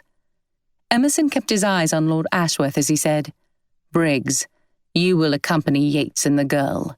In case Yates' apparent compassion interferes with my instructions, we must not risk any errors this time." Lord Ashworth looked up. "Sir, I can handle her on me own. I swear it. Ain't it better to use Briggs for some of the heavy lifting?" Despite the way his jaw had clenched on hearing Emerson's instructions, the words were said casually enough. He even managed to chuckle as he said, I lifted one of them barrels myself, and I fair fell over. Emerson smiled humorlessly. I will take no risks. Go now. The sooner you go, the sooner you both will return to do, as you said, the heavy lifting. The three of them turned to leave, and Emerson's voice sounded a final time. Oh, and Briggs? Briggs turned around. If Yates falters, shoot him. 30. Though Lord Ashworth's grip on Kate's arm was guiding rather than compelling, Briggs insisted on taking her opposite arm in a vice-like hold. He seemed determined to do everything in his power to exceed Emerson's expectations. The three of them walked towards the coast, Kate attempting deep breaths to still the nerves which were beginning to overcome her. Briggs set the pace for the group, pulling along not only Kate but Lord Ashworth with his zeal. Kate had spoken to Emerson with a conviction and assurance born of being in the right, but the exhilaration had faded and left her with the prospect of imminent death. And despite her general recognition of the area, she had no knowledge of the hole they had spoken of. She imagined a sort of well which they might drop or lower her into. From Lord Ashworth's words, though, she gathered that the rising tide should be of chief concern to her. She cursed the ropes which chafed her skinned wrist with each harried step they took. The thought of seawater on her abrasions made her wince. The cringing expression was followed by an ironic smile. How ridiculous that she should concern herself with salt on her wounds when death itself was knocking more loudly on her door with every pace. The lantern held by Lord Ashworth illuminated an approaching precipice, and Briggs slowed his pace, ordering Lord Ashworth to give him the lantern so that he might determine whether the hole lay to the east or west. He released Kate's arm to inspect the surrounding area. The smell of seaweed and damp rock was heavy in the night air. Lord Ashworth leaned his head closer to Kate's ear. Do you trust me, Kate? He said in an urgent whisper. Kate reared her head back to look at him in utter disbelief. That depends. Am I speaking to Yates or to Lord Ashworth? She paused for a moment but cut him off before he could answer. It was meant rhetorically, my lord. The last words were said in contempt. The answer should be quite obvious, I imagine. The lantern light which had been moving along the cliff edges stopped a moment, throwing its beams out over one part of the cliff. Briggs turned and began walking toward them again. There is no time for your outrage or vengeance, Lord Ashworth said with more anger and impatience than she had ever seen from him. Trust me. She snorted softly. Over here, Briggs cried to them. As they approached the cliff edge, it became clear to Kate that the edge was not, as it had appeared to be, a steep drop into the water below. It was rather a ravine leading down to a small cove surrounded on all sides by large rock formations. At the base of the rocks nearest the ocean gaped a hole. As each wave approached, water broke around the openings, spilling through the hole and wetting the small rocks inside. Kate peered down at the base of the ravine. How long would it be until water began pouring into the cove with the rising tide? It was unlikely that such a small cove would take much time to fill with seawater. She swallowed and breathed deeply, knowing that time was rapidly running out. The only way down to the hole was a steep slope, a perilous descent even for a person privileged with the use of their hands. Not being thus privileged, Kate was obliged to rely on her captors to assist her. Her ankle ached, and she gritted her teeth as they made their way down. Briggs seemed to have a fear of heights, and was chiefly concerned with his own safety, as evidenced by his blatant disregard for Kate's welfare each time his or her footing became doubtful. Had it not been for the care and adroitness of Lord Ashworth, Kate had to grudgingly admit to herself that, bedraggled and injured as she felt, she would have fallen any number of times. On more than one occasion, Lord Ashworth was required to catch Kate's tottering form in the crook of one arm as he crouched and balanced himself with his other hand. On those occasions, Kate thanked him almost inaudibly, too trained in civility to omit doing so, but upset enough with him to resist it. But after a second and sizable piece of fabric tore at the hem of Kate's dress, due to a clumsy misstep of Briggs, causing all three of them to slide precariously, Kate could bear it no longer. "Oh, for heaven's sake," she cried, "untie my hands before we all fall to our deaths." Lord Ashworth pursed his lips, but Kate noted how they had twitched. I reckon she's right, Briggs. Briggs shook his head vehemently, so much so, in fact, that he was required to stabilize himself to prevent a fall. I don't trust her. "And just where do you suppose I might go?" Kate said in exasperation, indicating with her head the unforgiving landscape surrounding them, with water and waves on the one hand and a steep rocky climb on the other. Briggs made a non-committal humph before agreeing to untie her hands. "Only till we reach the bottom, mind you." Lord Ashworth took the rope in his hands, deftly undoing the knot and unwrapping Kate's wrists. He slowed as he undid the last loop and swore softly. But Kate was not in the mood for fruitless sympathy or pity. She tugged her wrists away from his hands. "There," she said, ignoring the stinging through a forced smile full of clenched teeth. She demonstrated the good sense her captors had used in freeing her by using her hands to brace herself as she descended further toward the bottom without them. As her feet met the pebbles, she tried not to think of how quickly the water would cover her feet and then reach her waist, her neck, and her head. With her hands temporarily free, the time to think of escape had come. But how was she to escape when surrounded by unpredictable ocean currents in a steep ravine? Escape by water she hastily discarded as an option. She was not sure she could swim, and guessed that her dress would complicate the attempt, to say nothing of the wild current. A quick look at the violent crashing of the waves on the surrounding rocks confirmed the ineligibility of such an option. As for an escape up the ravine they had just descended, the men were dressed in a manner much more conducive to scrambling up rock, not to mention the fact that she was outnumbered. The only avenue open to her seemed to be the one she had only recently condemned to Emerson: violence. And though she disliked Briggs intensely, she was shrewd enough to admit that, if his clumsy descent was any indication, he would be the less formidable foe to run from if she had to choose which of her two captors to leave uninjured. She felt annoyance as her conscience recoiled from doing Lord Ashworth an injury. If they were keeping tally of intended injuries to one another, the injury she did him would come nowhere near to evening the scale. If she submitted to the fate he had prescribed her, it would be the last thing she did. She was unsure she possessed the fortitude to follow through with her plan, but the door of opportunity was quickly closing, so she hunched over on the pretext of removing a pebble from her shoe. Briggs was still occupied in traversing the final stretch of ravine, and Lord Ashworth was readjusting his hat, his mouth cover pulled down. A large rock rested near Kate's feet, small enough that she could hold it in one hand, but significant enough that she felt sure, unversed though she was in the ways of violence and brutality, that it might at least stun him long enough to give her the head start she required. She was fairly certain that the only person she had managed to injure in her entire life was herself, and that was always quite unintentional, of course. Her hands shook. Kate watched, trembling, as Briggs reached the bottom of the ravine. He eyed the water entering the cove uneasily. Standing water was already visible in the lower areas. "Tie her up then, Yates, and let's be on our way." Kate and Lord Ashworth met eyes for a moment, apology written on both their faces. Seeing his apologetic gaze gave Kate a greater determination to carry out her plan. His apology was hollow. The hypocrisy was unfathomable. It was surreal to her that this man, one who had laughed with her, cared for her when she was injured, drew her out of her protective shell, stood before her, prepared to send her to her death. And he had the gall to look apologetic as he did it? He approached her, and his gaze became pointed, as if he were willing her to understand something. "Be quick about it," Briggs yelled. "I ain't of a mind to drown with her, you clod." Lord Ashworth held Kate's eyes.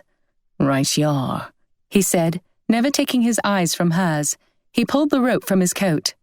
Kate took a breath, steeling herself against the prospect before her. Never having tested her strength to injure, she was suddenly struck with the fear that she might do greater harm than she intended. She had heard stories of men being killed by a single strike, and though she doubted she had the strength for such a thing, she could never forgive herself if the damage she caused was lasting or, heaven forbid, fatal. Her only consolation and hope was that, if she were indeed strong enough to do great harm, Lord Ashworth's hat might act as a small buffer. His most recent words to her sounded once more in her head. "Trust me." She knew a moment of doubt, wondering if perhaps he still had some plan that truly did merit her trust. With such a struggle taking place inside her, she raised the rock high above her head, bringing it down upon the head of Lord Ashworth.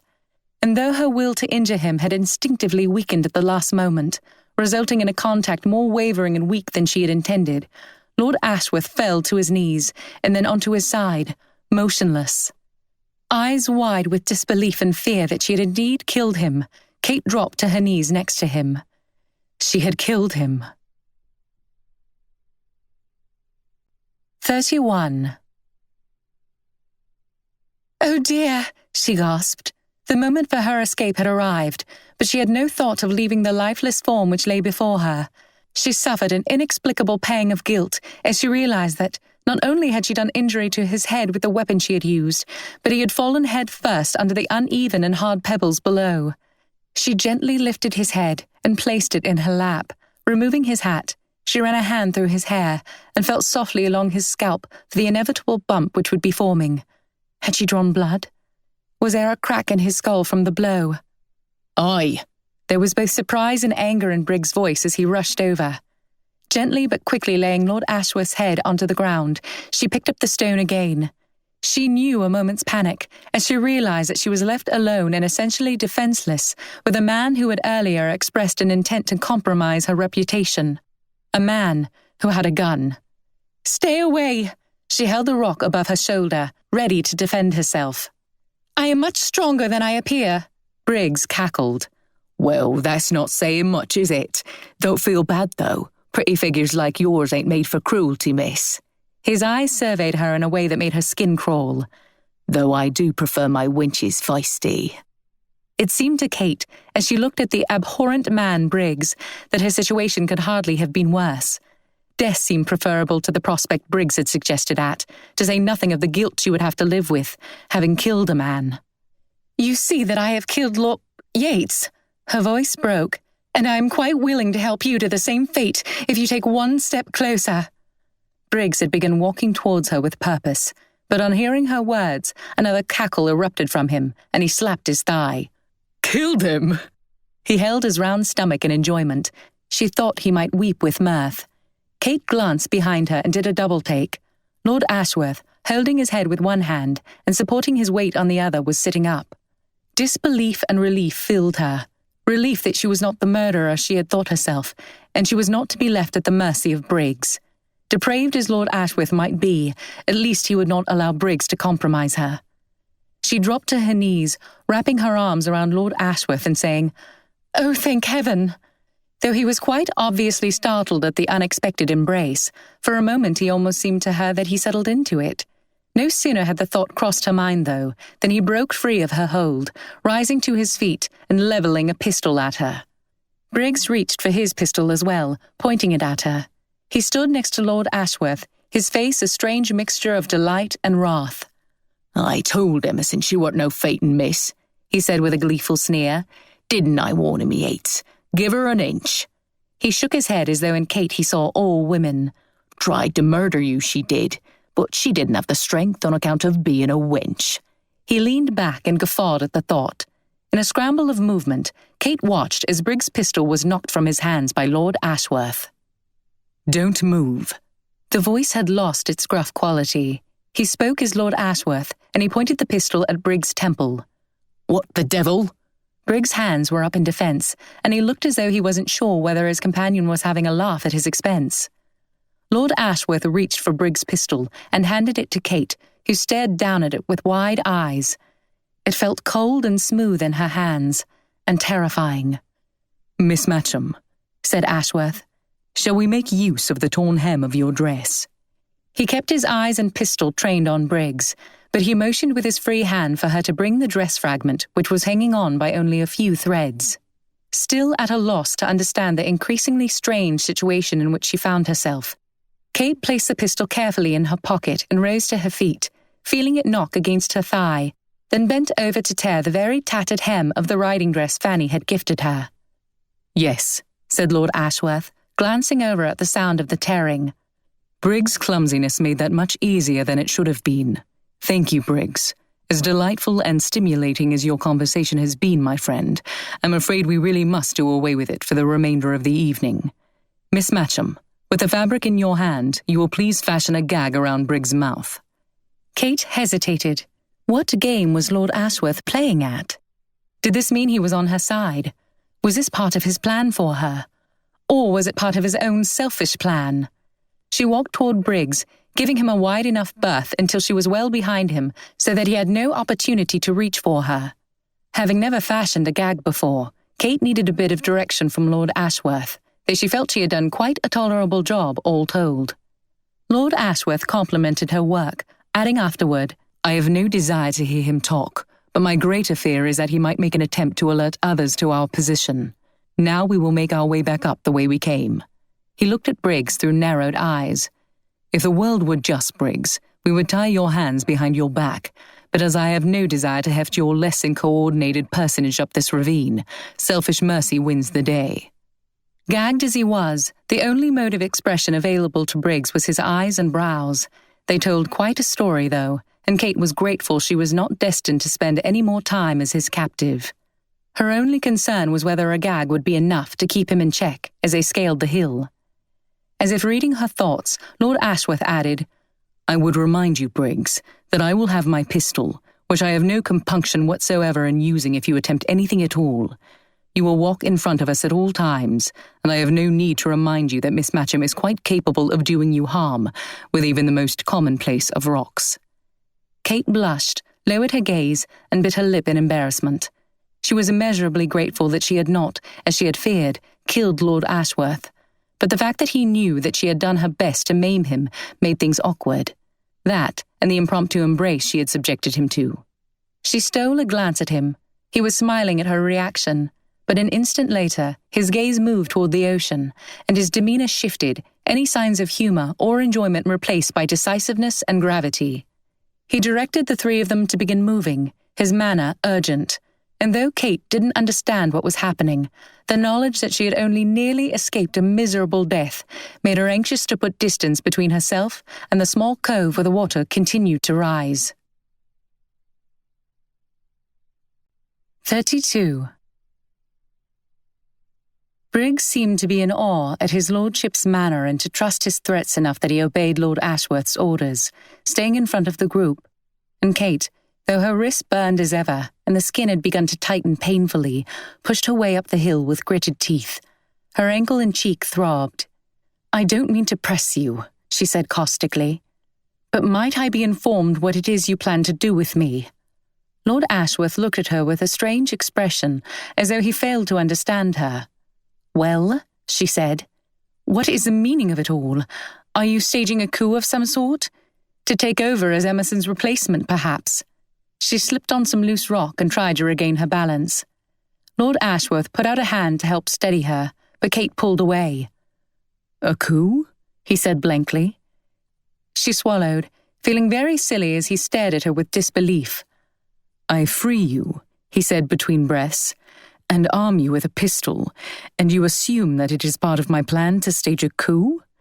Did you think you were to be my accomplice?" They reached the top, and Kate tried to catch her breath, relieved that she had made it, despite the constant protestations from her aching body. "You say that," Kate said breathlessly, rubbing at her throbbing wrists as if she might rub the pain away. "As though it is a strange assumption. Might I gently remind you that your behavior and words have been contradictory in the extreme?" Lord Ashworth chuckled, grabbing Briggs' arm in his. "This, from the woman who hit me over the head with a rock, and then embraced me?" Kate flushed, and Lord Ashworth took the lantern from Briggs before stepping up beside Kate. His smile had faded, and he gave her a searching glance. "I will explain it all, I promise," he said. "But there's no time right now. Not much longer. Have your pistol at the ready." Kate looked at him with wide eyes, the thought crossing her mind that, if she had failed to use a simple rock as a means of violence, her use of a pistol could be catastrophic. Lord Ashworth guided them onward with confidence, and it wasn't long before Kate saw small pricks of light appear in the dark expanse before them. As they approached the dim lights, Kate's eyes began to make out the shape of men, walking next to horses loaded with the same large barrels she had seen in the stables. They were moving in the direction of the large cove. A muffled sound came from Briggs, and Lord Ashworth stopped a moment. "It will be better if you keep your thoughts to yourself, Briggs." Lord Ashworth paused a moment, looking at him.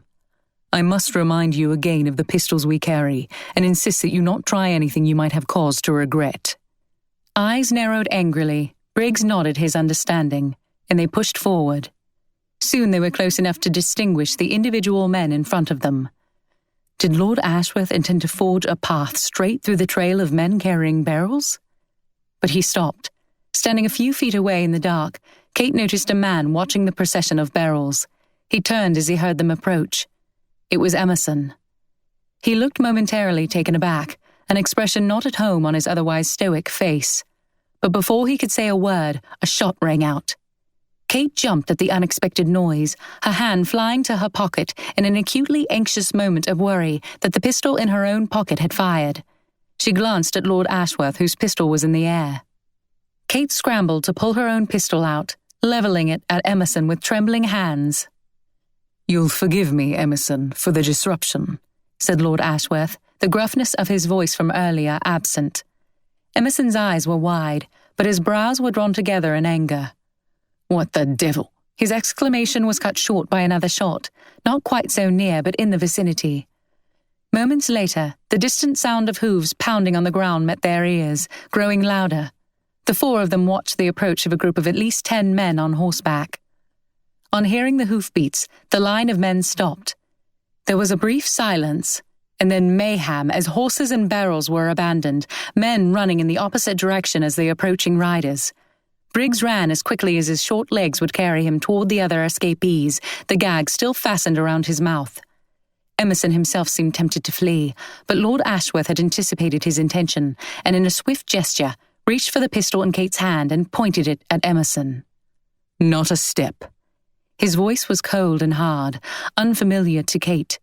Even in the grave situation they had faced in the hole, there had been some humour in Lord Ashworth's manner, but here, no trace of it was left. "Run, Emerson," he said, "if you wish to be shot dead in your tracks. I would not suggest it, but I will not try to stop you myself. I leave that to the riding officers approaching. Whatever you decide, your tyranny is over." For a moment, Emerson looked as though he was still considering an attempted escape, but his composed demeanour returned, and he stood his ground. His eyes held no fear, only a sort of apathetic stare.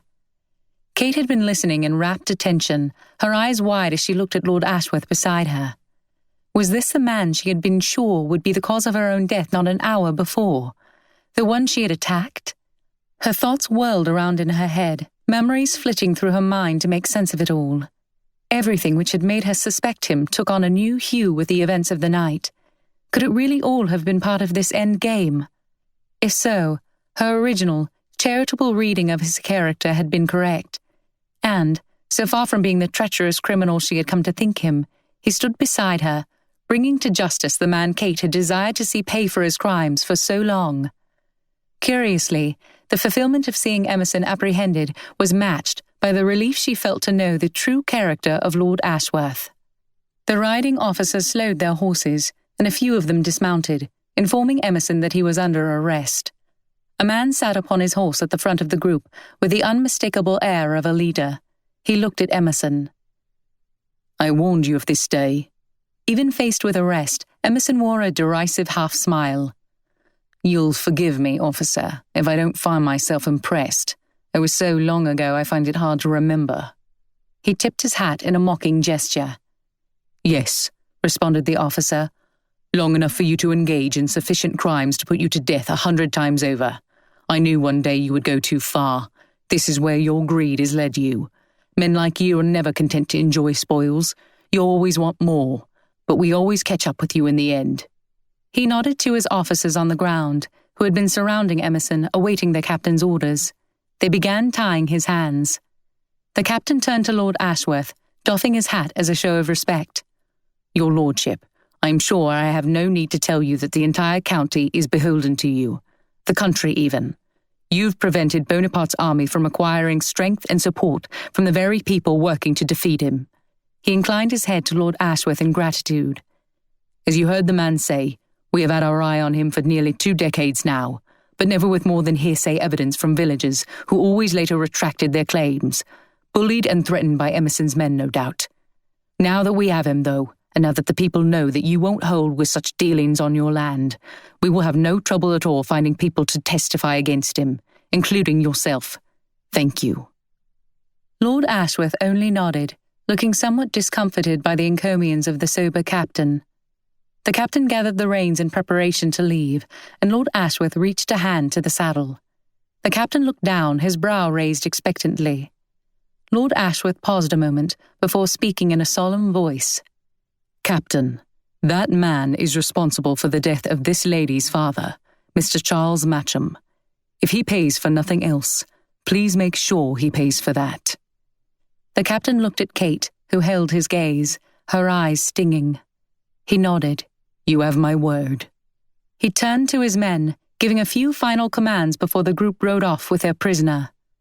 The light of the lantern flickered, and Kate realized that only she and Lord Ashworth remained. She looked at him, but he seemed to avoid her gaze. "Miss Matcham," he said, pulling the handkerchief from around his neck, "you have had the most trying of nights. I wish it were not necessary to require any more of you, but I'm afraid we must now walk a bit further. I am sure your ankle is in an awful state." He clenched his jaw and grimaced at her. "Lancelot is tied up not far from here." He indicated the way in front of them with his head. Kate nodded and followed. She thought for a moment of Wyndcross. Had Henry escaped? How would she face the Crofts after such a night? Had Clara expected Kate to come out of it all alive? She had no greater desire than to climb into her bed and sleep away her thoughts and fatigue, but the idea of doing so in the home of those who had sacrificed her to maintain their deceit made her feel sick inside. As if reading her thoughts, Lord Ashworth said, "Ashworth Place is much closer than Wyndcross Manor, and my sister Anne insists that you come to visit for a few days." He paused a moment, and then bethinking himself of something, added with a half-smile, "If you are wishful, there is no obligation." Kate smiled at the reference to their previous conversation. Insistence but no obligation? His eyes danced with humour as he nodded. She doubted whether Lady Anne had insisted on any such thing, but she was grateful for Lord Ashworth's fabrication. It enabled her to accept the invitation. The gratitude she felt was marred only by the awareness that not 2 hours ago she had hit this same man over the head with a rock, and yet he was treating her with thoughtfulness despite that. It was all very strange, but whatever awkwardness she might feel on the subject, he seemed not to regard it. It would be best to put off an encounter with the Crofts until she had sorted out her thoughts and feelings. A short stay at Ashworth Place would allow such reflection. "Thank you, my lord," she said, looking over at him next to her. He didn't meet her eyes, only looking ahead and nodding with a polite smile. Did his head ache from where she had struck him? "Why didn't you tell me?" The words left her mouth before she could check them. He stopped, finally looking at her. His eyes scanned hers under a pair of brows drawn together. "I wanted to," he said. "Believe me." And she believed him. He started slowly walking forward again, shaking his head. "I couldn't take any risks. It was too dangerous. This was the opportunity the officers had been waiting for, and no one who was not directly involved could know of our strategy. For years, Emerson has been the man behind the curtain, arranging and ordering everything, but never allowing himself to be seen as an active participant in the trade. He risks the least, but profits the most, always playing it safe. Tonight, he strayed from that. The shipment was too valuable for him to trust to his men, and I was sure we could catch him red-handed. And we did." He inhaled deeply. "I know you wanted to be part of bringing about justice, but I couldn't let you, not when I knew Emerson himself was so involved. He is even more dangerous than you know, but had I known that not telling you would result in what you experienced tonight—" He shook his head, stopping again. Kate was silent, thinking on his words. She shook her head, thinking of all that had transpired. "You should have told me. I could have been trusted with your secret." "And you should have told me." There was an angry inflection to his voice. "Told you what?" she said incredulously. "All my plans were frustrated thanks to you." "Then how did you come to be taken by Roberts?" he said. Kate huffed. "Quite innocently, I assure you. Clara convinced me to go for a ride. Little did I know that it was part of some elaborate plan to keep me from informing the authorities of what I saw in the stables last night." Lord Ashworth looked at her with a pained expression. "I had no idea." He shook his head. "I was so angry and so terrified when I saw you there with Roberts and Briggs. I was sure that you had ignored my note and then been taken in an attempt to frustrate the Free Traders' plans." "Well," she admitted in a reasonable voice, I suppose I can't fault you for coming to such a conclusion. It is not out of the realm of possibility, had I found the opportunity to do it. What of Henry, though? Was he involved in your plan? Lord Ashworth's brow creased. No, he was not. In fact, I didn't know he was involved until last night, before I met you in the courtyard. He shook his head. I considered confiding in him and asking for his assistance, but I believe I did right in resisting the idea. His fear of Emerson would have eclipsed his trust in my ability to execute the plan, and then he would be in greater trouble with the law than he is now. What will happen to him? Kate asked. Lord Ashworth exhaled sharply and gripped his lips together. My hope is that he will be shown leniency.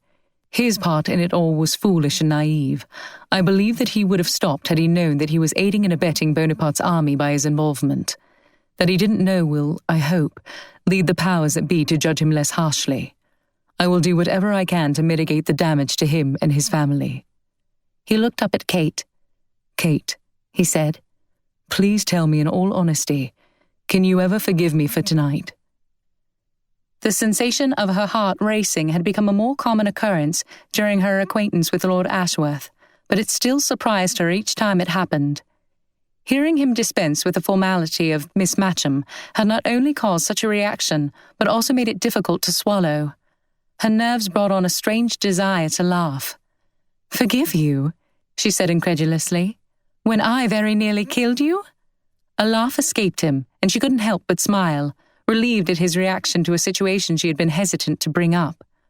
My dear Kate, he said in utter enjoyment, causing her to swallow at his form of address. I am afraid that I have given you an overinflated sense of strength. Not so, she said with an impressive attempt at gravity.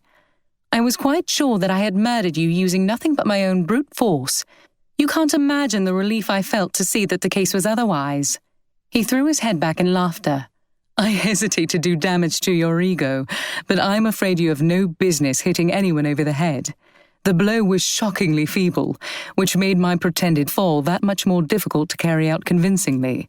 If Briggs weren't such a fool, he would have seen through it immediately. Kate's eyes were wide, and she batted at his arm. You lie! She paused and looked at him. You truly only pretended? He nodded and began walking forward again. When you hit me, I figured that you had a plan of your own, and so I trusted you and went along with it. He looked at her with a censoring gaze. A novel concept for you, I know. Well, said Kate in a voice of deep offense, that is quite the most deflating thing anyone has said to me in recent memory. I was certain that I possessed hitherto unknown superhuman strength, but I see that is not the case. I am afraid not. He smiled at her, and for a moment, their eyes met in shared enjoyment. But his smile faded slowly, the troubled brow returning. I promise you I would never have let you come to harm under my care. He stopped, looking down to her wrists. He reached for her arm, gently pulling it into the light of the lantern he carried. He closed his eyes and exhaled through his nose, shaking his head slowly at the sight of her red and torn skin. Unused to such attention being paid to her pain, and wishing to change the subject, she said, My lord, if we stop every 10 paces, I don't believe we shall ever reach Ashworth Place. You are right, of course, he said with a half-smile. His eyes lingered on her wrist, though, as he guided her arm back to its place at her side. Lancelot is just beyond this thicket. Hearing the name of his horse put Kate in mind of something which had escaped her memory during the fast-paced events of the past day. My lord? She said with some hesitation, wondering if perhaps Fanny had been mistaken somehow. Yes, he said, pulling a branch back to let her pass through. Why did you not tell me that you were responsible for bringing Cleopatra to Wyndcross? One corner of his mouth turned up. You know, when I wrote to Lady Hammond, I requested her quite plainly not to tell you of my involvement. Kate laughed. You betray your unfamiliarity with Fanny, then. I don't think she ever kept a secret in her life. She smiled as she thought of her aunt, but her head tilted to the side as she realized he hadn't answered her question. Why should you not wish for me to know? He inhaled deeply, and she watched his face. He looked to be debating within himself, but soon chuckled. After inspecting Lady Croft's horse myself, I felt far too much sympathy with you to consign you to riding Cinnamon, was it? For the duration of your visit. Kate couldn't resist a smile, but she raised an incredulous eyebrow. She wanted to press him more, but felt it would be uncivil to do so, particularly since he seemed intent on deflecting her questions with humour. But she understood his use of the tactic since it was one she herself was partial to. "Well, I can't say that I believe you," she said with a twinkle, "particularly given that, left to your plan, my visit would have come to an abrupt end this evening." He made as if to reply, but she talked over him. "If I hadn't channeled my hidden and considerable strength to frustrate it."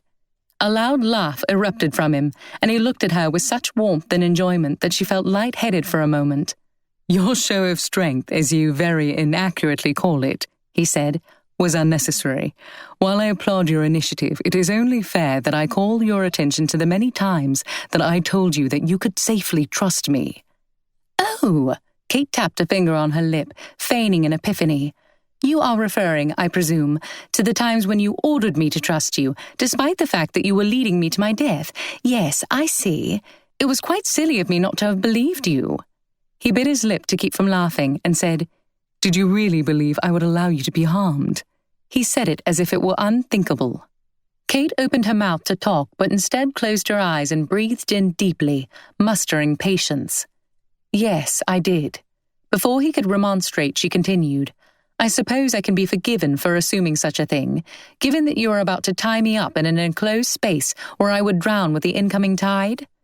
She raised her brows, but he shook his head as she spoke. "Before you struck me, with what I can only describe as the force of a small child," he added, as her twitching lips belied her indignant expression, "I was trying to convey to you that I would leave your ropes loose. Then you could escape back up the hill, where I would return to you after I ensured that Emerson had been caught. We had to have him in the act of managing the entire affair." Again he spoke as though he were pointing out the obvious. "An admirable plan," Kate acknowledged, "but I failed to see how I was expected to divine it, given the circumstances." "Yes," she nodded decidedly after a moment of thought. "I think my plan served just as well." He looked ready to debate more, but she said with sincerity, "I am grateful to know that you did indeed have a plan, and I am sorry that I didn't trust you. Let us simply agree that all's well that ends well." He smiled at her and grasped her hand briefly in a gesture of agreement just as they reached Lancelot, making her feel strangely light-headed. He insisted that she ride while he walked beside. "If I had known how things would go, I would have brought a second horse," he apologized. "Yes, and if I had known, I would never have come," she said with a roll of her eyes, softened by a smile. "Call me impatient or forward or whatever you like, but I am quite unwilling to go at the pace of your legs when Lancelot is capable of carrying us together in much better time." Lord Ashworth considered a moment. His hesitation lasted too long for Kate, who let out an impatient huff and pulled him by the arm toward Lancelot, insisting that he ride in front and she behind him. "How overbearing you are." The corner of his lip trembled. "You have no idea," she said. Once they were both situated on Lancelot, Kate gripping the back of the saddle behind to steady her, they started on their way, riding in silence, swaying in synchronicity with the steps of Lancelot. Her thoughts turned to her own situation. While the knowledge that Lord Ashworth had not betrayed her had been terrifically welcome, it had also rekindled the romantic feelings she had been smothering by reminding herself of Lord Ashworth's duplicity. With such a glaring flaw no longer at her disposal, she was forced to face the reality of her desires, elusive as those desires might be. Many barriers remained unmoved. Clara had seemed to be coming around to the idea of following her own wishes instead of her mother's. But if history was any indicator, she might very likely be swayed when under her mother's influence again. Lady Croft wouldn't trade Lord Ashworth for Mr. Bradbury without a fight. Perhaps more importantly, Lord Ashworth's feelings were still a mystery. Did he have feelings for Clara? Did he wish to marry her for practical reasons? Even removing Clara from the equation by no means made a connection between Kate and Lord Ashworth a foregone conclusion. Lancelot stumbled, startling her out of the lax hold she had adopted on the saddle. She grasped Lord Ashworth to stabilize herself, only to remove her arms from around his waist in embarrassment, apologizing.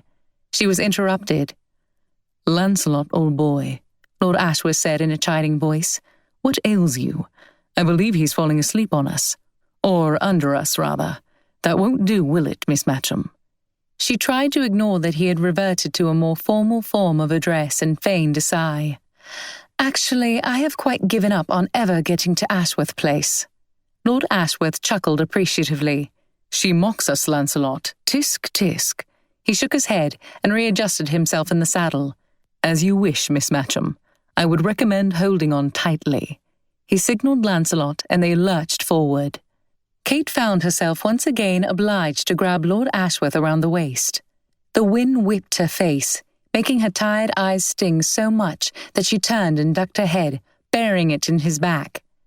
She had always enjoyed a good gallop, but never had she experienced it as a second rider.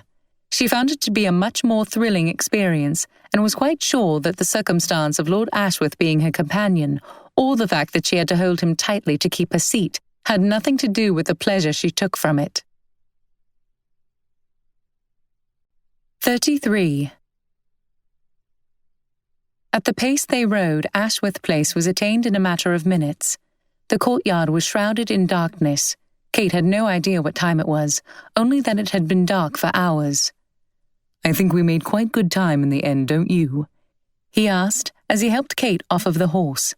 She replaced her smile with a look of hauteur and smoothed out her skirts, the hem of which was both torn and filthy. It was adequate. He laughed and looped Lancelot's reins onto a nearby post, turning to encounter a yawn from Kate. "Yes, quite so. You must be exhausted." She sighed. "I can't deny it." A smile peeped at the side of his mouth. "I believe I know what you would say right now." She raised her brows, wincing slightly as the gesture reminded her of the wounds on her cheek. "Weary with toil," he quoted, "I haste me to my bed, the dear repose for limbs with travel tired."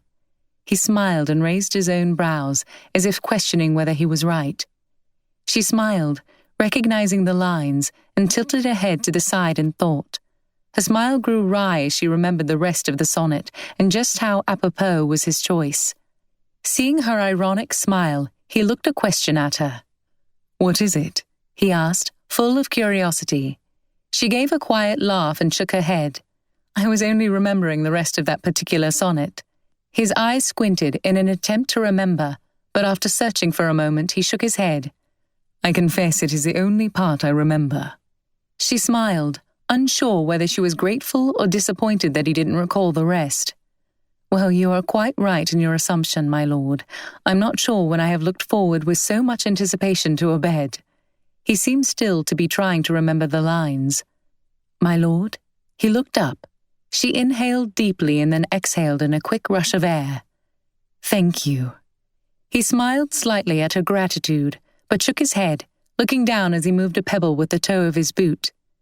"How you can forgive, much less thank me, is beyond me. It was a roguish thing to deceive you. I'm more sorry than I can express to be the cause of it all. I wish I could redo it." "What?" Kate said in pretended offense. "And deprive me of the greatest adventure of my life? How very selfish. If you had given up catching Emerson only to save me some paltry scratches, now that is something I could never forgive you for." His gaze rested on her, warm and appreciative. In an action that seemed a natural compliment to the way he was looking at her, he reached his hand toward her own, taking it gently, ever aware of her injuries, and moving in closer. She swallowed the sudden lump in her throat and tried to continue smiling despite the way her heart thumped uncomfortably inside. His brows drew together, and he dropped her hand gently. "You need sleep. Forgive me for keeping you. We should go." He turned to lead the way into Ashworth Place. Kate, taken off guard both by his sudden familiarity and by the restraint which followed it so abruptly, was too distracted by the confusion she felt to take in her surroundings. She was aware of Lord Ashworth ringing a bell, after which a maid was brought to show Kate to a room. Lord Ashworth wished her a good night's sleep, glancing out one of the large windows lining the hallway, where the skyline was beginning to lighten with the first signs of morning. He told her to sleep as long as she was able, bid her good night, and left her to the maid. Kate's limbs seemed to be sluggish with exhaustion. Anxious as she was for rest, she dreaded the battle between the fatigue which consumed her body and the desire to analyze all she had experienced which consumed her mind. Her feelings were, for better or worse, not in question. To spend more time on them was to waste both time and energy in a cause already decided. Everything she had learned in the last few hours had reconfirmed and magnified her regard for Lord Ashworth tenfold. His own feelings were another matter. At times he seemed to reciprocate on some level, at others to distance himself from her. She didn't doubt that he enjoyed her company, but the way his warmth had cooled so suddenly underlined what she already knew. Lord Ashworth had much more than love to consider in making a match. Even if he had not, enjoying her company did not equate with love or a desire to marry her. Kate's realistic nature forced her to accept the unlikelihood of her hopes being realized, but it also forced her to acknowledge that, were Lord Ashworth to desire to marry her, she would not refuse him. She desired his happiness, and if by some miracle their happiness was intertwined, she would not sacrifice that simply to satisfy those who wished to see him make a good match. Her selflessness did not extend so far as to deny herself joy and fulfillment, based on an arrogant presumption of knowing what was best for Lord Ashworth better than he himself did. Her reason would not let her act in such a foolish or patronizing way, even if it appeared noble on the surface. But the insignificant place she held in society permitted her to place little stock in the opinions of others. Most of society was indifferent to her, something that was not true for others like Lord Ashworth. He was heir to an earldom, and whatever decisions he made would be hashed and rehashed in social circles for as long as society's voracious appetite would allow. Whatever his future held, the successes and failures he might experience would forever be tied up in his decision to marry. Kate had seen it often during her seasons in London, and she recognized it in her own parents' marriage. Her mother had been deemed too far below her father to be an acceptable choice. As a result, anything Charles Matcham did which was disapproved of was attributed to his unwise marriage. The ills in her father's life were looked on without sympathy, viewed as a natural byproduct of an unwise marriage. Kate couldn't wish such treatment upon someone she loved as well as Lord Ashworth. Kate found herself waking at an advanced hour of the day, momentarily confused by her unfamiliar surroundings. She made a motion to pull back the bedcovers, only to find that the skin on her wrist was painfully stiff.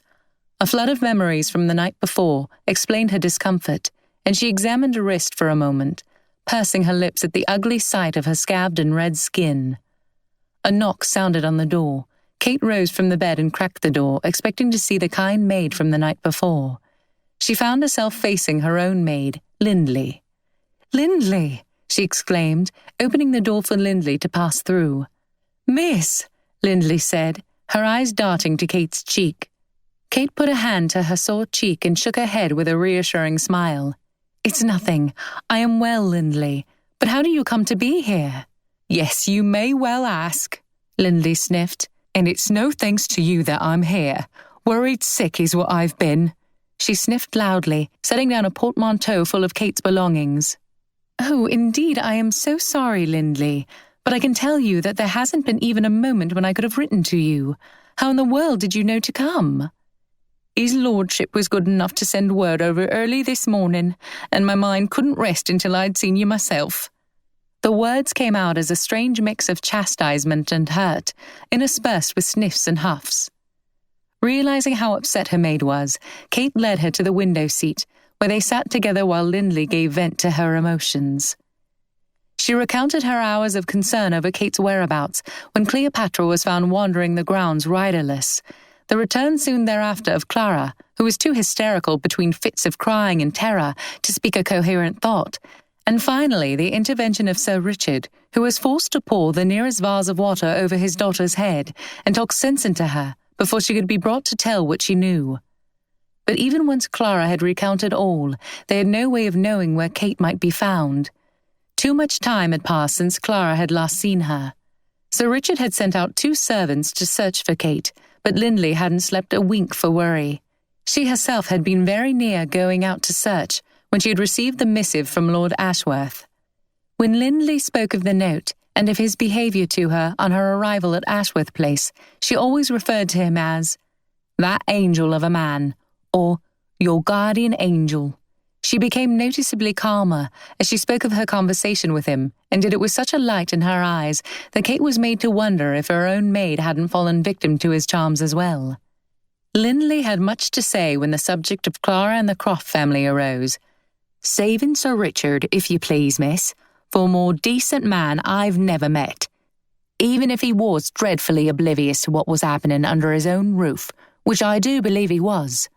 When he discovered what his children and wife were about, there was such a fire in his eyes as you never should wish to encounter."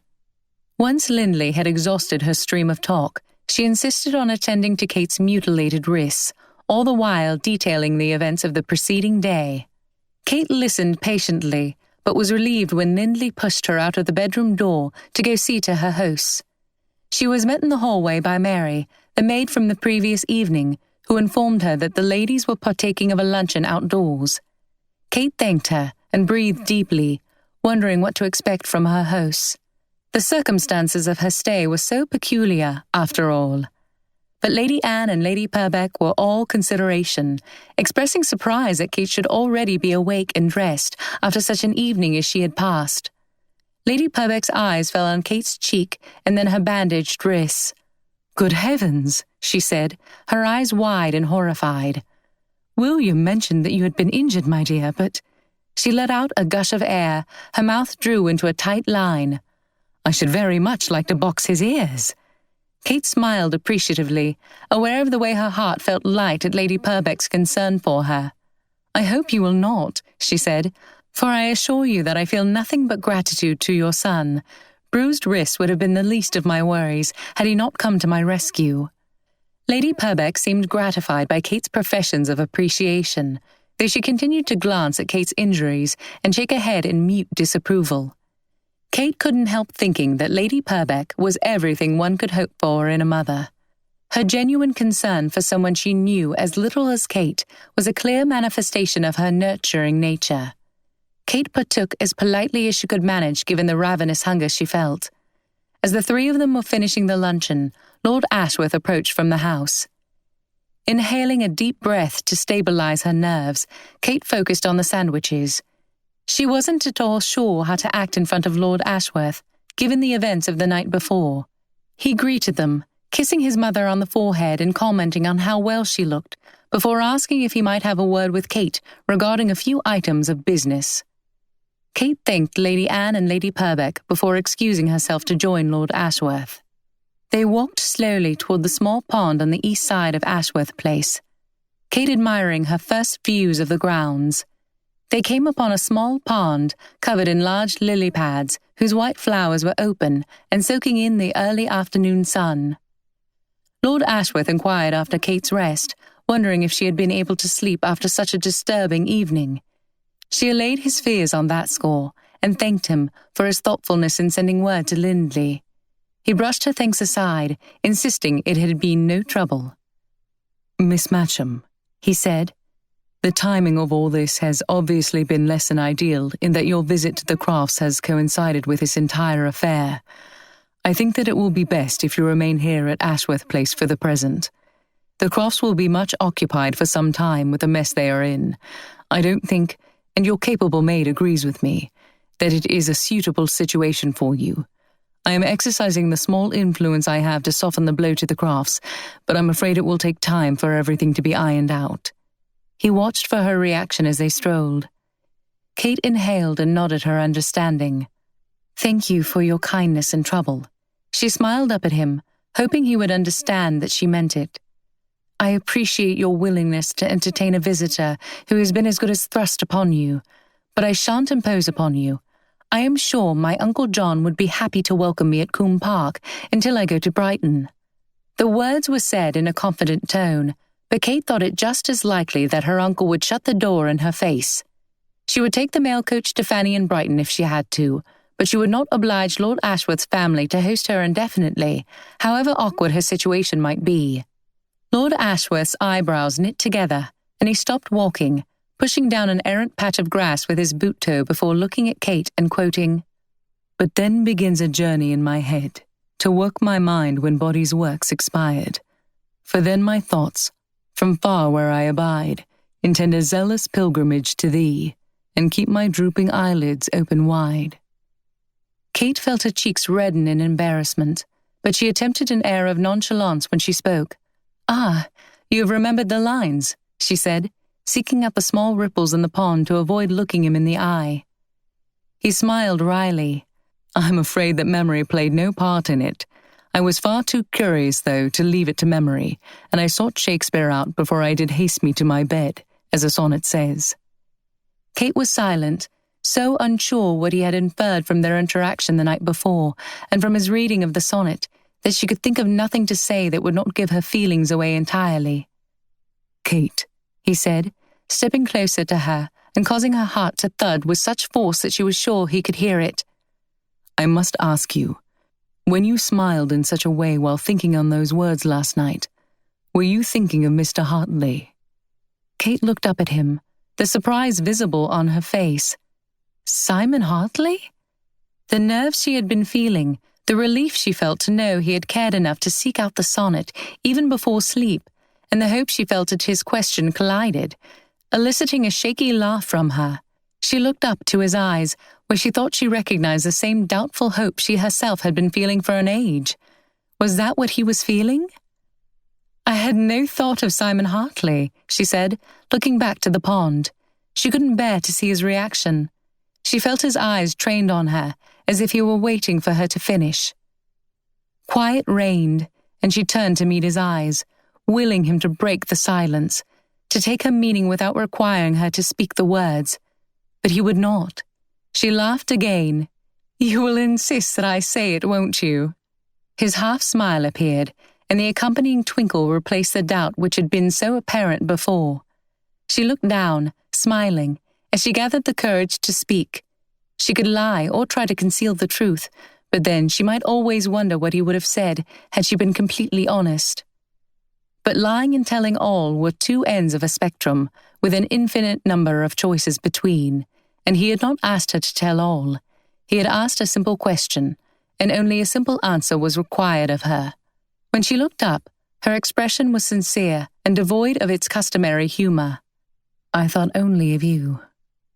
He took in a slow breath, never losing eye contact with her, and placed a hand on her uninjured cheek, smoothing her cheekbone with his thumb as he looked in her eyes. She found it hard to breathe. Was there enough air for two to breathe in such proximity? He lowered his head so that their foreheads touched, and she closed her eyes, bringing her hand up to rest on his cheek. "I can't tell you," he said in a voice so soft she had to strain to hear it. "What hope I felt as I read those words last night, or of the doubt which accompanied it." She swallowed, all too familiar with the sentiments he was expressing. Then she smiled softly as another verse of Shakespeare came into her thoughts. "Doubt thou the stars are fire," she quoted. "Doubt that the sun doth move." "Now that one," he interrupted her, "I am familiar with." He wrapped an arm around her waist, pulled her toward him, and guided her chin up with a finger. Their lips met, and there was a pause before he pressed his to hers, kissing her gently. Her skin tingled, and she wrapped her hands behind his neck. His hands moved from under her chin, and his fingers slid into her hair, cradling her head from behind. After several minutes, Kate broke away with a sigh, leaning her nose up against his. "You know," she said, "I believe the blow would have been quite fatal if my own very admirable hesitation at the last moment had not weakened it pitifully." Lord Ashworth threw back his head in a mix of amusement and aggravation. "Persistent, Kate. Still fixed on that, are you? Do you wish it had been a fatal blow?" "Well, of course not. But I do think it important that you are aware of my extraordinary strength." She ran her hands softly through his hair, finding the small bump she was searching for. She raised her brows at him and clucked her tongue.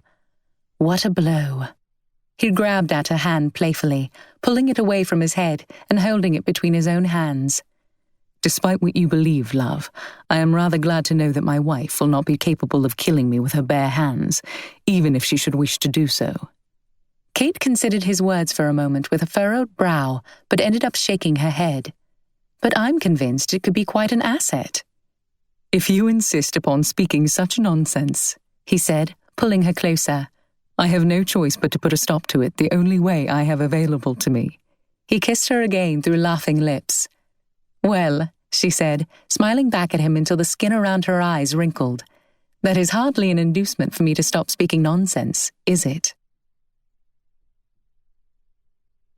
This has been Wyndcross, a Regency romance, Families of Dorset, Book 1.